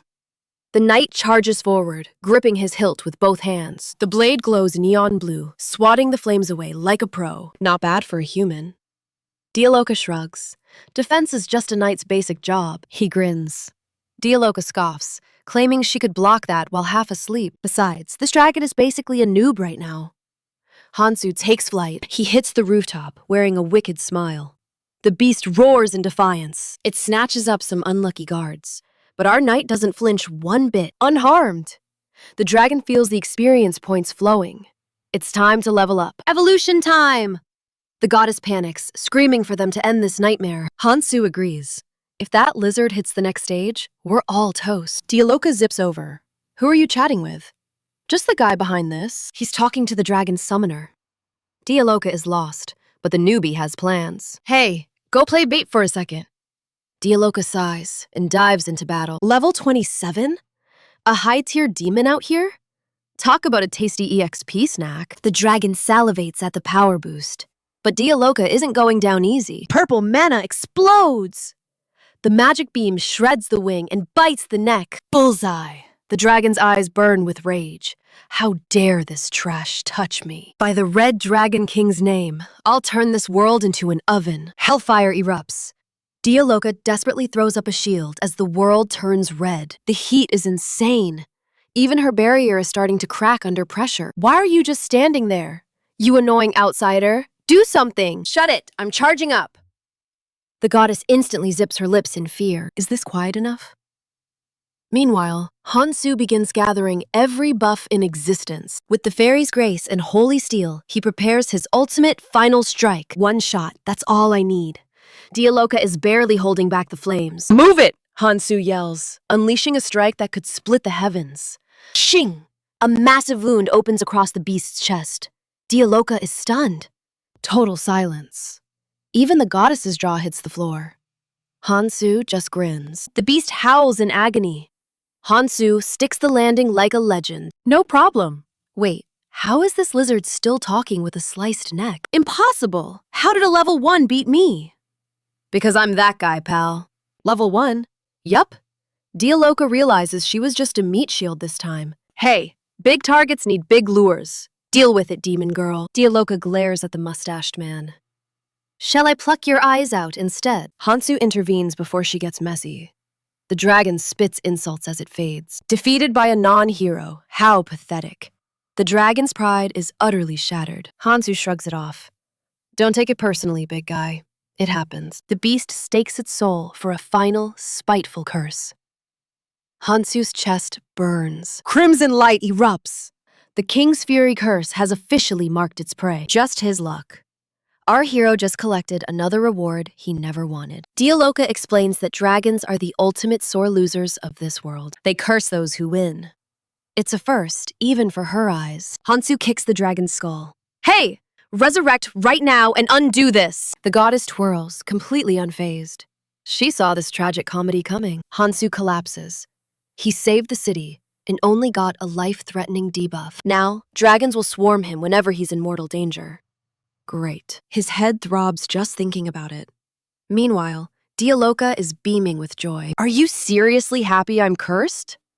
She barely hides her satisfied grin. Turns out, she got a blessing while he did the heavy lifting. Dragon's Fury, protection secured.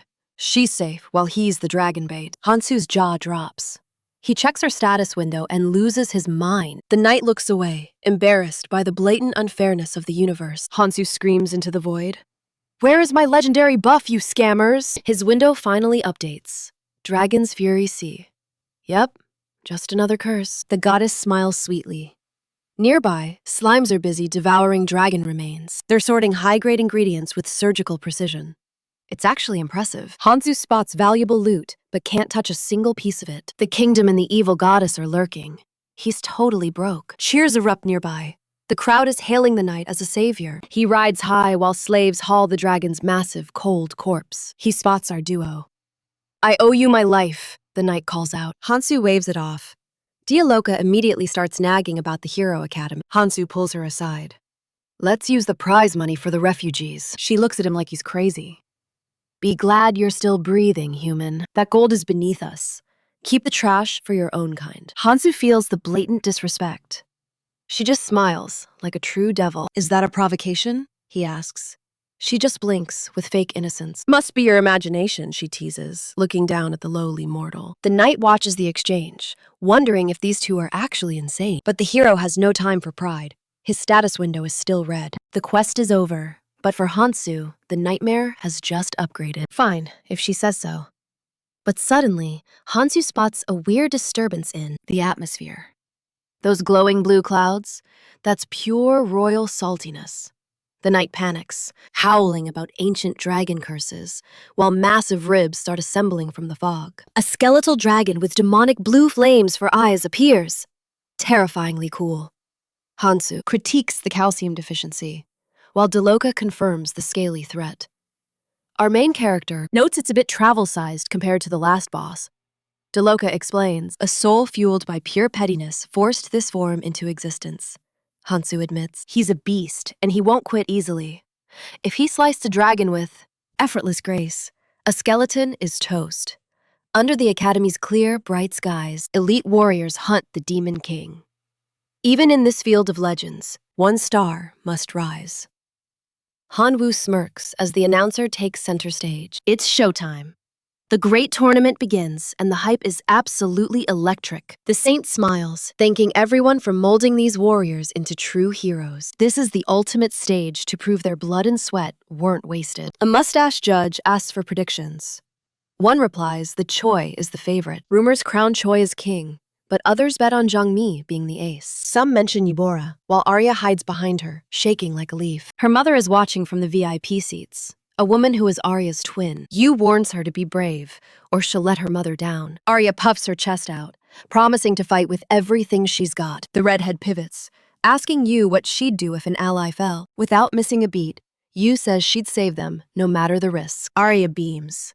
Only a true hero speaks with such ironclad conviction. Yu brushes it off, though she echoes words from a certain mysterious man. Arya tilts her head in confusion. The girl panics and quickly pivots. Anxiety kicks in. Then, the saint's voice rings out. The games have begun! A guard signals the charge. The crowd roars as the flag drops. The start is sluggish for most, but Choi rockets forward like a bullet. Everyone sprints. Suddenly, a man stops the blue-haired warrior with a weird offer. He points to a carriage, claiming he's got the VIP ride ready for them. A warrior accepts the free lift. Smart or lazy? You decide. Choi smirks. Knowledge is power. Let the idiots trail behind him. He'll crush those orcs alone. Arya yells, cheating! But Yu stays cool. Yu grabs Arya's wrist before she can rant. Time for a shortcut. She triggers a speed blessing and launches Arya like a human cannonball. Jongmyeon panics. Choi and Yu have already vanished into the distance. To be the fastest, she needs to move. Other warriors pile into wagons. Back at the academy, a frantic messenger reaches the saint with dire news. In the north, the Red Dragon King, Al-Kaiser, has resurrected. The saint's heart drops. Are you absolutely sure it's that monster? The report is clear. Those horns and scales belong to the beast she slew. She vividly recalls that bloody battle alongside a legendary warrior of old. She saw him die. Could the gods have brought back that nightmare? Unlikely. The gods are too busy watching the tournament to play necromancer. They wouldn't revive a dragon for zero reason. Maybe they're just confused? Did the gods get the location wrong? Why summon a dragon here? Would the gods unleash a dragon without a hero to stop it? Every warrior is at the games. Then she remembers one man, Kang Hansu. A rogue god is masking him from the heaven's divine gaze. Is this his chaotic doing? The saint demands to know why she wasn't told. She'll head out alone to stop the beast. But the messenger interrupts. The dragon's already dead! The saint is floored. Who could have done it? She plays innocent, suggesting some mysterious knight might have intervened. Santa's eyes narrow. Impossible! No mere mortal solos the Red Dragon King. That beast is a god. She shuts down the gossip. Later. Right now, the arena calls. Focus on the tournament! Meanwhile, a broke old man is having a crisis. He's too poor for the carriage. Out of my way, geezer, a warrior scoffs. Shut up and move. Hanu watches, utterly baffled by this rude behavior. Wait, aren't civilians supposed to worship heroes? Then a dark voice whispers, "Quitting already? Never," he snaps. Suddenly, Julia's voice cuts through the tension. Lost, hero? Sadly, his broken foresight has him walking into a blind spot. He's literally blind to the future now. Hanwoo just nods along like a pro. Protagonist power? Activate. Time for a smooth move to impress the lady. Need a lift? 1 horse, 2 people. Pure efficiency? Or just a bold play? He's winning! Hold on tight, Julia warns. But don't get creepy. The horse is reconsidering its life choices. Hanwoo? He's having the best day. I'm going full speed. Take your time, he purrs. The man is enjoying this. Forget speed. Riding with a warrior babe beats a carriage full of sweaty dudes. Maybe he should invite her over forever? Too fast? Maybe. Back to reality. The battle with the bone dragon is a total disaster. Daleka's down! Master, help! The dragon's rage is literally shaking the ground. Double trouble. Surrounded by fire, Hansu screams, "What kind of scam is this?" Pure chaos. He thought killing the first one was a win. He was wrong. Now he's eating dirt. Suddenly, the king's fury curse begins to pulse. It's spamming! The bone dragon is coming back for round 2 and 3. The sky is filled with wings. Reinforcements are crawling out of the earth. Total annihilation. Then, the big boss arrives. The knight's jaw hits the floor. Where do they come from? A beast whispers from behind. Time to die, human. Crack! A tail smash sends the knight flying like a broken doll, smashed into the wall. But wait, a divine blessing erupts, pinning the dragon's back. They're protecting him? The monsters are forming a wall of bone around him. A dragon bursts from his chest. "Don't touch my brother," it screams. "We are family." The green-eyed dragon is playing bodyguard now, no matter the cost. It's a monster mosh pit. Foreheads collide with a sound like a thunderclap. Boom. Hansu's brain is short-circuiting. Since when did dragons play nice? They won't stop. Deloka's had enough. Buzz off! She unleashes a purple slash. Obliterated. The beast crumbles. But our demon girl is running on empty. Panting heavily, Deloka gasps. "Master, this is weird. It's a dragon civil war. Half want to save him, half want to kill him. I'm at my limit." Her legs give out. Then, kaboom! Her dormant blessing finally wakes up. A new protector rises from the dirt. "I've got you, girl." It's preaching about love and hope while ripping things apart. Talk about irony. Peaceful words, violent actions. Hansu sees the city turning into a giant graveyard. Time's up. Hansu decides to play the adult and end this chaotic circus. The holy sword strikes the earth. Bodies everywhere. The slimes are going to overeat. The cleanup crew slimes are overwhelmed. Diloka collapses, barely able to breathe. "Never seen such a dragon party," she wheezes. The hero just stares. Checking in? Hansu asks. She scowls as the Dragon King's curse glitches out. It shouldn't trigger. She glares at the hero, demanding answers for this madness. Hansu smirks, finally piecing it together. He knows exactly why things are breaking. It's all thanks to his stolen Outlander's blessing, a truly broken cheat skill. Unlike gluttonous nobles, this human gains godlike power by burning his life force. Since his life constantly resets, he's a walking, talking, infinite energy reactor. This loop triggers the curse. Every time his vitality spikes, it's showtime. Another bone dragon is born. It's a literal infinite monster glitch, folks. Curses usually have limits, but for Hansu, even the cooldowns just reset. What a broken system. Our hero realizes he must chill on the spending. If he doesn't control his output, he'll accidentally flood the world with skeletons. Suddenly, a stylish cap-wearing slime appears. Hansu stares, totally lost for words. What about this bone mountain? They're small, but still premium dragon grade. They're all yours, he tells Dialoga. The demon girl's jaw hits the floor. Wait, the whole lot, she gasps. She just won the deadliest skeletal lottery. She grumbles about being a trash bin, but her eyes are sparkling now. If this is trash, it's the most expensive garbage in history. Suddenly, the bones rattle. Something or someone is clawing out from the pile. It's that knight again. He's screaming about his son in some fancy academy.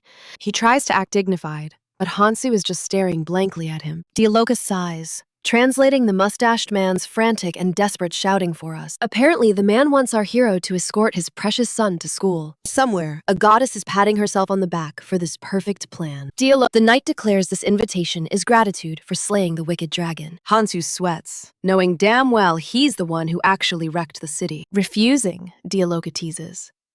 But Hansu knows he's trapped by the knight's pride. A knight's honor is a wall.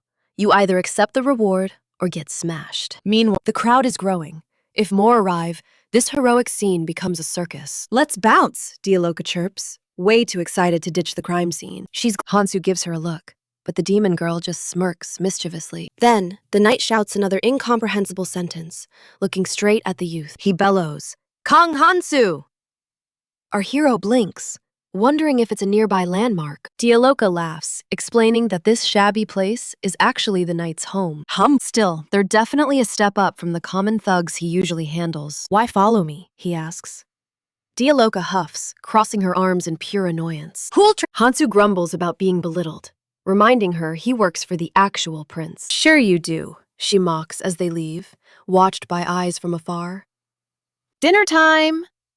Dialoga watches in horror as Hansu devours food like a beast. Between massive bites of spaghetti, our hero decides to ask a serious question. So why did that old man want me to babysit his eldest son? Forget the eldest! Our troll translator claims the little one is already taken. The firstborn bailed, though he might crawl back. Long story short, the noble wants Hanu to be a glorified babysitter. Hanu smells a trap. Am I just plan B? He wonders suspiciously. He demands the truth from Dialoga. What did Mustache Man really say? He wants you to be his son's legendary powerhouse bestie, she chirps. Hanu frowns. That's a total 180 from what you said. She shrugs dismissively. Potato, potato. Typical demon attitude. Hanu finally relents. Fine, I'll do it. Somewhere, a goddess is celebrating with champagne. The knight and his wife are sobbing. Pure, unadulterated, emotional chaos. They're blabbering in a language Hanu can't even begin to understand. Then, the knight starts machine-gunning nonsense directly at our hero. Dialoga's translation? We shall bribe this guest into submission with gold. Hanu suspicious. Dialoga claims she's just trimming the boring fat. That's not trimming, that's lying. Hanu retorts, sensing a total scam. She tells the knight, the master demands to see your brat's face. Hanu's losing it. What are you even saying? He screams in frustration. Dialoga just tilts her head. Humans and their leaking eyes. So weird. She's literally patting herself on the back for her masterful demonic translation. Why must you torture them? Later, Hanu collapses onto his bed, exhausted. Managing that troll translator is more draining than fighting a final boss. After cooling the couple down, he asks Dialoga about this academy thing. Oh, that place? She scoffs. A playground for inferior, god-defying humans. It's a den of rebellion, where they teach the art of savagery. They train like beasts, but at the end, still just weak mortals. Now it's just a cesspool of networking and shallow power moves. Ugh, sounds like a snooze fest. Hanu sighs.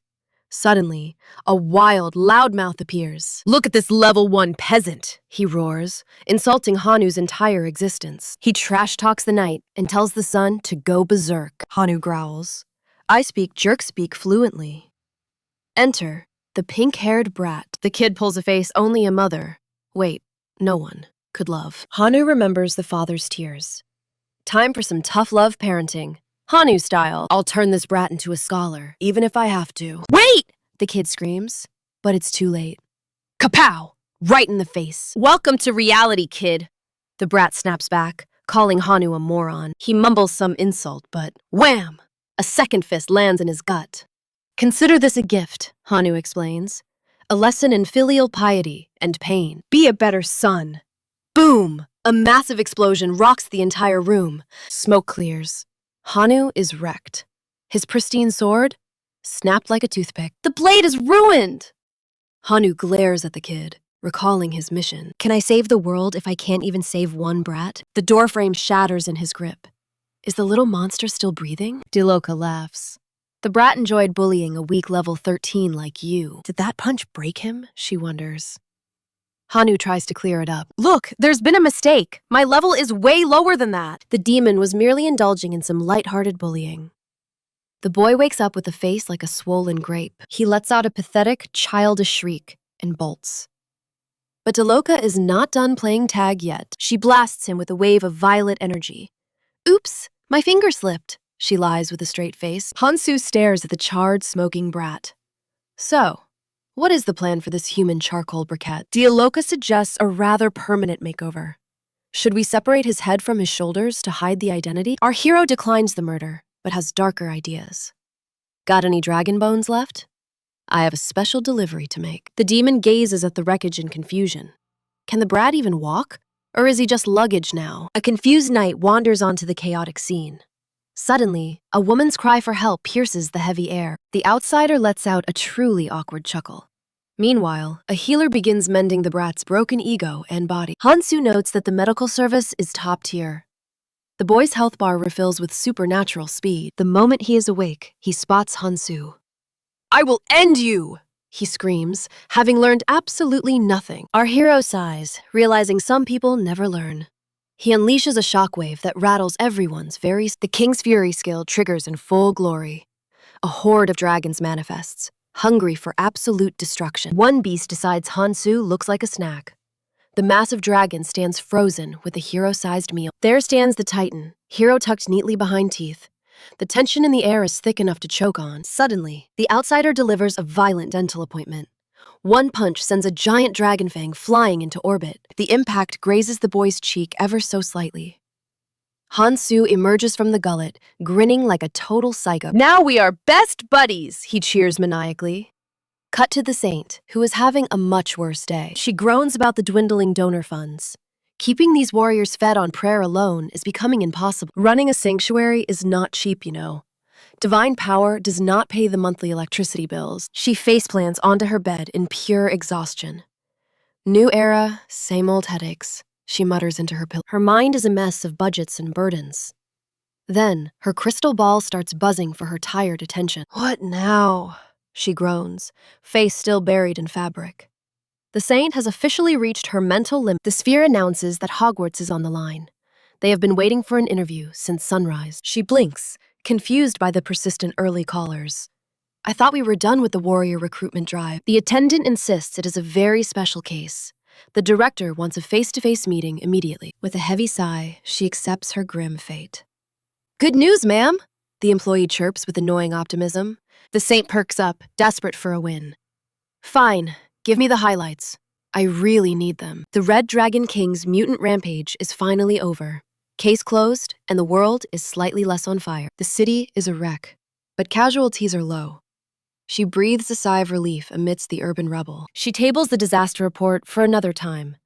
Connect me to the school. Let us get this over with. The crystal ball glimmers as the connection stabilizes. A mysterious woman's face fills the shimmering, magical screen. How is life at the top? The woman asks.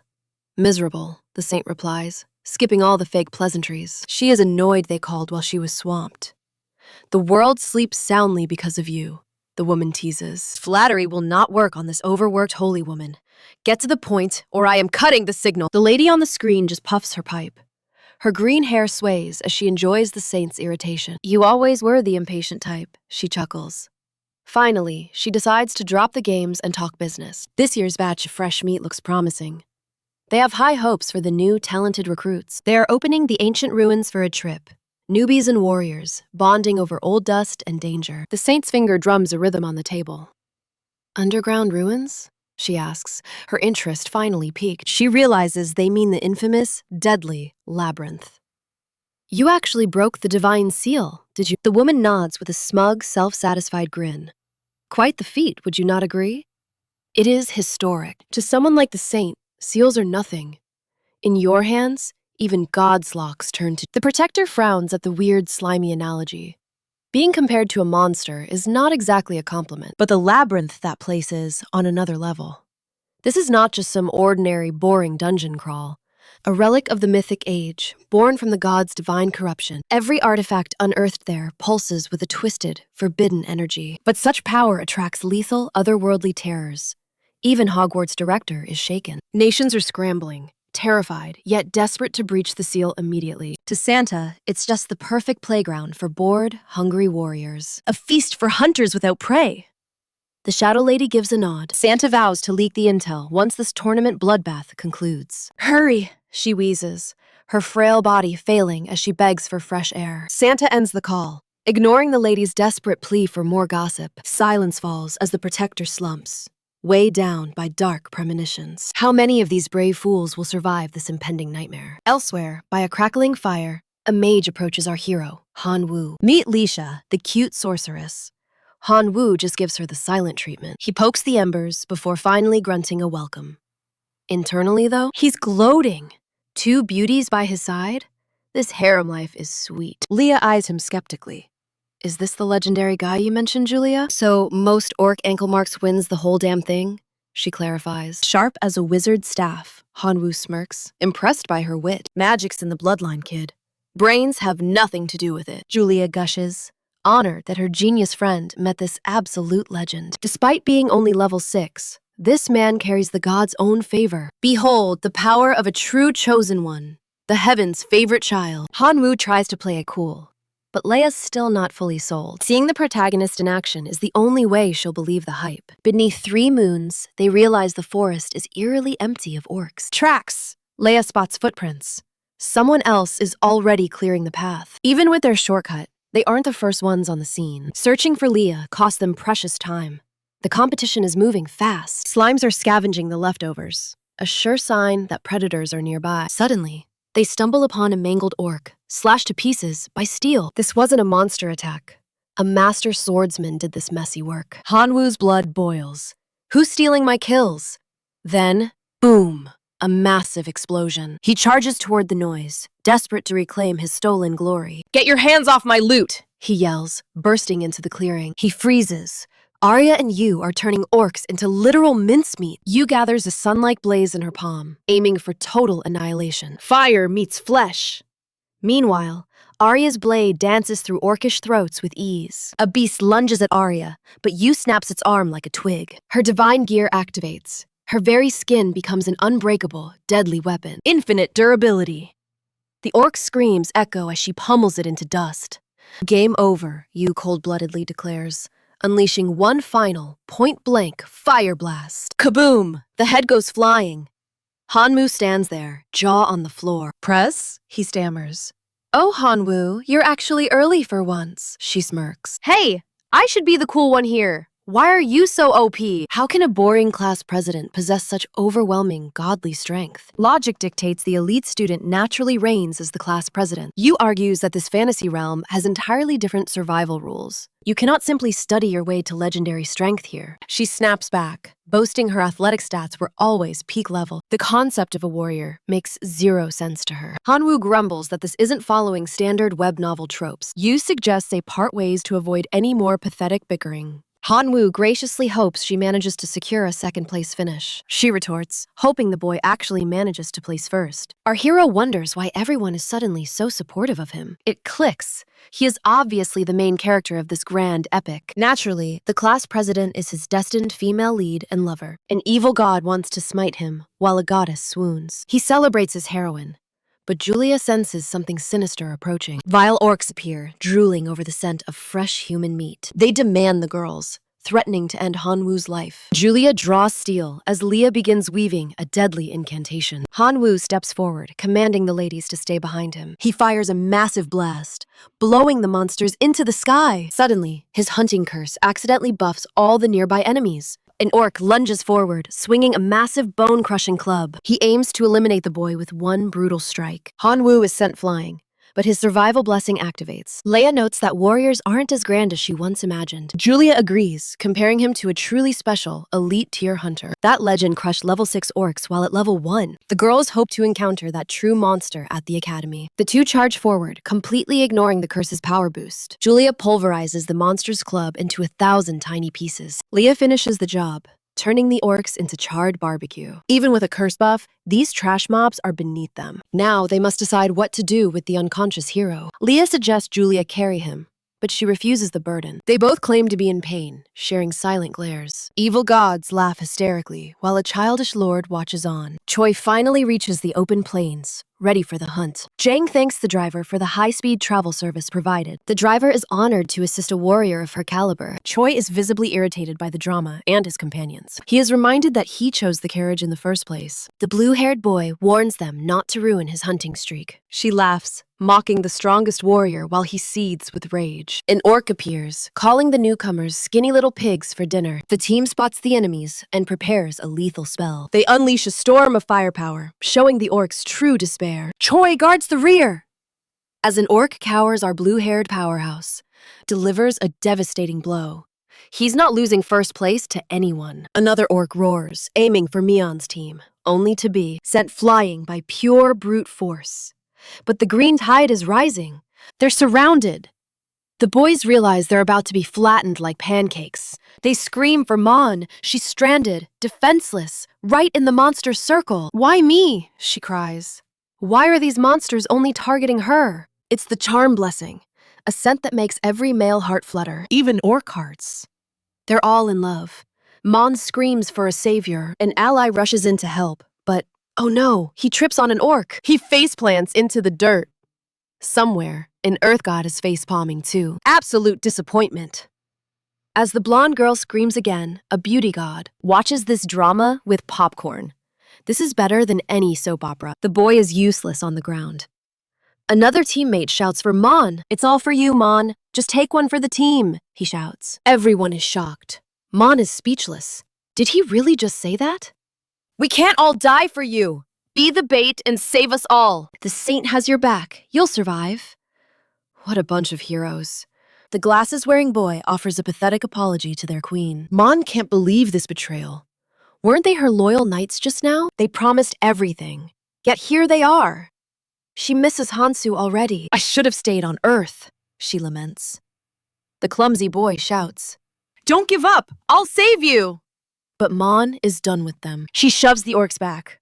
Fine, I'll be your bait. Just run! She activates Seduction Blessing. Follow me, you filthy pigs, she yells. The entire horde charges after her. The clumsy boy can only watch, devastated. The monsters grab her, whispering things no girl should hear. Mon cries for her parents. Is this the end? Suddenly, a voice softly calls her name. It's okay. It's all over now, it says. Who is this mystery man? Her eyes flutter open to see. Big Ilmon. How did he pull this off? The other boys? They're all sprawled out, drooling like idiots. The light-haired savior whispers, I'm glad you're safe, and collapses right into her arms. The earth god is moved.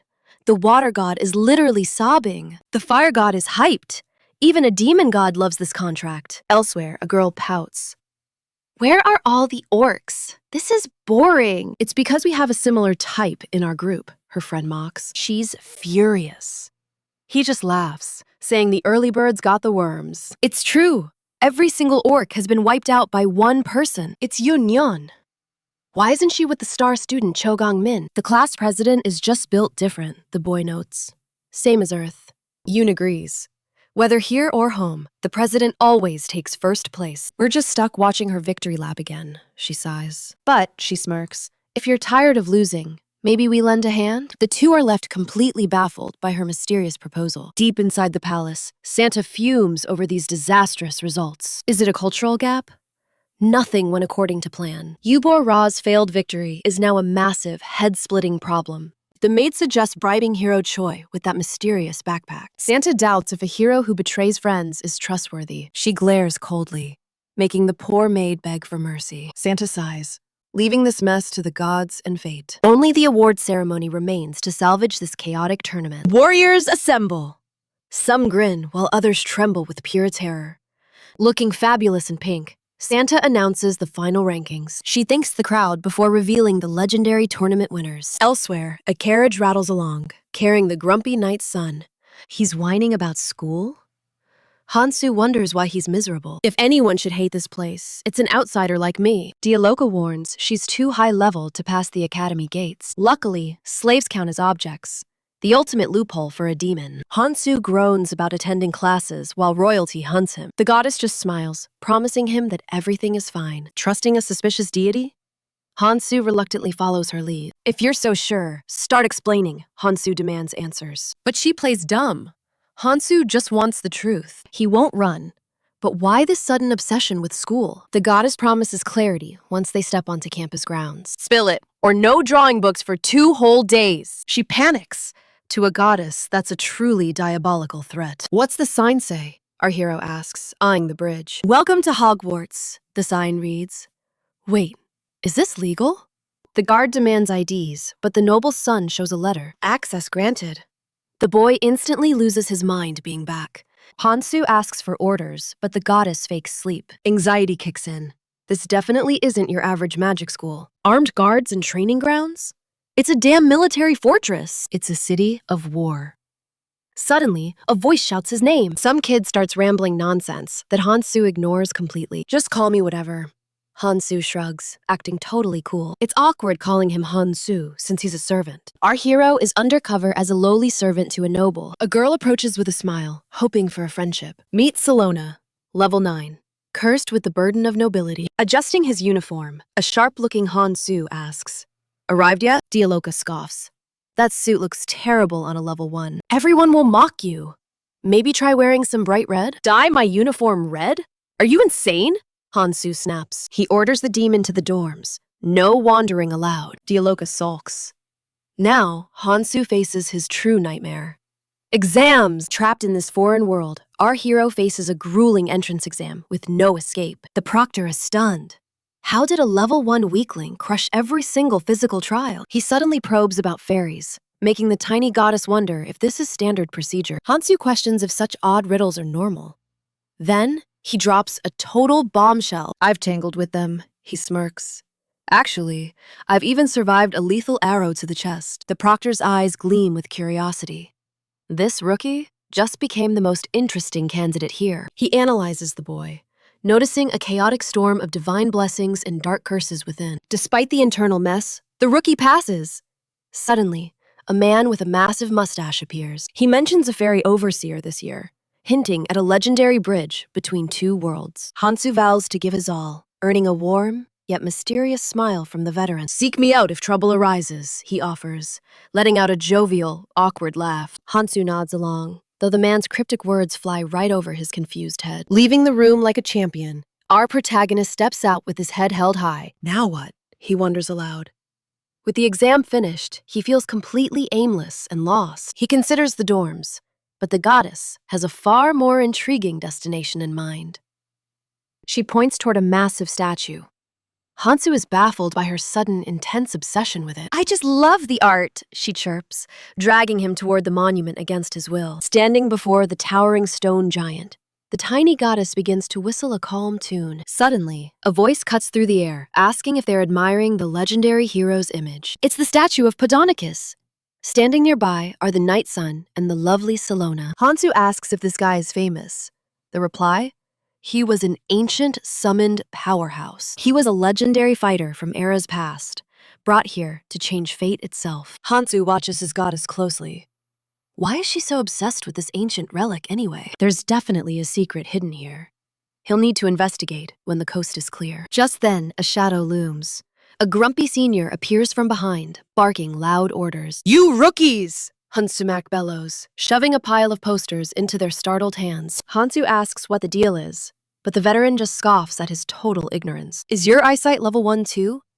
These posters are for the arrival of the heroes. It's a grand tradition for this elite academy, where every rule is flipped upside down." Meanwhile, Hansu tries to wrap his head around the status of these legendary warriors. He looks to his goddess for answers, but she just keeps playing it cool. "Everything is under my control," she whispers, though her mischievous smile says otherwise. "Can I go now?" Hansu sighs, rubbing his nose, while calling the goddess an outsider. He warns her that once the real heroes arrive, she'll stick out like a thumb. Will being a stranger cause trouble? The little deity doesn't seem worried at all. "I have no other friends here anyway," she admits, with a playful, carefree shrug. Hansu realizes the coming influx of students and gods means she must behave herself. The divine drama is about to start.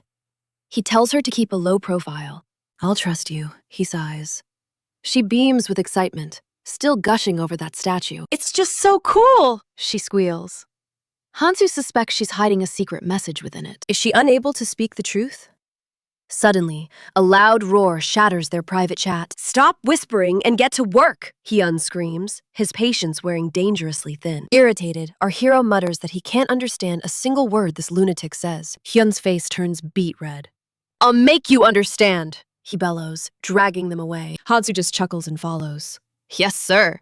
The chaotic journey has only just begun. The duo watches from afar as Salona promises peace. While being led away, our hero hears a plea. A bully slaps a girl, screaming at her weakness. The short-haired girl takes a brutal face blow. Hansu moves to intervene, but Hyun blocks him. He mocks Hansu. Even staff ignore this dead zone. Hansu realizes no staff means no witnesses here. Hyun scoffs at the level 1's total ignorance. Fed up, Hansu seizes the veteran's throat tightly. He whispers, "No one will know what happens now." Grinning, he summons a hammer from his portal. Hyun freezes as Hanu considers burying him alive. He spares him only because they are on campus. Releasing his grip, the veteran collapses in terror. Our hero laments, then delivers a heavy strike. Nearby girls freeze, horrified to see Hyun's defeat. Hanu jokes about seniors while feeling the spotlight. The bully mocks his level 1 status again. Hansu retorts that she has lost her mind. He reminds her, no eyes see their fate. The veteran scoffs, so Hanu grabs her neck. She snarls while the other student watches on. The victim cries out, trembling from the chaos. Hanu tells them to leave him alone now. With a terrifying smile, he welcomes the seniors. Hanu grabs the boy and the pink-haired bully. He beams, hoping they will become close friends. Night falls under 3 moons as Deloka rests. She beams at Hanu, who regrets his admission. He wonders how life got messy so fast. He demands to know where he should sleep. Deloka insists he wouldn't mind the window spot. The word human leaves our hero totally baffled. She clarifies, referring to the woman from earlier. Hanu questions why dorms ignore gender rules here. Dilla explains that status means nothing but attendance. Hanu asks again where she plans to sleep. She claims commoners would rot on the floor, but she expects to sleep beside her master. Hansu screams in protest, but Dialoka is firm. She threatens to kick the other human out. She asks if he'd abandon her for comfort. If so, she cannot guarantee the human's safety. Hansu snaps, telling her to just follow him. Excitedly, Deloka asks where they are headed now. Under the moon's glow, they infiltrate a rowdy academy tavern, drawing curious stares. The locals are clueless about these strangers, especially since Hansu is level 1. A drunkard accosts Deloka, questioning her presence.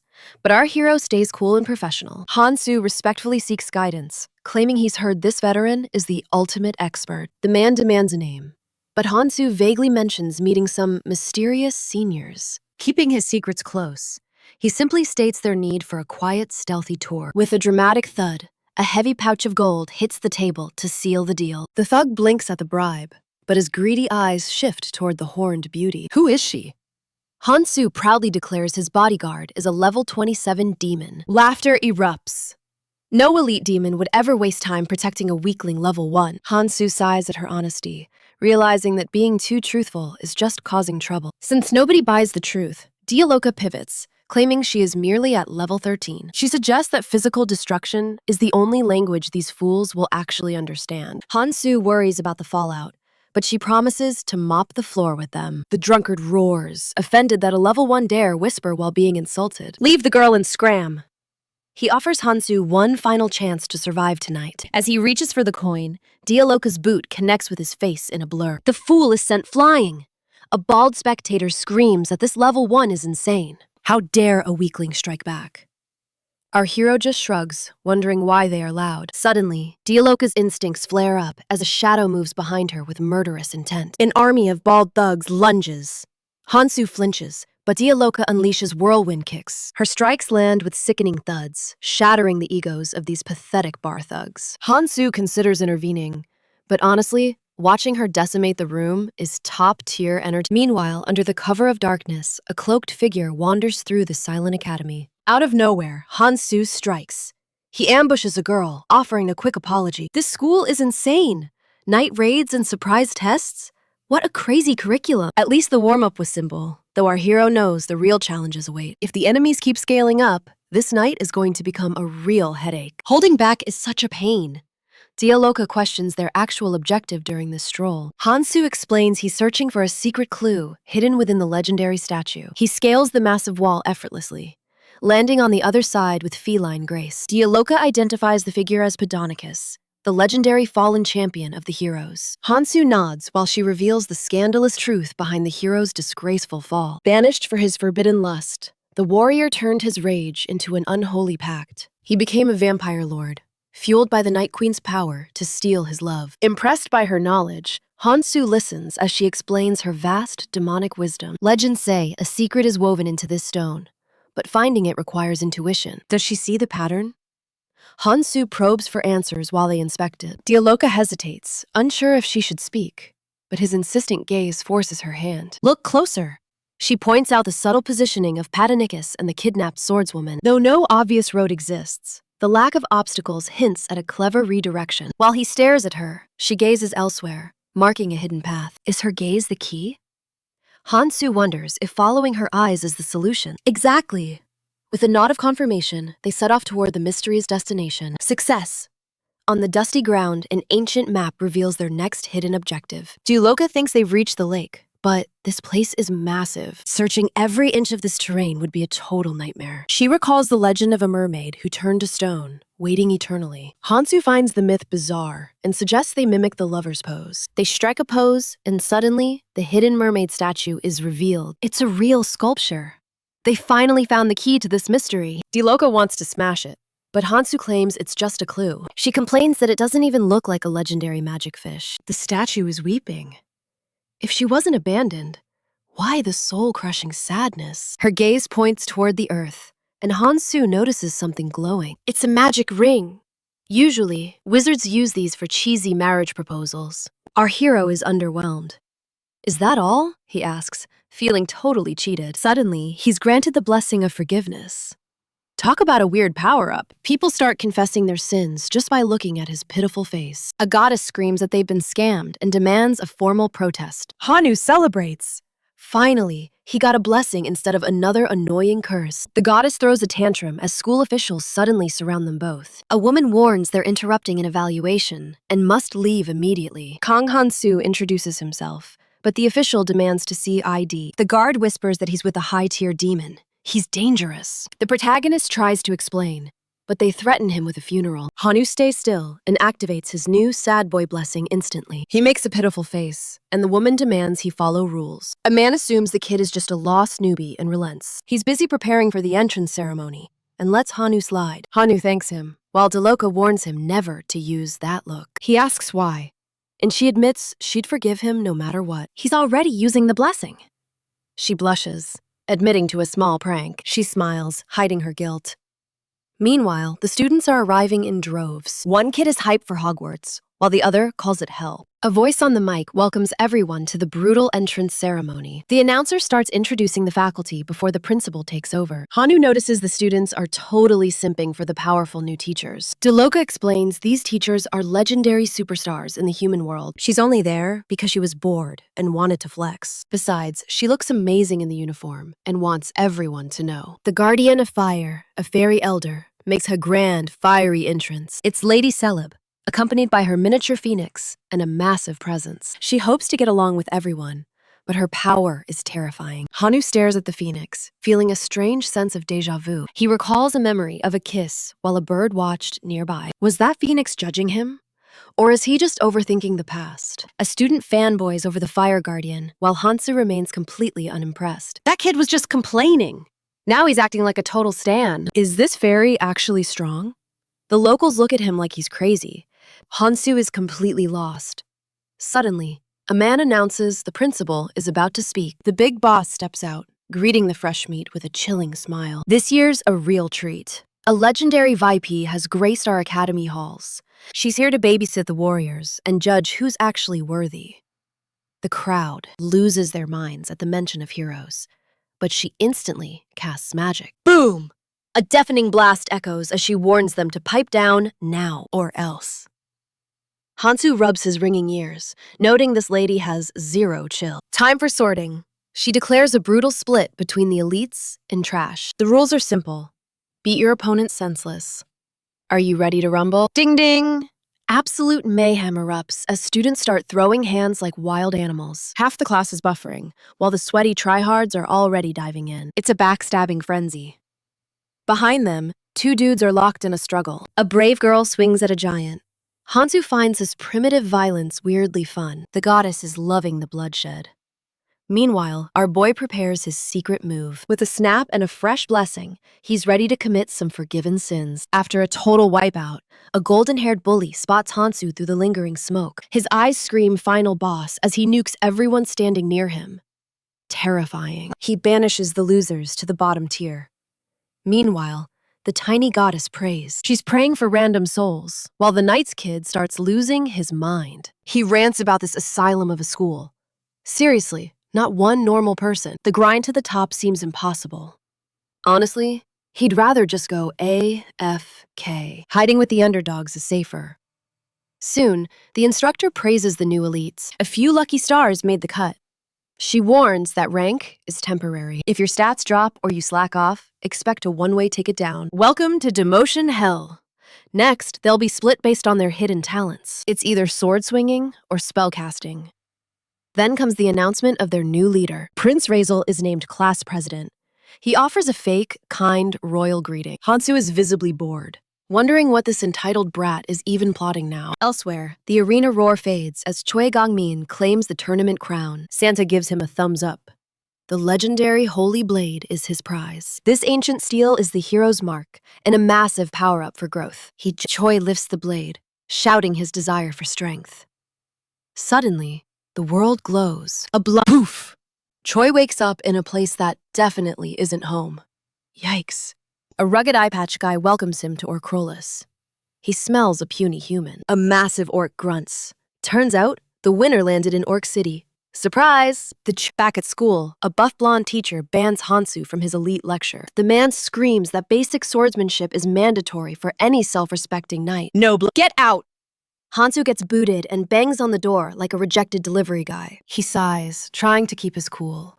That hero blessing crap is just all about cheesy love and justice nonsense that every NPC seems to have. Screw that! Hansu triggers his unique outsider buffs and preps a devastating punch. This blessing is trash. He kicks the door into 1,000 pieces. The teacher is horrified.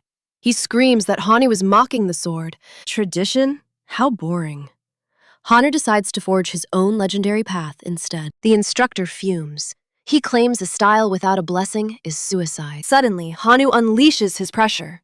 The terrified teacher instantly backs away. Even the knight's son is stunned. Pure skill without a blessing? It's a display of martial perfection. Something truly extraordinary to behold. How do I get blessed? Just take these drugs, they answer. Hanu's stomach turns.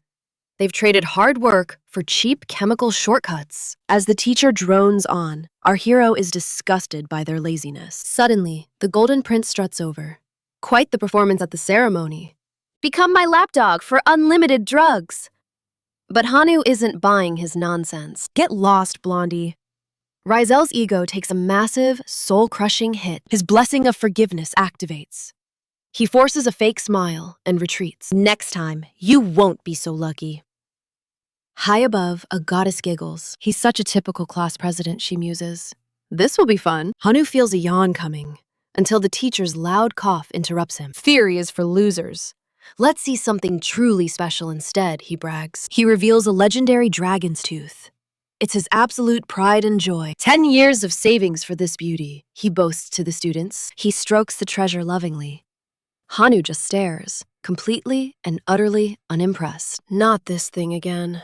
The goddess sighs at how small the world is. Hours pass as the teacher keeps flexing. The night sun is exhausted. Despite the ego, the class was decent. So why is Hanu annoyed? Great lesson, right? Rizel asks. He's trying way too hard now. Hanu gives him the cold shoulder. Since when were we best buddies? He should have kicked this pest to the lower class much earlier. The goddess teases his frustration. Abandon what? My common sense? He retorts. Suddenly, a group of familiar faces appears. It's the neighborhood circus. The same idiots he demoted are back for a round 2. The girl stammers while the boys just grumble.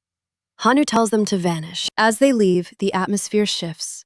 A storm is brewing, in the sun. 6 elite thugs block their path. Murderous intent fills the entire air. One thug grabs the night sun's hair.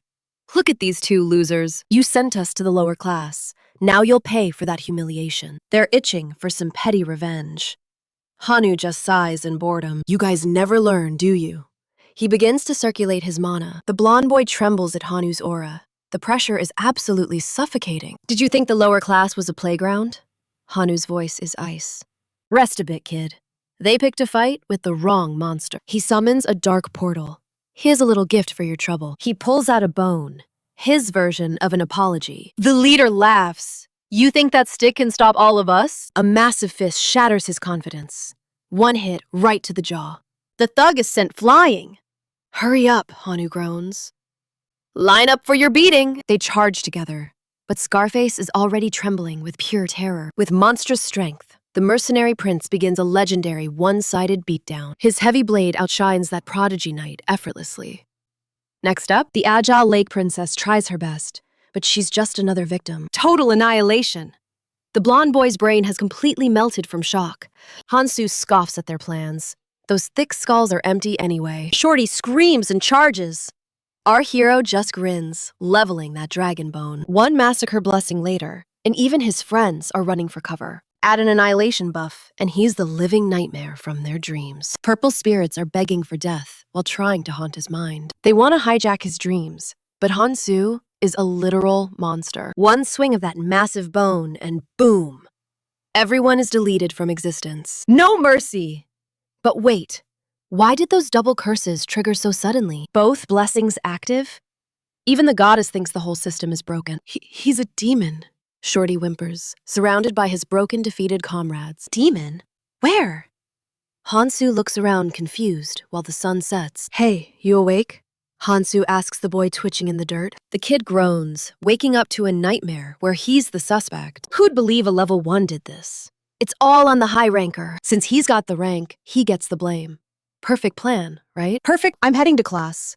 Be a pal and clean up this mess. Misunderstanding resolved. Hansu gives him a friendly pat.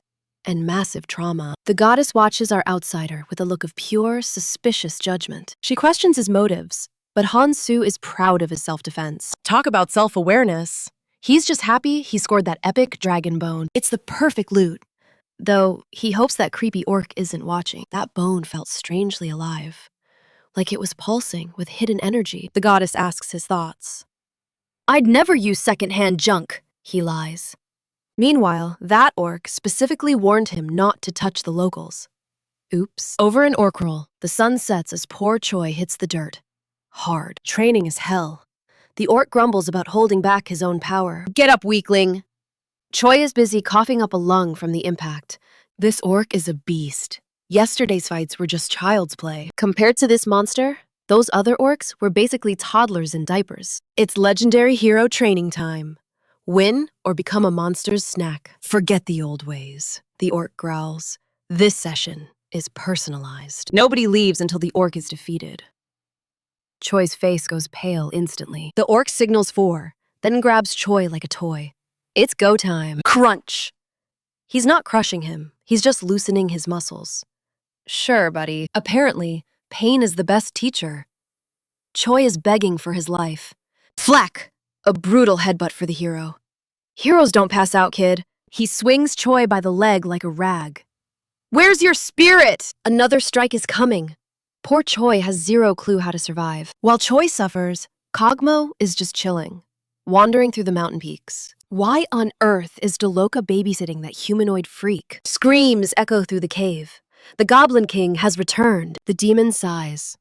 Home at last, yet senses a foul presence. Kogmo wonders why a saint is lurking in this trash-tier zone. The goblins howl as 2 cocky boys go hunting. One step later, bam! They're skewered in a hidden pit. Reckless fools, the saint scoffs at the fresh corpses. Mon sneers. She absolutely despises anything with green skin. She ignites a massive fireball, promising total goblin extinction. Boom! The blonde's explosive power vaporizes the monster chief. Only 2 runts survive the blast and charge the group. Arya and the hero counterattack, shredding the green tide. They realize they've stumbled into the heart of the nest. Losses are mounting. This hunt just got incredibly sweaty. No more tricks, you declare, spotting the next trap. Goblins are weaklings, but their numbers are pure nightmare fuel. Stay sharp. They're swinging weapons forged from dragon bones. The princess's galaxy brain starts cooking a secret plan. She decides the royal guard will join the front lines. To boost morale, she joins the meat shields herself. Grinding for the kingdom while Choi trains is exhausting work. The weight of the world is making everyone's legs heavy. As class rep, she refuses to let her team die. Time to teach these ugly green mobs a lesson. At sunset, they find the forest is a literal minefield. Yu notices most traps are stupid, but some are lethal. Mon wants to go home. Leveling up is way too hard. The academy feels like a distant, peaceful dream now. Alsus ignores the whining and orders the camp built. The forest gets dark fast, like horror movie fast. A knight reports a terrifying discovery to Prince Alsus. The footprints aren't monsters, and the traps are being fixed. Are humans lurking? Demons shouldn't even exist in this realm. Tell the saint! The prince barks as danger looms. Fireballs light the sky. Goblin barbecue is on the menu. Princess cheers, while Mian groans at the endless mobs. Eubora swings her blade with absolute murderous intent. The beast blocks and gives her a creepy, toothy grin. Psych! Prince Alsus cleaves the monster in 2 pieces. You okay, you? He's playing the hero perfectly today. Constant nightly raids are turning this training into hell. The rookies are trembling. This isn't just a game anymore. Shields up! Protect the mages! Alsus roars his orders. Training is fine, but dying is definitely not recommended. Mian desperately holds off the swarming green skin tide. Those trash mobs dodge her fireballs like it's a game. They're literally laughing. Our girl is fuming. Suddenly, a blue goblin barks orders and the horde retreats. The blonde smells a trap, but Yu's protagonist vision spots the commander. Found you, boss man! She yells. We can't let that blue runt escape! Bluey is sprinting like he owes someone money. It's actually the mastermind, Kogmo. He's loving this, using hero traps to buff his stats. This goblin's a genius. His slave-driven research department is finally bearing fruit. Time for the big reveal. Kogmo takes a deep breath and lets out a roar that rattles their souls. The squad's eardrums are crying. Yu's head starts pounding like a heavy metal concert. Every pulse is a migraine. Suddenly, the goblin swarm is back for round 2. They're in full zombie mode now. Fast forward. The group is broke and hungry. Arya's stomach is growling. It's been endless days of goblin slaying and 0 naps. These green pests won't quit. No one has had a wink of sleep lately. Yu looks like a zombie. We farm so many, shouldn't they be extinct? Elsus drops some lore. The kill count is normal, but that blue goblin's a glitch. For their fallen comrade Louisi, they need a big brain play to end this. The prince is moping. Imagine losing a knight to literal level 1 trash mobs. Enter Princess Athena. She's got intel. Santa found the enemy's true identity. It's a demon! Cue the dramatic gasps from Mon and Yu. The beast is hiding in the mountains while Santa broods on a rock. The message reached the squad. Our holy maiden gives a polite nod. Classy. No more casualties, she vows. They wanted an XP farm, but got a funeral. It's painful, but hey, that's just how you build a legendary party, right? Santa orders safety first. You can fix a corpse, but not a shattered mind. Mon's got total amnesia about the beating, but Yu remembers every terrifying second. That's mental fortitude, Santa claims. Time to descend, the stairway to plot progression. Santa finds a dead forest and goes full avatar mode with glowing hands. Tiny roots turn into a jungle. The wasteland is looking like a resort. She fixes the flood, but she's not done. This demon needs to be deleted. Eliminate the demon, she commands. Meanwhile, Kogmo is grumpy about the rest. This black-haired edgelord absolutely hates the saint. And don't even get him started on Hansu. Stay out of kid business, he snarls. He's tired of chosen ones flexing. The slaves are desperate. Is there a shop? Can we pay to win this? Shut it, Kogmo snaps. This plan is way above their pay grade. He knows the truth. Those goblins are just cannon fodder for the massacre. Flooding? Solved. But the Holy Maiden knows the real boss fight is coming. She tells her servant to gear up the warriors for some demon slaying. Kogmo watches the nature restoration and grumbles. All his hard work, gone. Cutting that water was a pain, he complains. Being a villain is hard work. He glares at the saint, his hatred for Kong Hansu reaching level 99. Quit playing house, he mutters. He's done with these powerful idiots playing God. The slaves are shaking. Can we really win? Is there a cheat code? Kogmo tells them to zip it. This isn't a game for low-level NPCs. They apologize instantly. The power gap is just too wide to argue. He smiles. No matter the plan, these goblins are basically walking bags of loot. Maybe those weaklings can still be saved. He begrudgingly admits that. Self-preservation was always his priority. A hero's sacrifice. People would die laughing. Giving his life for low-ranked trash? Ridiculous. He barks orders at a slave to fetch the goblin elder. A new plan begins. Elsewhere, Mion hits level 13 and cheers for her solo victory. She wonders if Yu hit 14 already. She'll close that gap soon, but her tank is empty. Mana, 0. Suddenly, a warning screams out. It's time to run. A goblin horde is swarming the area. Mion's exhausted, a sitting duck. She's defenseless. Then, in a sudden flash, she vanishes instantly. Sunset at the academy. Hansu casually dumps the cleaning duties on his pal. You're the muscle, right? The friend eagerly promises to do his best. A cheeky goddess nudges him to explore, but our hero shuts it down. Maybe after class tomorrow, he sighs. Suddenly, the plot thickens. His ring starts pulsing with light. I'm just following the signal, he says. The artifact leads the way. But where the hell are they even going? The light dies out. Did the magic break? Or are they finally here? Hansu senses a heavy vibe. Something about this place feels totally cursed. A dark mystery lingers, yet he can't name it. Then, a divine warning. Spells incoming! The goddess shrieks. He looks up just in time to see a lethal storm of fireballs and ice daggers raining from the heavens. He sprints for his life. This magical barrage is absolutely catastrophic. Hey kid, are you suicidal? A voice bellows through the chaos. This isn't a playground. Luckily, his forgiveness blessing kicks in. Turns out, he stumbled straight into the school's high lethality shooting range, pure danger zone. Hansu grumbles. Where's the do not enter sign, people? Seriously, 0 safety standards. Then, a sweet voice calls out his name. Wait, do I know you? The goddess quips. Don't bother using your brain. The girl beams. I'm Leia. Then pauses. Don't tell me you forgot. Does he really not recognize her? He plays it cool with the greeting. Long time no see, Leia. The girl pouts. It's Leah, you idiot. Oops. Right then, our hero realizes he just stepped into a minefield. Awkward. Later, as they chat, Hansu struggles to keep up with her. Her explanation flies right over his head, but Leah's actually impressed. Your speech has improved, she says. Hansu smirks. All that grinding paid off. Studied hard, he brags.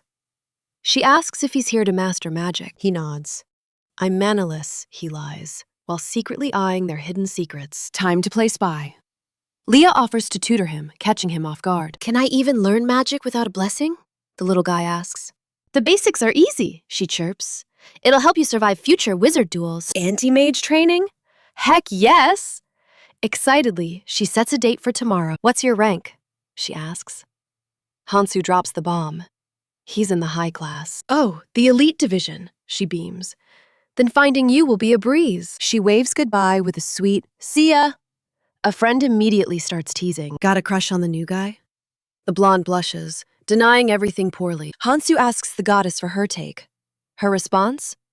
Utterly unhelpful and chaotic. Her behavior is incredibly suspicious. Hansu grills her about the secrets of the shooting range, but the goddess plays dumb until Hansu reaches a final conclusion that she won't spill anything. Suddenly, the most annoying guy alive, Rizel, appears screaming our hero's name. The blonde prince says he has been hunting for him.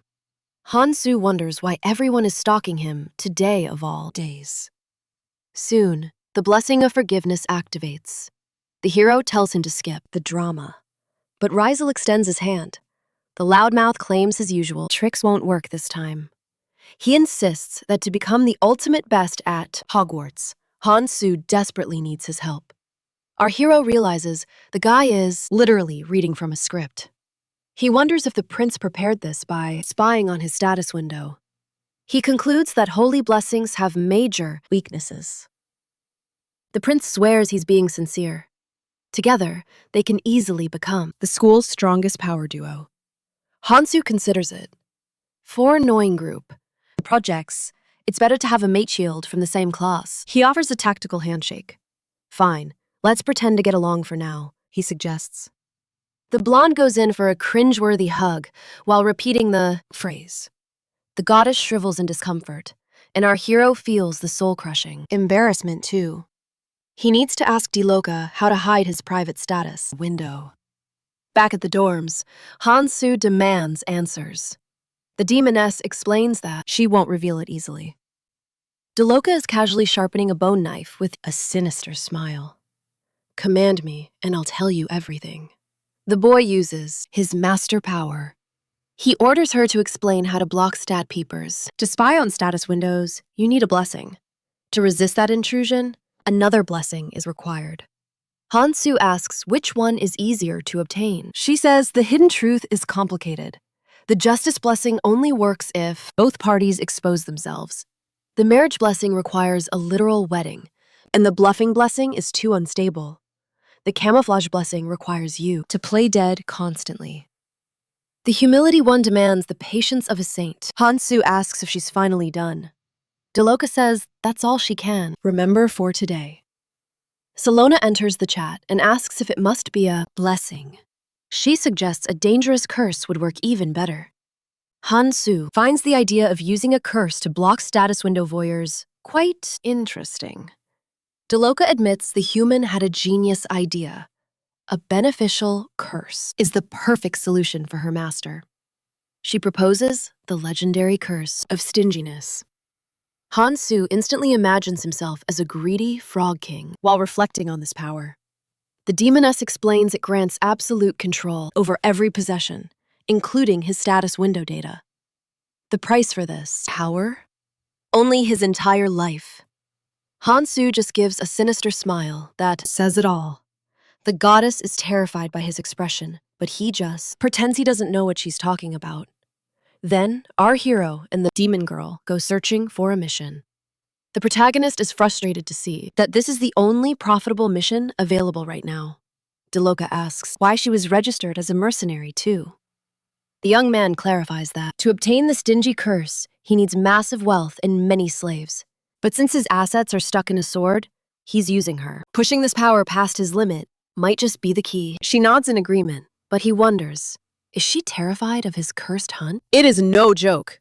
This curse turns a lowly orc into a terrifying ogre. Despite that insane boost, Dioka remains a lowly D rank, purely due to her own power. Hansu scoffs. Rankings? We can climb that ladder later. He asks, are ogres actually that scary? She warns they are knight-level threats. Think back to that knight we fought.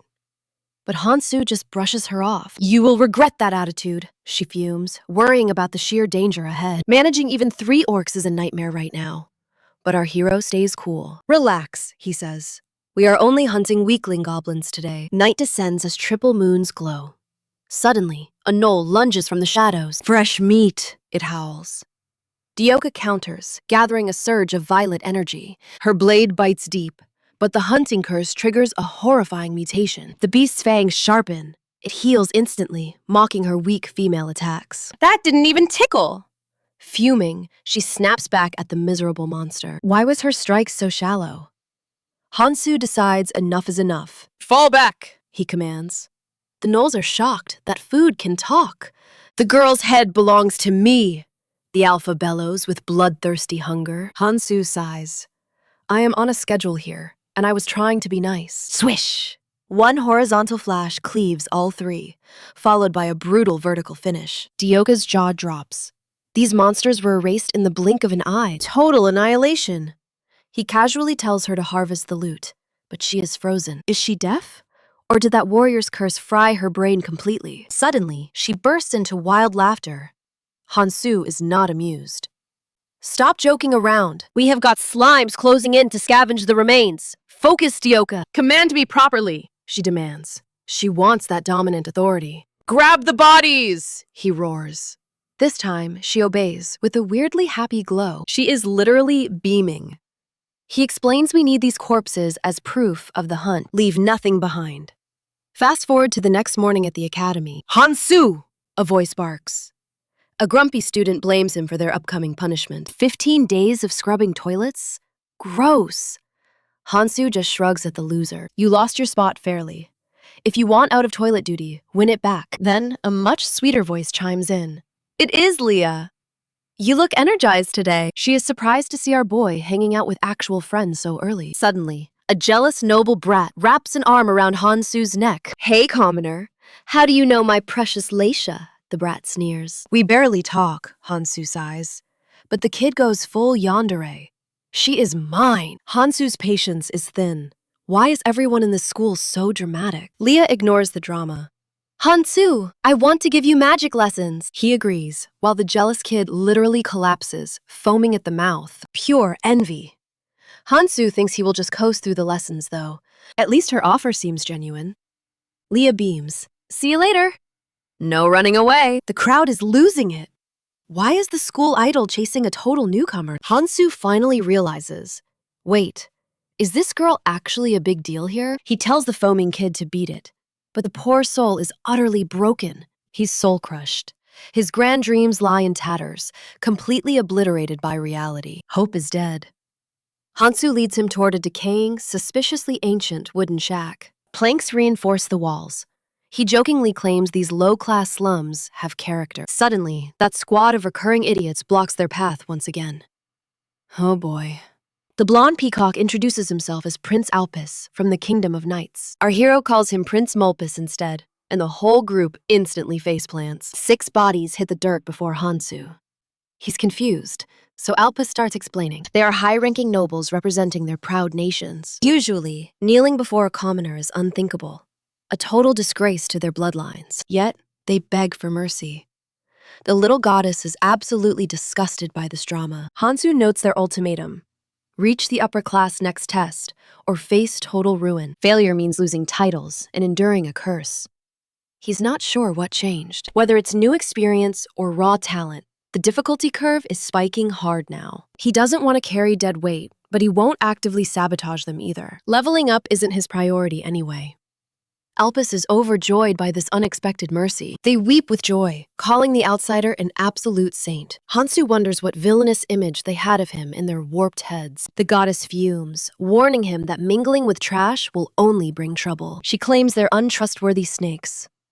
Our protagonist just insists he's a total innocent. Our hero stomps the ground, huffing like a bull, ready to charge everyone. Side eyes from the crowd are killing him because of the kneeling noble fan club. Lisa teases that he's always the center of some chaotic, world-shaking event. Feeling awkward, he deflects and asks where they are heading next. The girl suggests a secluded spot for 2, making the goddess's blood boil. No distractions allowed.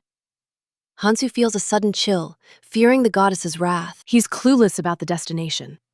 Leah explains they just need some quiet time. She reminds him of her grueling days serving as a comrade to heroes. Hansu is shocked.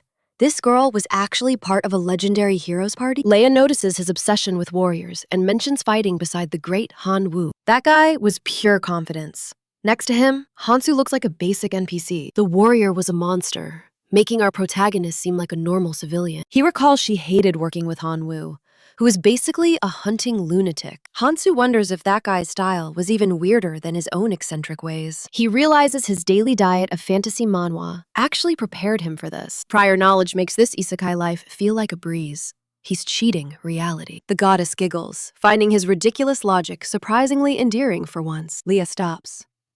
We're here. It's finally time for Hansu's first lesson in mana. He sits cross-legged on his coat as she explains that magic follows logic. Every effect has a cause.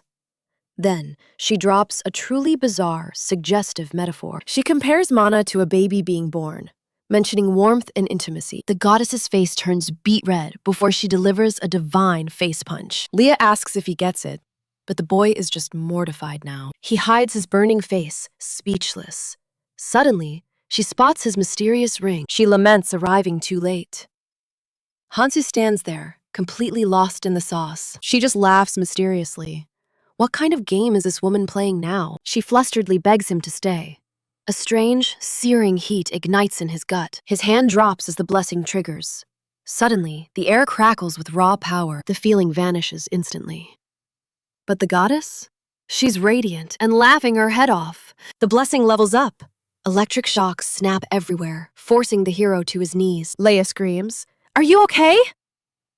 Hansu realizes his restart speed is way too fast. If he doesn't control this flow, he'll lose balance and burn out completely. "I'm fine," he lies. Meanwhile, his hand veins are bulging like they might pop. He needs to dump this excess mana fast.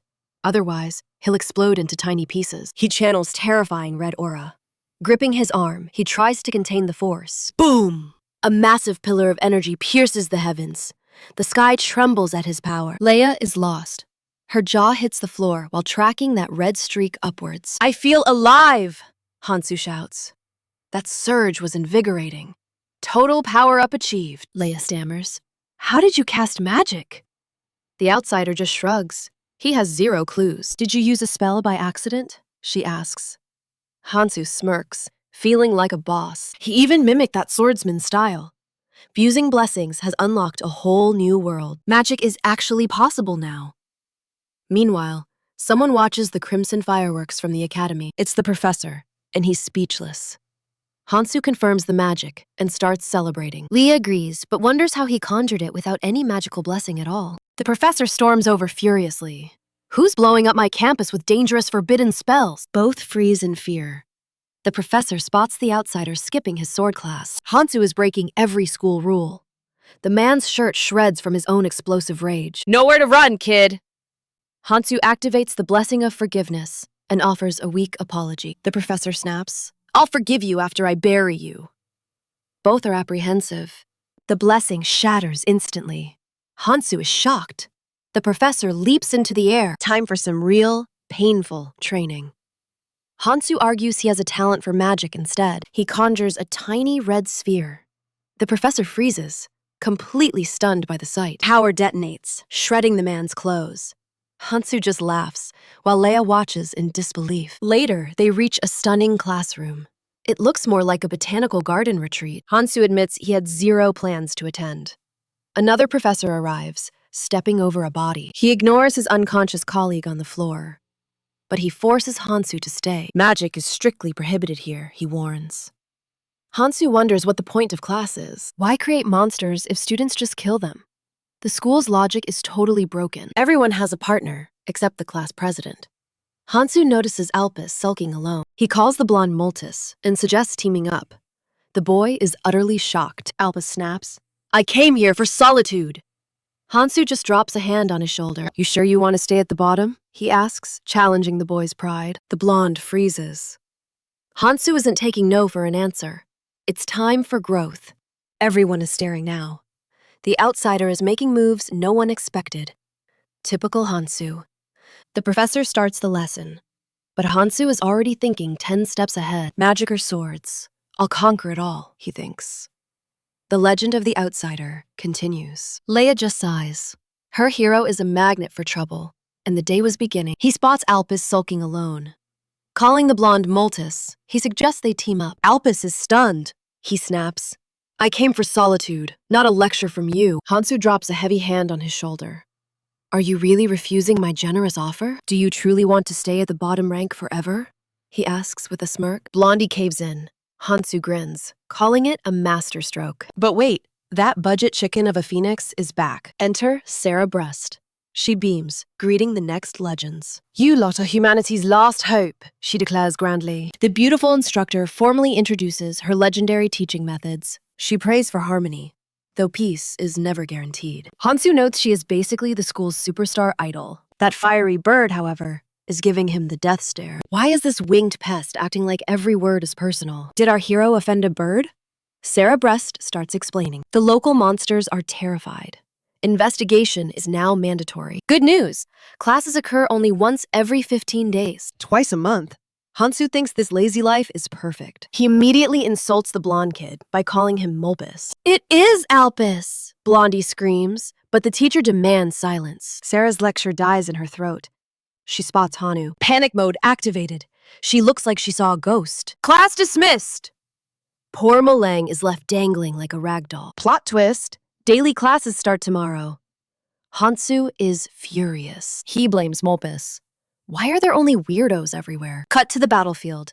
Mian is literally sleeping on duty. She wakes up in a daze. This isn't her bedroom. "Welcome to my cradle." A mysterious voice Kogmo echoes. Mian asks who this brat is. The demon is offended. "I am Kogmo, 14th Prince of the Dark King." The title sends a shiver down her spine. Dark King. She thinks he is actually adorable with a soothing voice. The prince is baffled. Mian, meanwhile, spots an opportunity. If he is a prince, he can fulfill my dreams. She fires a seduction spell. It flops. She gets crushed. "Nice try, lady," Kogmo scoffs. His defenses are top tier. Mian hits the dirt, bleeding out and thoroughly defeated. The demon sneers. Is this really the best humanity offers? Suddenly, the warrior's curse hits him. Experience gain plummeted. He is livid. He just accidentally broke his only hostage. No hostage means no leverage for the upcoming negotiations. He needs levels to save Dialoka from that monster, Hansu. Just like our hero, the prince seeks forbidden power-ups. A guard interrupts. The long-awaited special guest has arrived. The massive gates groan open. It is the warrior Eubora. She sees her fallen comrade and screams in pure agony. Kogmo applauds. She followed the goblin breadcrumbs perfectly. "Welcome, hero," he mocks. "Brave of you to come alone." Enter Alsis. We would never send her without backup. His clairvoyance triggers. The prince sees the truth. Level 33. Stacked with buffs, but one cursed massacre mode active. The blonde trembles. Is this the legendary demon of Rocky Mountain? Horns of Doom! He introduces himself as the goblin's ultimate ruler, the monster who ended the warrior, Kogmo. The true boss is here. The demon smirks, but Owls isn't happy. Athena calls his traps trash. Time to slay. Kogmo loves that they enjoyed his deadly gift. He's proud of it. Owls reminds him he's a night killer. The blonde screams, "Sinner!" Kogmo's like, "Stay calm, your highness." Suddenly, Eubora's eyes widen. A giant stone begins to float up. The demon warns them. No body means no resurrection, folks. Elsa screams, fearing tragedy. Yu triggers her insane speed hacker blessing. They dash forward like lightning, determined to stop the inevitable crush. Too naive, Kogmo sneers, pulling a hidden rope like a pro. Why waste good warrior bait? He yanks the body straight up. Now that massive stone is hovering right over poor Yu instead. "Danger!" shouts the prince. But Yu is stuck on speed autopilot. Her body moves on its own. No slowing down until she reaches it. Alls shoves her to safety. But now the rock is falling on him. Athena nukes the boulder. It explodes into harmless little stone shards. Alls is barely scratched. Kogmo claps like a villain in a movie. Excellent job. Then, a rain of sharp arrows falls from above. The demon watches closely. Yu realizes she can't dodge this volley. She closes one eye, but the arrows miss. Plot armor activated. The warrior reaches out and finally grabs Mon's body. Success! She calls for the prince, panting. Al stands there, hand outstretched. Respect earned, Kogmo says. But the prince is a human pincushion. He sacrificed his life to save her. Athena screams his name. She charges her magic, swearing she'll never forgive this monster. Kogmo warns. Watch the fire, princess, unless you want crispy warrior. The girl breaks down. Correct answer, the demon mocks with a grin. Thwip! An arrow pierces Owls and hits Athena right in the heart. Double kill, Kogmo announces.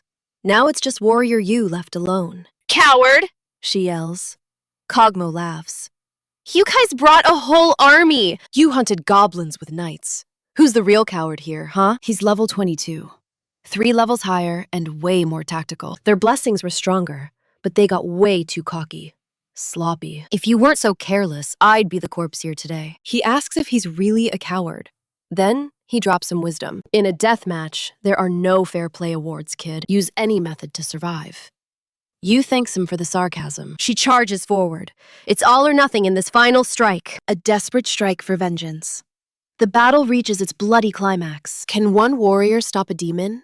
Fate is about to decide. She lunges with every ounce of strength left in her soul. The demon waits, smirking. This is the moment of truth. She swings her blade with fury, but Kogmo's demonic defense is no joke. His iron blessing turns skin into impenetrable mail. Wait, you has a trick. Her reflection blessing sends that impact right back into his smug face. Kogmo scoffs. Annoying. But you're nothing compared to that legendary moron. Suddenly, his demonic cloak constricts her like a hungry python. No escape! She hacks at the cloth, but Kogmo just laughs at her magical ignorance. Typical human, relying on white magic, only good for massive battlefields. He smirks, deciding she'll make the perfect bargaining chip for his next deal. Air vanishes. Consciousness fades. With her final breath, she gasps for Hansu. That's enough! A voice booms as the wall explodes into dust. Kogmo blinks. What is this blinding radiance piercing through the darkness? The mysterious savior sighs. This isn't the grand finale I had in mind. It's Santa! And she declares Kogmo has officially broken every academy rule. Meanwhile, a mysterious lady asks the director, "How's our problem student doing?" She's thirsty for results. Holiday tutoring clearly wasn't enough for this guy. The director sighs. Building trust with monsters isn't something a status window shows. It's a slow burn. No flashy level-ups, just grinding for a deeper connection. He explains his teacher's blessing scales with years of service. But there's a catch. Since her teaching days are numbered, finishing the school year will be hellish. It's a race against time before her experience gains completely hit a wall. Always with the bad news, she groans.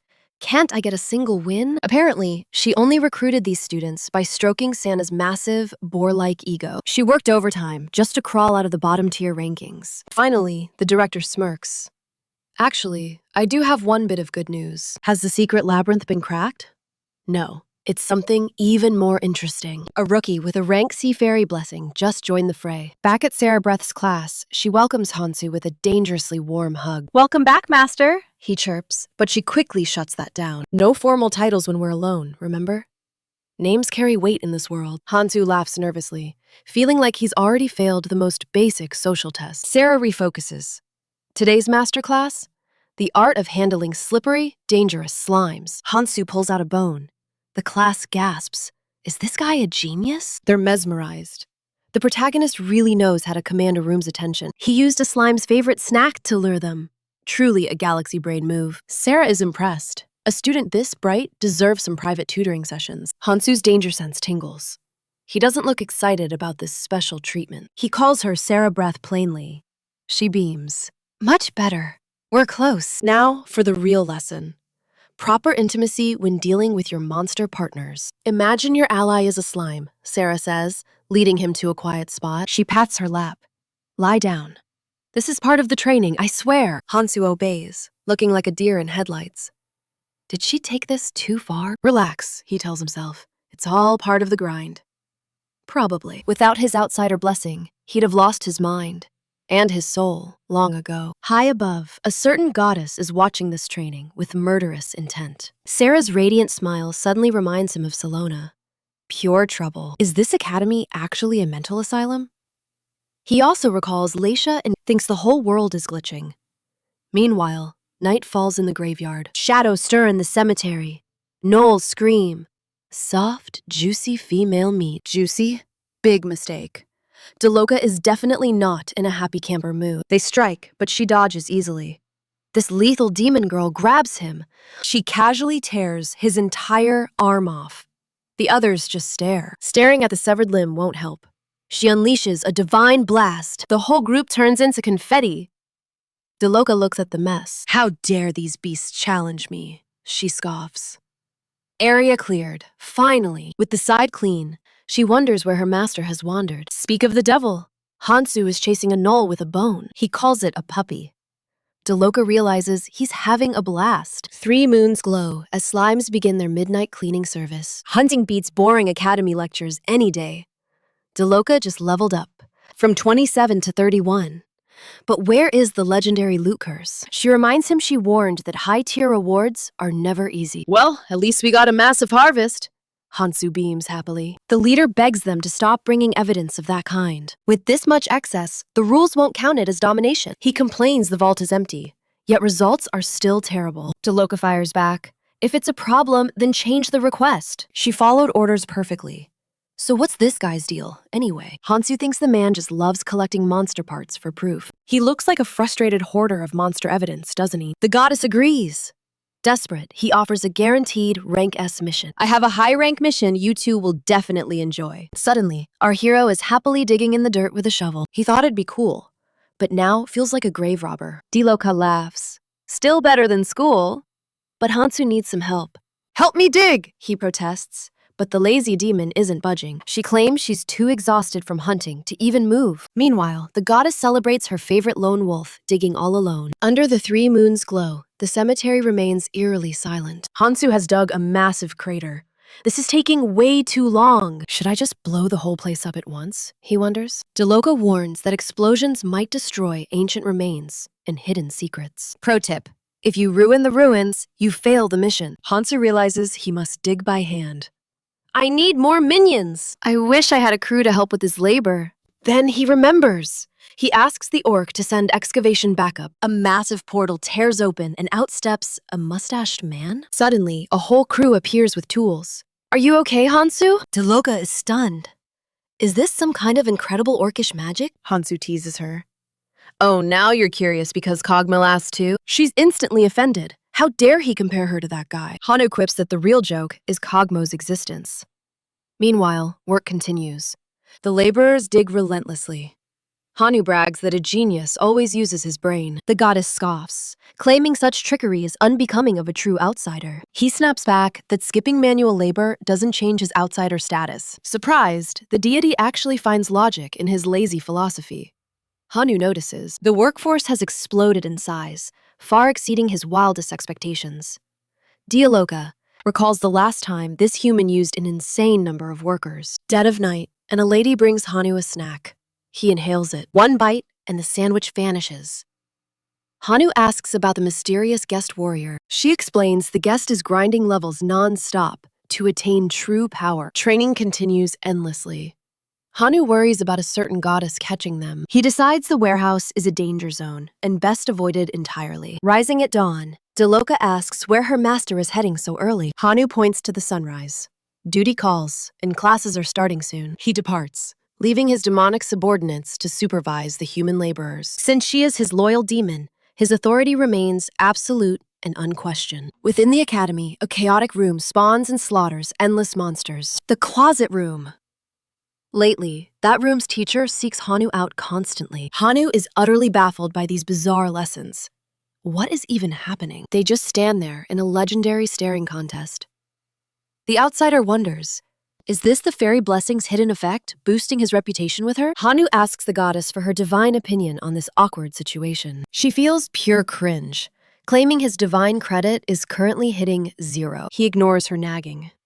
Suddenly, another teacher summons our confused hero. She brings news about the upcoming exams and his future academic status. He is permanently stuck in the upper class, regardless of his grades. Hanu questions his favoritism, but she warns that every perk has prices. No free lunch in this academy.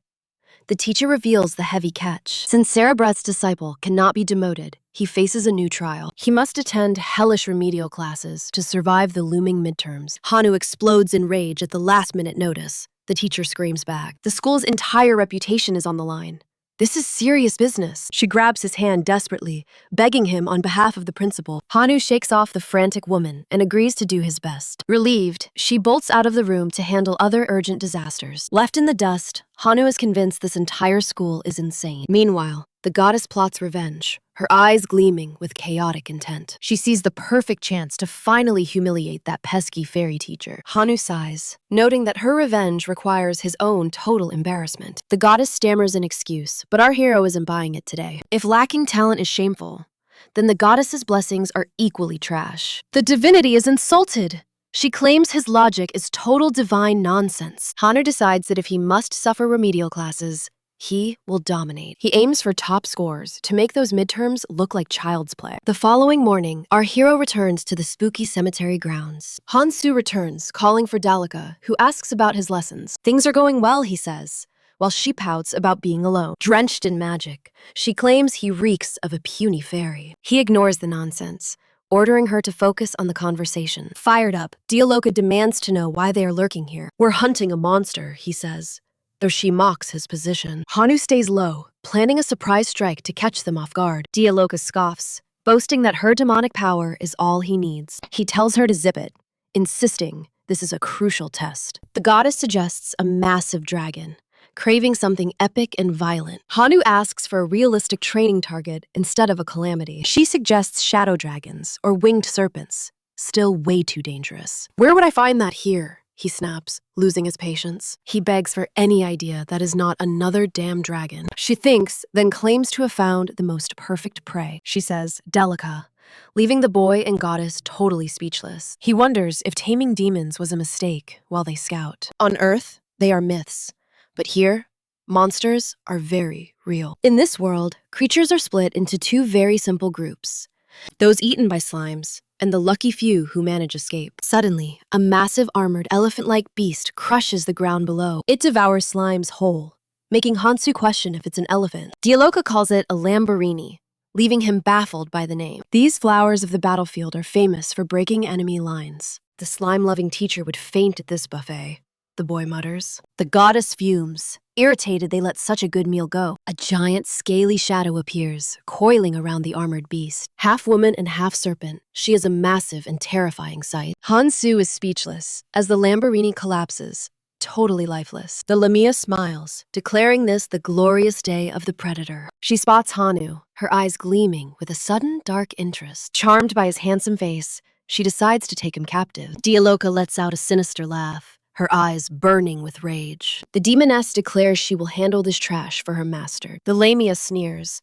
claiming she has no use for other females. Dialoka grabs the woman's tail, sharing that very same sentiment. Caught off guard, the serpent can only watch in pure shock. A low-tier beast like you isn't worthy of his gaze. She charges with lethal intent, demanding the snake learn its place. A brutal kick to the shoulder sends the message loud and clear. Dialoka mocks the creature for not knowing its rank as prey. She gathers her power, ready to banish it to the abyss. But Hansu stops her, intervening before the final blow is dealt. But Hansu cuts her off, ordering her to stop right there. Since it can speak, he explains, it's a perfect training tool. The demons are utterly baffled, while the Lamia's eyes gleam with malice. Dialoka's hunting curse ignites. The Lamia spots her opening and strikes fast. Slithering away, she curses the monstrous girl with her very last breath. She claims she's sparing her, but the serpent's luck has finally expired. Crunch! She's flattened instantly. Dialoka smiles. This is the perfect specimen. Exactly what Master desired. A pale blue beast emerges from the shadows. Its jagged fangs sink into Lamia meat. Hanwu is left speechless. The goddess beams with pride, identifying this strange thing as a dragon. A cute dragon? Hanwu scoffs. This thing looks like a starter Pokemon. Seriously, where's the Pokeball? It's nothing like that terrifying Red King. Dialoka explains the hierarchy. The previous one was merely draconic royalty. Now, the reverse curse flares, drawing every dragon in the vicinity, confirming the kill. That's a dragon. The beast charges forward, hungry for more. Lamia tail dangling from its maw. It lunges. Dialoka's bloodlust spikes. Her hunting curse ignites. This dragon is primed for total annihilation. Hanwu sighs, Why is everyone so desperate to catch these hands? He draws the sacred sword, unleashing a strike that shatters the earth. He severs the tail before the dragon can finish its scaly snack. Just a nibble. He quips, stacking fairy and outsider buffs instantly. With the sacred sword glowing, he dedicates this strike to the evil goddess. The deity who summoned him gets a front row seat to absolute catastrophe. Boom! The most devastating strike lands. The poor dragon looks terrified. The earth erupts inches away. A warning shot felt in its very soul. Hanu declares his ownership. You're mine now, little lizard. He grins. He finds the critter adorable. So, Dialoka, what does it actually eat? The dragon shakes like a leaf. They eat everything, she warns him. The demoness clarifies. They'll even chew through solid, enchanted dungeon steel. Chewing metal? Sounds convenient. Hanwu's scavenger instincts tingle with joy. He summons the shivering beast, mimicking a certain dragon training movie. Heel, boy, Hanwu commands.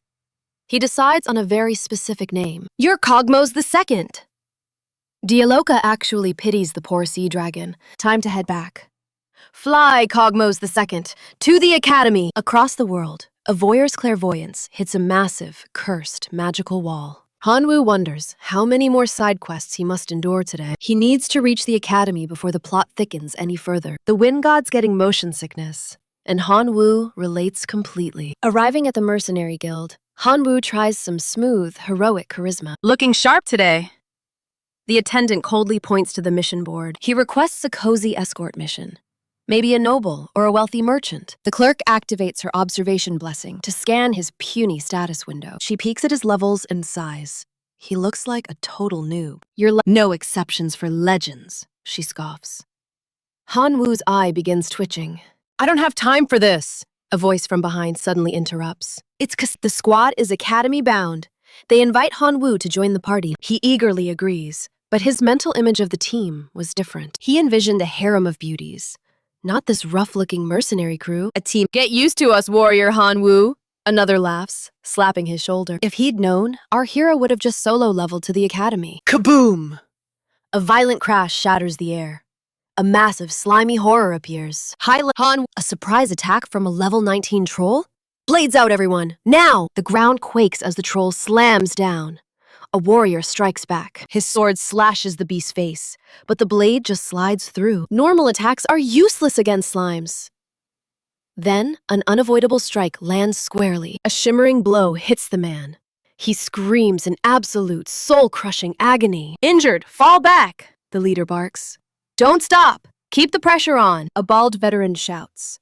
Synchronize your attacks. We win through perfect timing. The trolls grunt in their twisted language as the group charges relentlessly. Hold the line, they cry. Wait for Hanwu's magic to activate. But how do I fight that? He panics. Suddenly, Cassandra is struck down. She collapses hard. Hanwu desperately pleads for her to wake up. He realizes it. Only he, the legendary warrior, can save this disaster. The wind god urges him on, but the mercenaries just smirk confidently. Your magic? We might not even need it today, kid. They laugh. Just watch. They grin. The legendary dragon's daughter is finally awakening. Hanwu is stunned. In that state? She's dying. Are you insane? Suddenly, the blessing of reversal triggers. The mercenaries wear predatory smiles. A skeletal dragon skull manifests. The terrified troll lets out a scream. It's a tiny bone dragon, but its aura is filled with fury. Annihilate them, Cassandra commands. The skeletal beast streaks forward like lightning. Razor-sharp claws tear through the troll's gelatinous hide like wet paper. In an instant, the high-level monster is reduced to a puddle. With a whip of its bony tail, another troll is shredded apart. That's our leader, the crew cheers. Long live the dragon's daughter! They chant Cassandra's name while Hanwu watches, dying of jealousy. I want a cool dragon too, he grumbles, heading for school. They finally arrive, but the peace is shattered by a skyward terror. A sea dragon! The students panic as the massive beast looms overhead. Wham! Hanwu punches the poor thing. Hey, knock it off already! The dragon sprouts a massive bump and starts sobbing like a baby. The teachers are paralyzed in shock. Hanwu just shrugs it off. Found it on the road, he says. I'll take care of it. He activates the blessing of forgiveness, instantly taming the weeping mythical beast. Later, chores are done. That's enough firewood for today, he mutters. Activating the blessing of the outsider, he tosses a whole tree. Catch! Go fetch it, the beast roars, chasing the trunk like a hungry pup. Sarah Brest notes the dragon is surprisingly obedient to our boy Hansu. Smirking like a proud dad, he asks, "Do you really think so?" But then, an intruder catches her eye. She snaps, her patience wearing thin. Interrupting is peak rudeness, she fumes. I'm teaching a critical lesson here. Report to my office later. She gestures to the ongoing supplementary hell. The kid holds up a weird pink blob. Meet my bestie, he claims. He insists it's his buddy, but the goddess senses a rare deity. Hansu scoffs. Looks like a chew toy. Sarah Brest isn't amused. It's someone's property. Shoo! But the kid demands more extra credit. He's desperate for education. I'm worthy of your wisdom, teach. She won't repeat herself.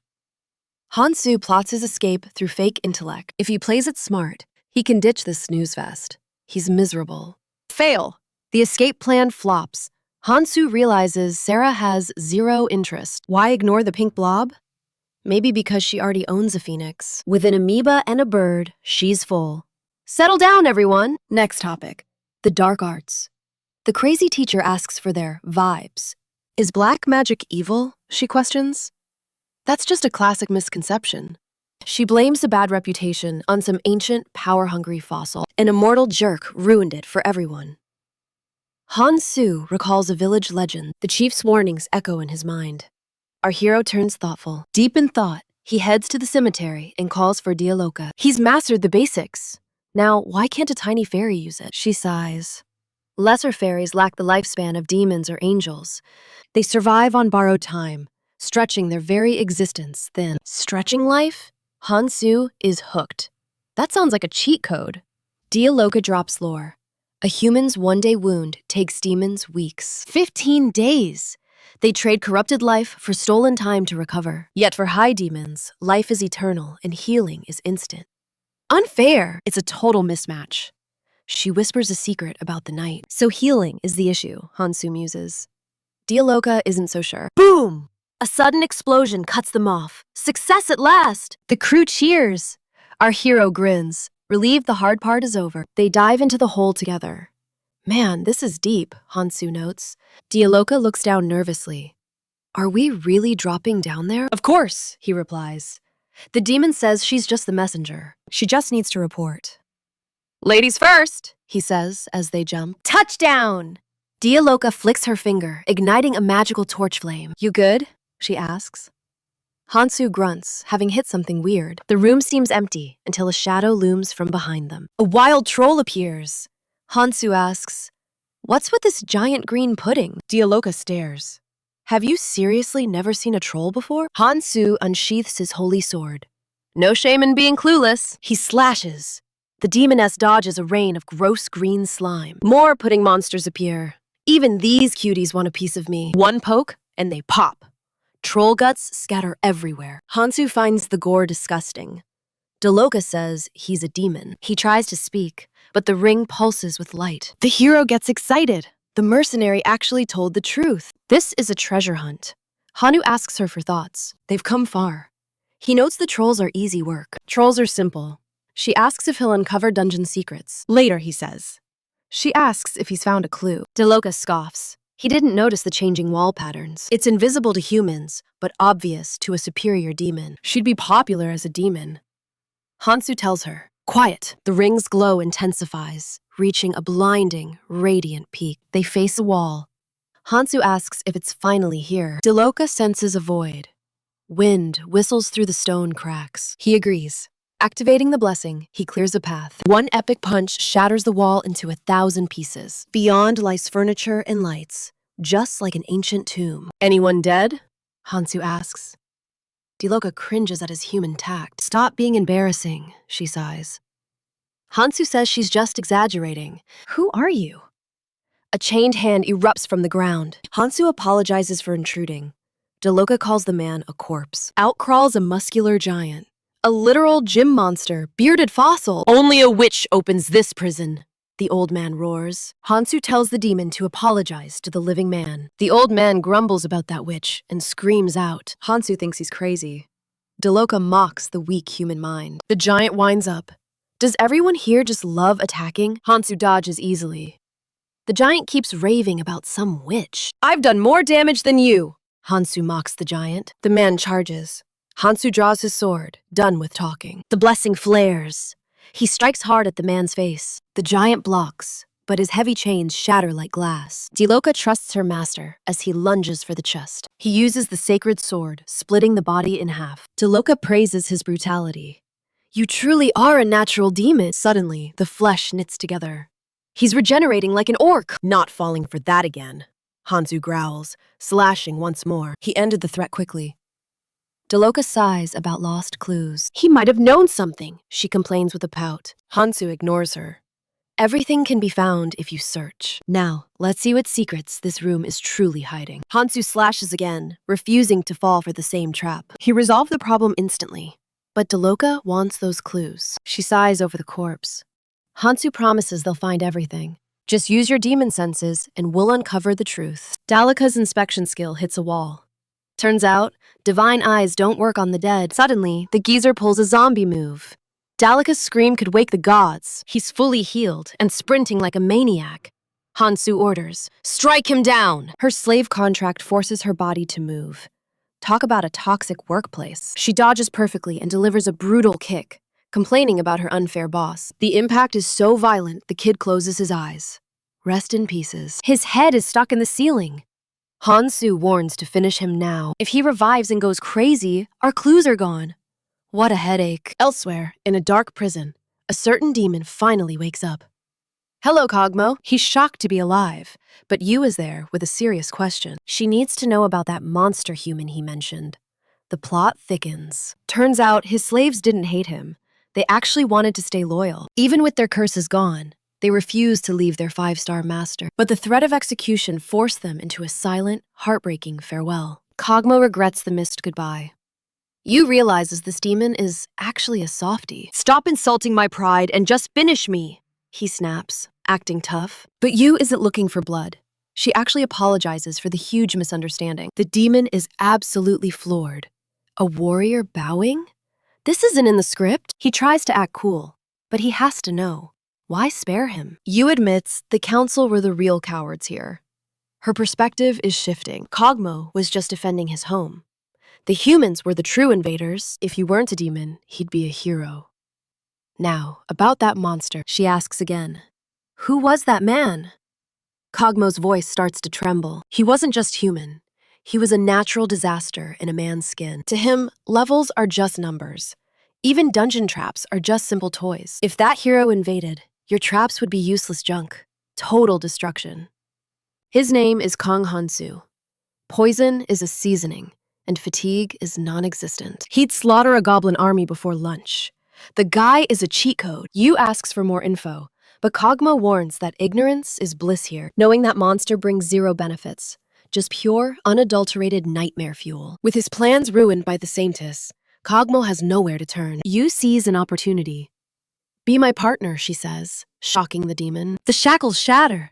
Cogmo can't believe he's being invited to join her. You want me to betray my kind? The demon is completely stunned.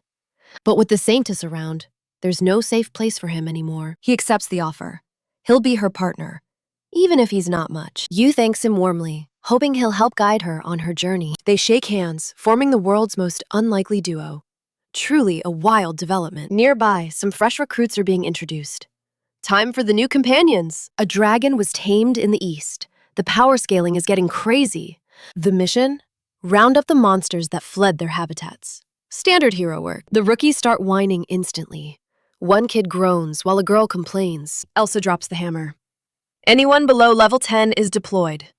Cue the tears. Cogmo finds these weaklings hilarious. Imagine complaining at such a low level. Meet Bang Chasu, level 7. Iron Fist blessing, but zero common sense. Only nobles wield magic? Curse that. Cogmo scoffs at these weak, sold-off puppets. That saint's clever, snatching real warriors. Hansu notices the guy is lost in thought. She offers a reunion with friends. But Cogmo chooses rest until the time comes. While Cogmo sleeps, Hansu rips open a portal to send the slaves home. A survivor signals the sweep is done. Hansu thanks her with a gentle farewell. He turns to Dalika, questioning how long she'll keep up her weird behavior. The cheeky demonist is literally using their defeated foe as a human chair. "Job's done," she chirps, wondering if it's finally time to ditch this stump. She's baffled why ancient legends bled for a loser like this old man. Hansu's curious, but she simply recalls a dark tale found within these ruins. A legendary witch owned this place? She must have been a monster, Hansu muses. Dalika claims her power rivaled gods, making the literal goddess protest in disbelief. "Impossible!" the goddess shouts. Meanwhile, the old captive laments his stolen family life. Hansu sighs, asking why he's sharing this sob story while lying on the floor. "It ruins the mood," Hansu grumbles. The old man just complains he's too heavy. Our hero offers a parting gift as motivation. The old man's eyes light up. Suddenly, Hansu summons the sacred sword portal, dumping a literal mountain of junk. "Sell it and live well." Hansu laughs, leaving Dalika completely stunned by his tactics. He just birthed a guardian with trash and trash talk. The old man is mesmerized.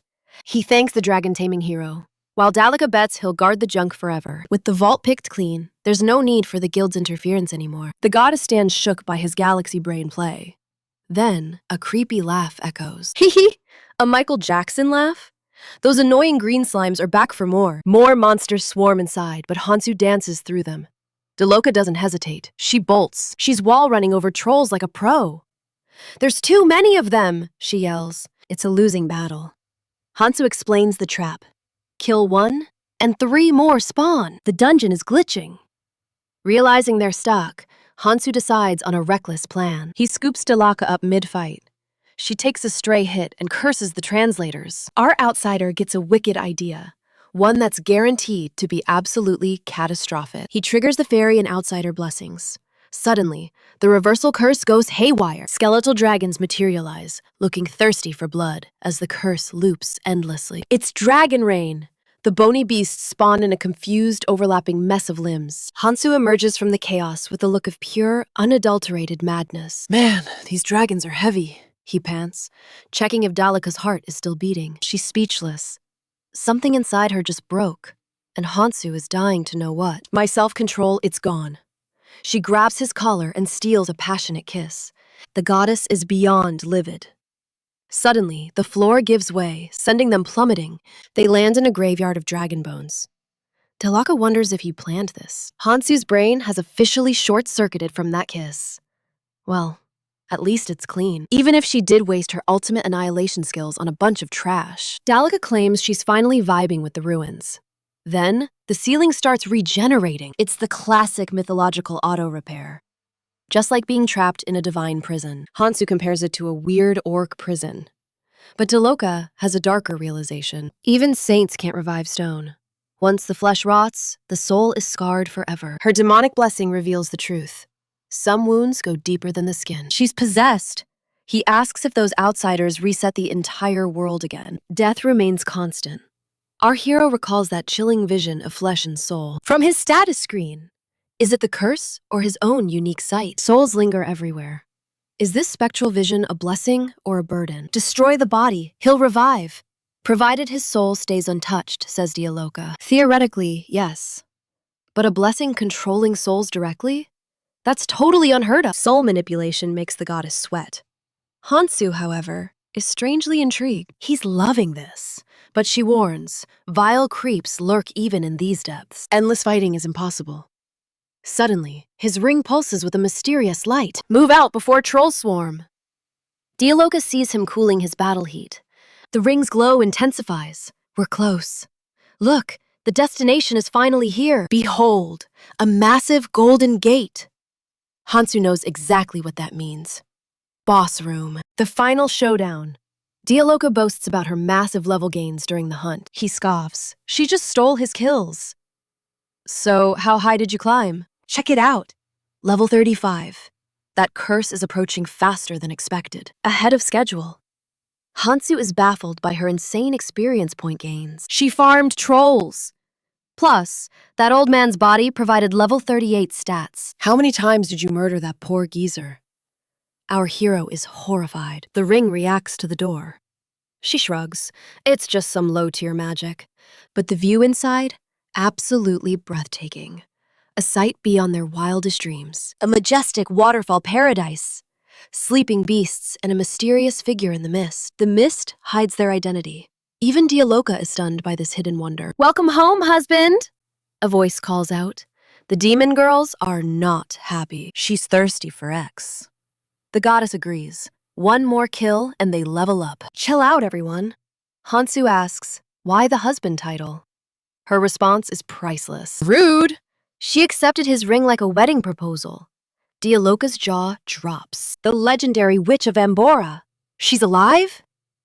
Hansu is clueless, as always. Who's she? Only the legend who soloed a demon king without being a warrior, a total monster in human skin. She conquered darkness through sheer willpower alone. Amba risked it all for love. Defeat? Never an option for this obsessive witch. She betrayed her closest ally. Now, only the end can grant her forgiveness. Can you kill me, dear husband? Hansu finds her dramatic request totally extra. Talk about an edgy death wish! Suddenly, two massive water dragons emerge. Like sentient tidal waves, they merge. Hansu grabs Dialoka. It's about to get messy. They're lightning fast. Ambora calls him cute. How will a wingless man dodge? He's airborne and trapped. A hydroblast erupts, but Dialoka spreads her wings. Hansu gives thanks. Don't mention it, she replies. Then he makes a request. Yeet me! The slave blessing ignites, and she launches him like a missile. He draws the holy sword. Outsider and fairy blessings surge through his blade. Charging forward, he delivers a devastating diagonal slash right through her center. But wait, she's regenerating instantly, while moaning praises for her husband. Creepy. Liquid shackles bind him tight. Hansu grunts. He's being crushed by her water magic. Let me go! No chance. She's keeping her precious husband exactly where she wants. Warriors are so predictable. But wait, the outsider has a secret spell ready. He lacks that specific blessing? Impossible. She's stunned as Hansu begins his counterattack. She takes a direct hit. Only a tail remains. Wait, she's regenerating already? Ambro gushes over her man's dark mana, praying he finally catches feelings. Hansu realizes if she heals like that orc, this tight space is suicide. The lady flexes her mana. Lazy men are truly pathetic. She sneers. Water dragons swarm him.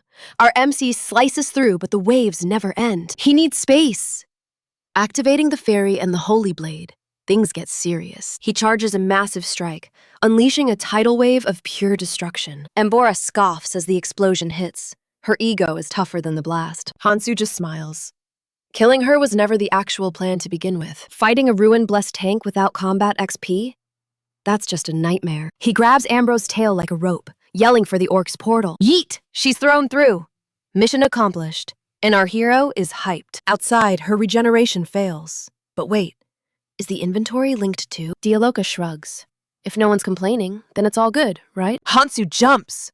Give me a heart attack, why don't you? He gasps, but she's serious. Is it the rewards? Hansu asks with greedy eyes. She drops the bomb. That witch's blessing was the actual reward. Oh no. That means these ruins are toast. Our dense hero still doesn't get it. As they bolt out, Hansu screams. A little heads up would have been nice. Meanwhile, Choi is still grinding. Suddenly, the orc's portal spits something out. A tail falls. The orc grumbles. Is my gym a landfill now? But the ruin's curse kicks in. In seconds, Ambro is fully restored. She's confused. New rules? A different realm. Her senses are tingling. She senses the training grounds.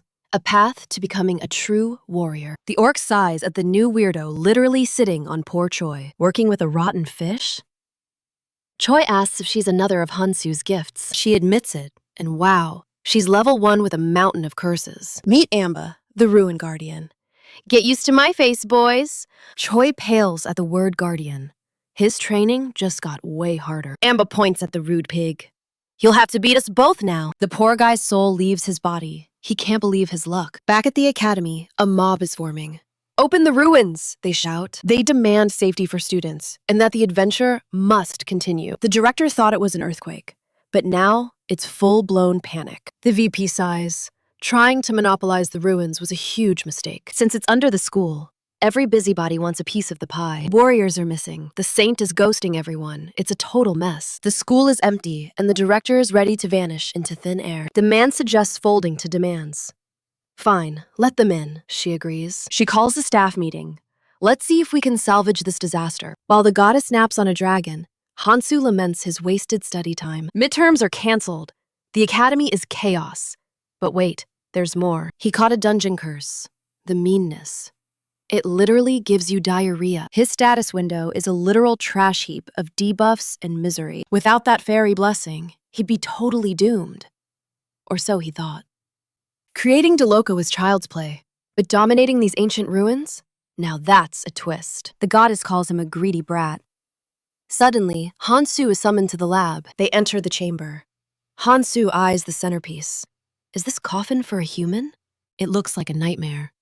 Can his blessing truly end the dark magic era? He agrees with a smirk. His internal curse is already working its sinister magic. Rumors are flying. The professor asks if he mastered the dark arts all alone. I had a little help from Latia in the second year, Hansu admits. She praises his modesty before getting serious.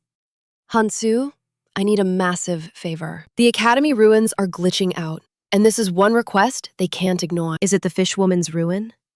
A high-stakes order just arrived from the Imperial Duke. They must hunt a killer. The one who used forbidden arts to murder the Duchess. Hansu shrugs. Why not just resurrect her and ask who did it? Exactly, she chirps. She'll handle the ritual. Hansu just needs to be the battery. Let's get to work, Hansu says, stepping toward the cold, silent coffin. The goddess cheers him on, even though he's walking into this completely blind. He reaches out. Suddenly, the corpse's chest ignites with a haunting, vibrant glow. Defying death itself, Hansu begins pumping his vital energy into the lifeless shell. Light floods the room. He grinds his teeth as his mana is violently sucked dry. This drain always feels like garbage, he grunts. The professor gasps at the power. The coffin erupts. A massive shockwave of crimson energy shatters the laboratory's silence. Did it work? He pants. The goddess prays as a pale hand grips the edge. This isn't the temple. A cold voice murmurs from within the shadows of death. You did that alone? The teacher is floored. The Duchess demands answers right now. She triggers a sacred law blessing. Divine power erupts around her like a supernova. Why did you wake me? She glares, a blonde Valkyrie wreathed in vengeful flames. She's terrifyingly beautiful and clearly pissed off. Hansu and the teacher freeze up. The silence is deafening until the professor clears her throat to break the ice. Welcome back, Duchess Nashtina. She quickly explains the Duke's desperate resurrection order. Introducing herself as Professor Bertunas, she tries to manage this explosive, supernatural situation. Everything will make sense soon, she promises. Meanwhile, Hansu checks his pulsing hand. The life drain stung, but his outsider's blessing keeps him standing like a total boss. Hurts a bit, he mutters, but I'm fine. Suddenly, a horrific scream cuts through. He's steady, but the piece is instantly shattered by a violent spray of blood. He spins around to a horror show. The Duchess's head is held like a trophy. The teacher is down. Two intruders, one with cyan hair, stare with cold, murderous intent. An orange-haired freak stands beside her. Hansu's mind races. Who are these lunatics? Identify yourselves, he commands. But these killers didn't come here for a chat. They stay silent. Suddenly, a lethal dagger whistles straight for his throat. The man lunges with predatory speed, slamming a heavy blow into Hansu's chest. Attacking out of nowhere? Hansu growls. You guys are like rats in a trap. The assassin grabs his face, grinning. Nice reaction, kid. You've actually got some skill. Bam! A brutal counterattack sends the guy flying. The cyan-haired girl screams in terror. He's dangerous! Fall back! She shrieks. But Hansu is already moving in. Rule 1, Hansu whispers. Don't start a fight with a real monster. His magic pierces through like a lance, blowing a hole right through his chest. A body drops cold. The girl calls him a fool, demanding his identity. She doubts his humanity. Hansu just smirks at her obvious suspicion. He claims to be 100% human and restrains the remaining foe. The assassin drops the Duchess's head. The situation turns oddly comedic. Suddenly, she manifests a surge of vibrant green magical energy. An emerald saber appears as she mocks his confidence after one kill. She demands he face the true might of the fourth demon queen. This is the legendary poisoner who decimated countless heroic warriors. Hansu warns her to stay alert since she is brandishing a blade. Ignoring him, she lunges, but our protagonist effortlessly evades every strike. He decides to keep her breathing to uncover secrets hidden backstage. He delivers a perfectly timed, brutal kick to her spine. She flies through the air as the goddess cheers for that move. Hansu panics, fearing he accidentally ended her life too soon. He senses a presence and whips around, eyes widening in disbelief. A scream of terror erupts. The decapitated Duchess has suddenly woken up. Her severed head speaks, finding the entire situation absolutely fascinating. The teacher explains this madness results from that forbidden black magic. However, our main character Hansu is still completely lost in confusion. Normally, resurrection requires 5 lives, yet he remains perfectly whole. It is a mystery how his body survived such a heavy toll. He credits the outsider's supreme blessing, making the goddess swell with pride. Brighttunis notes that even at Hogwarts Academy, such magic was unheard of. The world is truly a vast place, filled with impossible wonders. The Duchess acknowledges his role in her return, but worries about time. Abruptly, her head rolls off her neck once again. Talk about awkward. Brighttunis reattaches it, explaining she lives only while Hansu has energy. Her very existence now depends entirely on the main character's stamina. Could Tanoshana be siphoning the outsider's divine grace indirectly? She feels as fragile as a dragonfly, destined to vanish at any second. To survive, she realizes she must become this boy's ultimate guardian. But can she protect anyone while she is this hopelessly weak? Hansu checks the status bar and sees Tanoshana is at level 0. She possesses thousands of blessings, but also a terrifying curse of souls. He is baffled that he can see her stats without observation skills. Meanwhile, the blonde beauty considers if living with him might be fun. She thinks our hero is quite spirited, making for a lively companion. Suddenly, he reveals he can hear her thoughts and see her windows. Thenosina snaps back, claiming her marriage blessing should keep her private. Brighttunis realizes the shocking truth now. She was revived through Hanu's energy, becoming a linked, familiar spirit. The Duchess is livid, asking if she is now essentially his property. The protagonist points to himself, enjoying her sudden and dramatic realization. The Empire's former pride, Donashtana, is now officially possessed by him. Our hero gives a wicked grin, imagining the absolute chaos for Dioa. The truth is finally out. Hansu watches the moonlight dance over the city, sighs while sipping this isekai brew. It's actually a surprisingly sophisticated flavor, and it's quite impressive. Our hero would have enjoyed this piece if the world weren't ending. Meanwhile, Salona is frozen. She feels caught between an ancient dragon and a monstrous bear. Thenosina sneers at the thought of demons invading human lands, calling it a joke. He asks Deloka if she truly enjoys her pathetic slave life. The demon princess scoffs. She wonders why annoying flies always swarm around anything that's decaying. She mocks them for caring about a weak, level 0 vessel. Brighttunis isn't playing. She threatens to report the murder, while our main character must play bodyguard until things settle. She demands total secrecy during this chaotic mess. Just pretend there's a dead rat here, she says. Hansu groans at the request, annoyed by the dark magic teacher's antics. Suddenly, the two women start brawling. Salona watches the sparks fly, completely lost. Our boy finally has enough and tells them to take their drama outdoors. He shatters his cup to show he's serious. Later, at the bustling docks, Hansu cheers as the massive fleet finally arrives. Cassandra focuses on the paperwork. She needs the guild report finished before they regroup. It's time for a break. Hansu thinks this feels more like a vacation now. Food comes first, obviously. He grabs a mouth-watering street skewer and starts munching. He realizes that despite slaughtering an army of trolls, his experience bar is stuck. He is still at level 15. Why did fate gift him such a bizarre curse? The curse of greed is no joke. It's hitting him where it hurts most. His stomach. He clutches his gut in agony, suffering from a legendary case of diarrhea. Curse this literal crap luck. Soon, the entire squad gathers back at the guild. Cassandra stands before the team. She reveals that their big shot client is actually the wealthy Count Gerardus. The nobleman greets them with a cold, commanding presence. Hansu is actually impressed by the guy's aura. This mission just got way more serious. Cassandra explains the dark history. The previous owner was sold into slavery for debt. Now, Gerardus holds all the cards. Hansu senses a major plot twist coming soon. He smells trouble in the air. He bets a beautiful financial genius will join. He expects a top-tier goddess to handle the gold. Instead, he finds an idiot. Well, every party needs a comic relief. Even the gods find this show hilarious. The god of mischief grabs some popcorn, while the water goddess just rolls her eyes. Night falls over the camp. Hansu pokes the fire, feeling like a survival expert. He has mastered the art of fire making. But something feels off about this journey. There haven't been any monster attacks on the road. It's way too peaceful for comfort. The veterans stay sharp, sensing danger. Suddenly, a white dove descends from the stars. It lands right on the Count's arm. Hansu spots Gerardus's carriage and gets suspicious. He needs to investigate. While the others gossip, our hero slips into the shadows. Using his hidden skills, he creeps toward the carriage like a professional ninja. He activates his secret blessing, sure that his presence is completely masked. Peeking inside, he catches a chilling conversation. The Demon King has issued a command. They must accelerate the schedule immediately. The dark message is spreading through the ranks. A mysterious woman groans about the earthquakes. These variables are ruining their trap. It gets worse.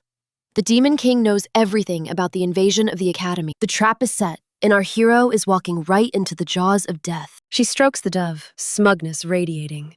Gerardus's cold voice rings out. That Demon King's doting father act is legendary. Crossing him? Pure suicide. Submission is the only survival. Hanu gapes, choking back a stunned gasp. This Demon King gossip is spicy. Imagine missing this for boring training. My sword swinging can wait! Suddenly, Gerardus sneers. I smell a rat. A filthy little spy! Giant green hands erupt through the carriage walls. They snatch Hanu, sealing his divine blessing. Darkness takes him until dawn. Bound and helpless, he wakes. Look, the little warrior is finally awake. Muffled grunts meet her laugh. Relax, kid, Gerardus scoffs with cruel eyes. Wondering why you're still breathing? Well, the truth is quite pathetic, really. You're so utterly weak. Killing you feels like a total waste of energy. Idiots, Hanu roars internally. How dare these villains look down on me? Underestimating the main character? Classic mistake. Jared groans. Enough with the noise. End this trash, he orders. His partner's hand glows with lethal intent. That massive fist descends. Is this it? The end of my journey? Want some real power, kid? An impatient god whispers. She flinches, sensing something. Give me everything, Hanu agrees. Meanwhile, back at the second city gate, Kogmo is buzzing with chaos today. Shiny knights start shoving the crowd. Their golden armor is blindingly obnoxious. Back off, peasants, the knights bark. Talk about flashy overkill, Hanu mutters. Dioka whispers. Those are the elite. The Golden Knights, the Empire's pride. The Empire's path? What a tacky name. Just fancy nobles, he asks. She shivers. No, they have a darker name. The Massacre Knights. They don't want your gold. They only want blood. Their reputation is terrifying. Messing with them is a one-way ticket to hell. Let's stay far away, Hanu notes. They're strong, picky, and very dangerous. They only hunt big game. Wait, is there a monster nearby? He wonders. Something is brewing at the academy. It's definitely more than just that duchess. The elite squad storms the principal's office. The principal narrows her eyes. Greedy much? Trying to snatch our precious relic all for yourselves? She stings. Or maybe my hearing is failing in my old age. The knight scoffs. My apologies for the misunderstanding. Our only concern is the student's safety. They are the Empire's future, he declares heroically, hiding his true intentions. The flood caught even the Duchess off guard. There's no turning back now. Guilt weighs heavy on them. Being a teacher doesn't make me blind. I see exactly what's happening. Tanashtana's return has everyone shaking in fear. Is bootlicking power your only talent? She sneers, her voice dripping with venom. Honor is a dead language to you lot. She scoffs, crossing her arms. No wonder the saint ghosted you guys. You're totally unreliable trash. Tension thickens. The knight's hand twitches toward his blade in a fury. Stop the insults, he barks. Cooperation is the only way to survive this. Work with us, and we'll secure this academy before the bodies drop. We take the relic, you get the backup. Simple math, right? It's efficient, yet shady. These knights don't even belong to this land. They speak the language of power perfectly. The Golden Leader nods, smirking. Move out, he commands. The deep dive exploration begins now. Get ready. As they exit, the headmistress asks, did they really quit? Her aide confirms it. Professor Bertunis caused this entire mess. She wonders why he'd ditch a massive fee. Orders from above. She pouts. There goes the budget for her new building. The advisor whispers. Demon Queen Zerkolot is behind this invasion. She's the fourth queen, a legendary master of forbidden black magic. Her daughter was slain, so her thirst for vengeance is terrifying. The saint claims she captured monsters that could crush any hero. When did she last actually fight? The principal asks curiously. 2 centuries ago. Back when the newborn Demon King first appeared, the saint stood her ground, facing the king in legendary combat. Since that fateful day, the living legend has stayed retired. Demons on our soil? The principal growls. This is a crisis! The old man just chuckles. New heroes will fix it eventually. Fate always finds a way, just like the ancient stories say. Suddenly, on the plains, something truly bizarre is going down. Adorable little Cogmo is munching on an entire Lamborghini beast? Hanu groans. The exam was canceled because demons are everywhere now. Our hero realizes time is running out. The world is chaotic. Is this why the goddess sent me here? He wonders. Above him, a certain deity is spinning like a chaotic top. Dialoka looks worried. She hasn't seen her kind since being sold. At least wear a mask, Hanu pleads, but she stubbornly refuses. 6 months have passed since the heroes were summoned here. Plenty of time for both sides to sharpen their hidden blades. The legendary saint is powerless now, leaving the vultures to fight. Why not work for peace? Hanu asks. Stop acting so cold, Tanashtana scoffs. This incident proves there's a rat in the empire. Someone is definitely selling out humanity to those demon scum. Until we find the traitor, taking risks is just plain stupid. Apparently, the latest relic belongs to the supreme witch, Ambroa. With that power, Hanu could actually resurrect the ancient lady. Our hero just blinks. But that place was totally empty? Danastana shrieks in fury. What do you mean it was empty? Smack! Dialoka delivers a slap. Shut up, you clueless blondie. Saving the noble and dodging assassins is already a massive pain. You greedy brat, Danastana retorts, her eyes blazing with anger. Humans and demons, you're all just obsessed with power. Dialoka smirks. For your age, you should stay quiet, Grandma. The Duchess is livid. A demon lecturing me? How hilarious. Power doesn't mean you understand a single thing about humans. Hanu just stands there awkwardly while the girls tear into each other. Meanwhile, the little goddess is absolutely boiling with divine rage. Elsewhere, the Golden Knights struggle through a dark, damp dungeon. Trolls and falling rocks?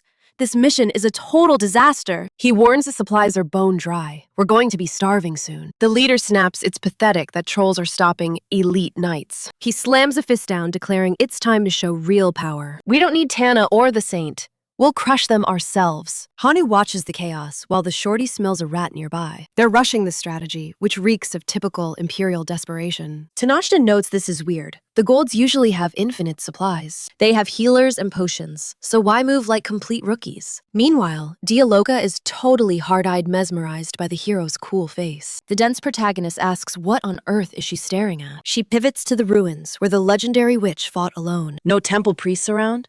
That's a huge red flag for us. Danana says that's crazy, since everyone serves the same grand empire. Even on different paths, they are still brothers in arms, right? Hanu wonders about assassins, while Dialoka senses a dark, lethal power. Killing a duchess takes top-tier strength, not some random street thug.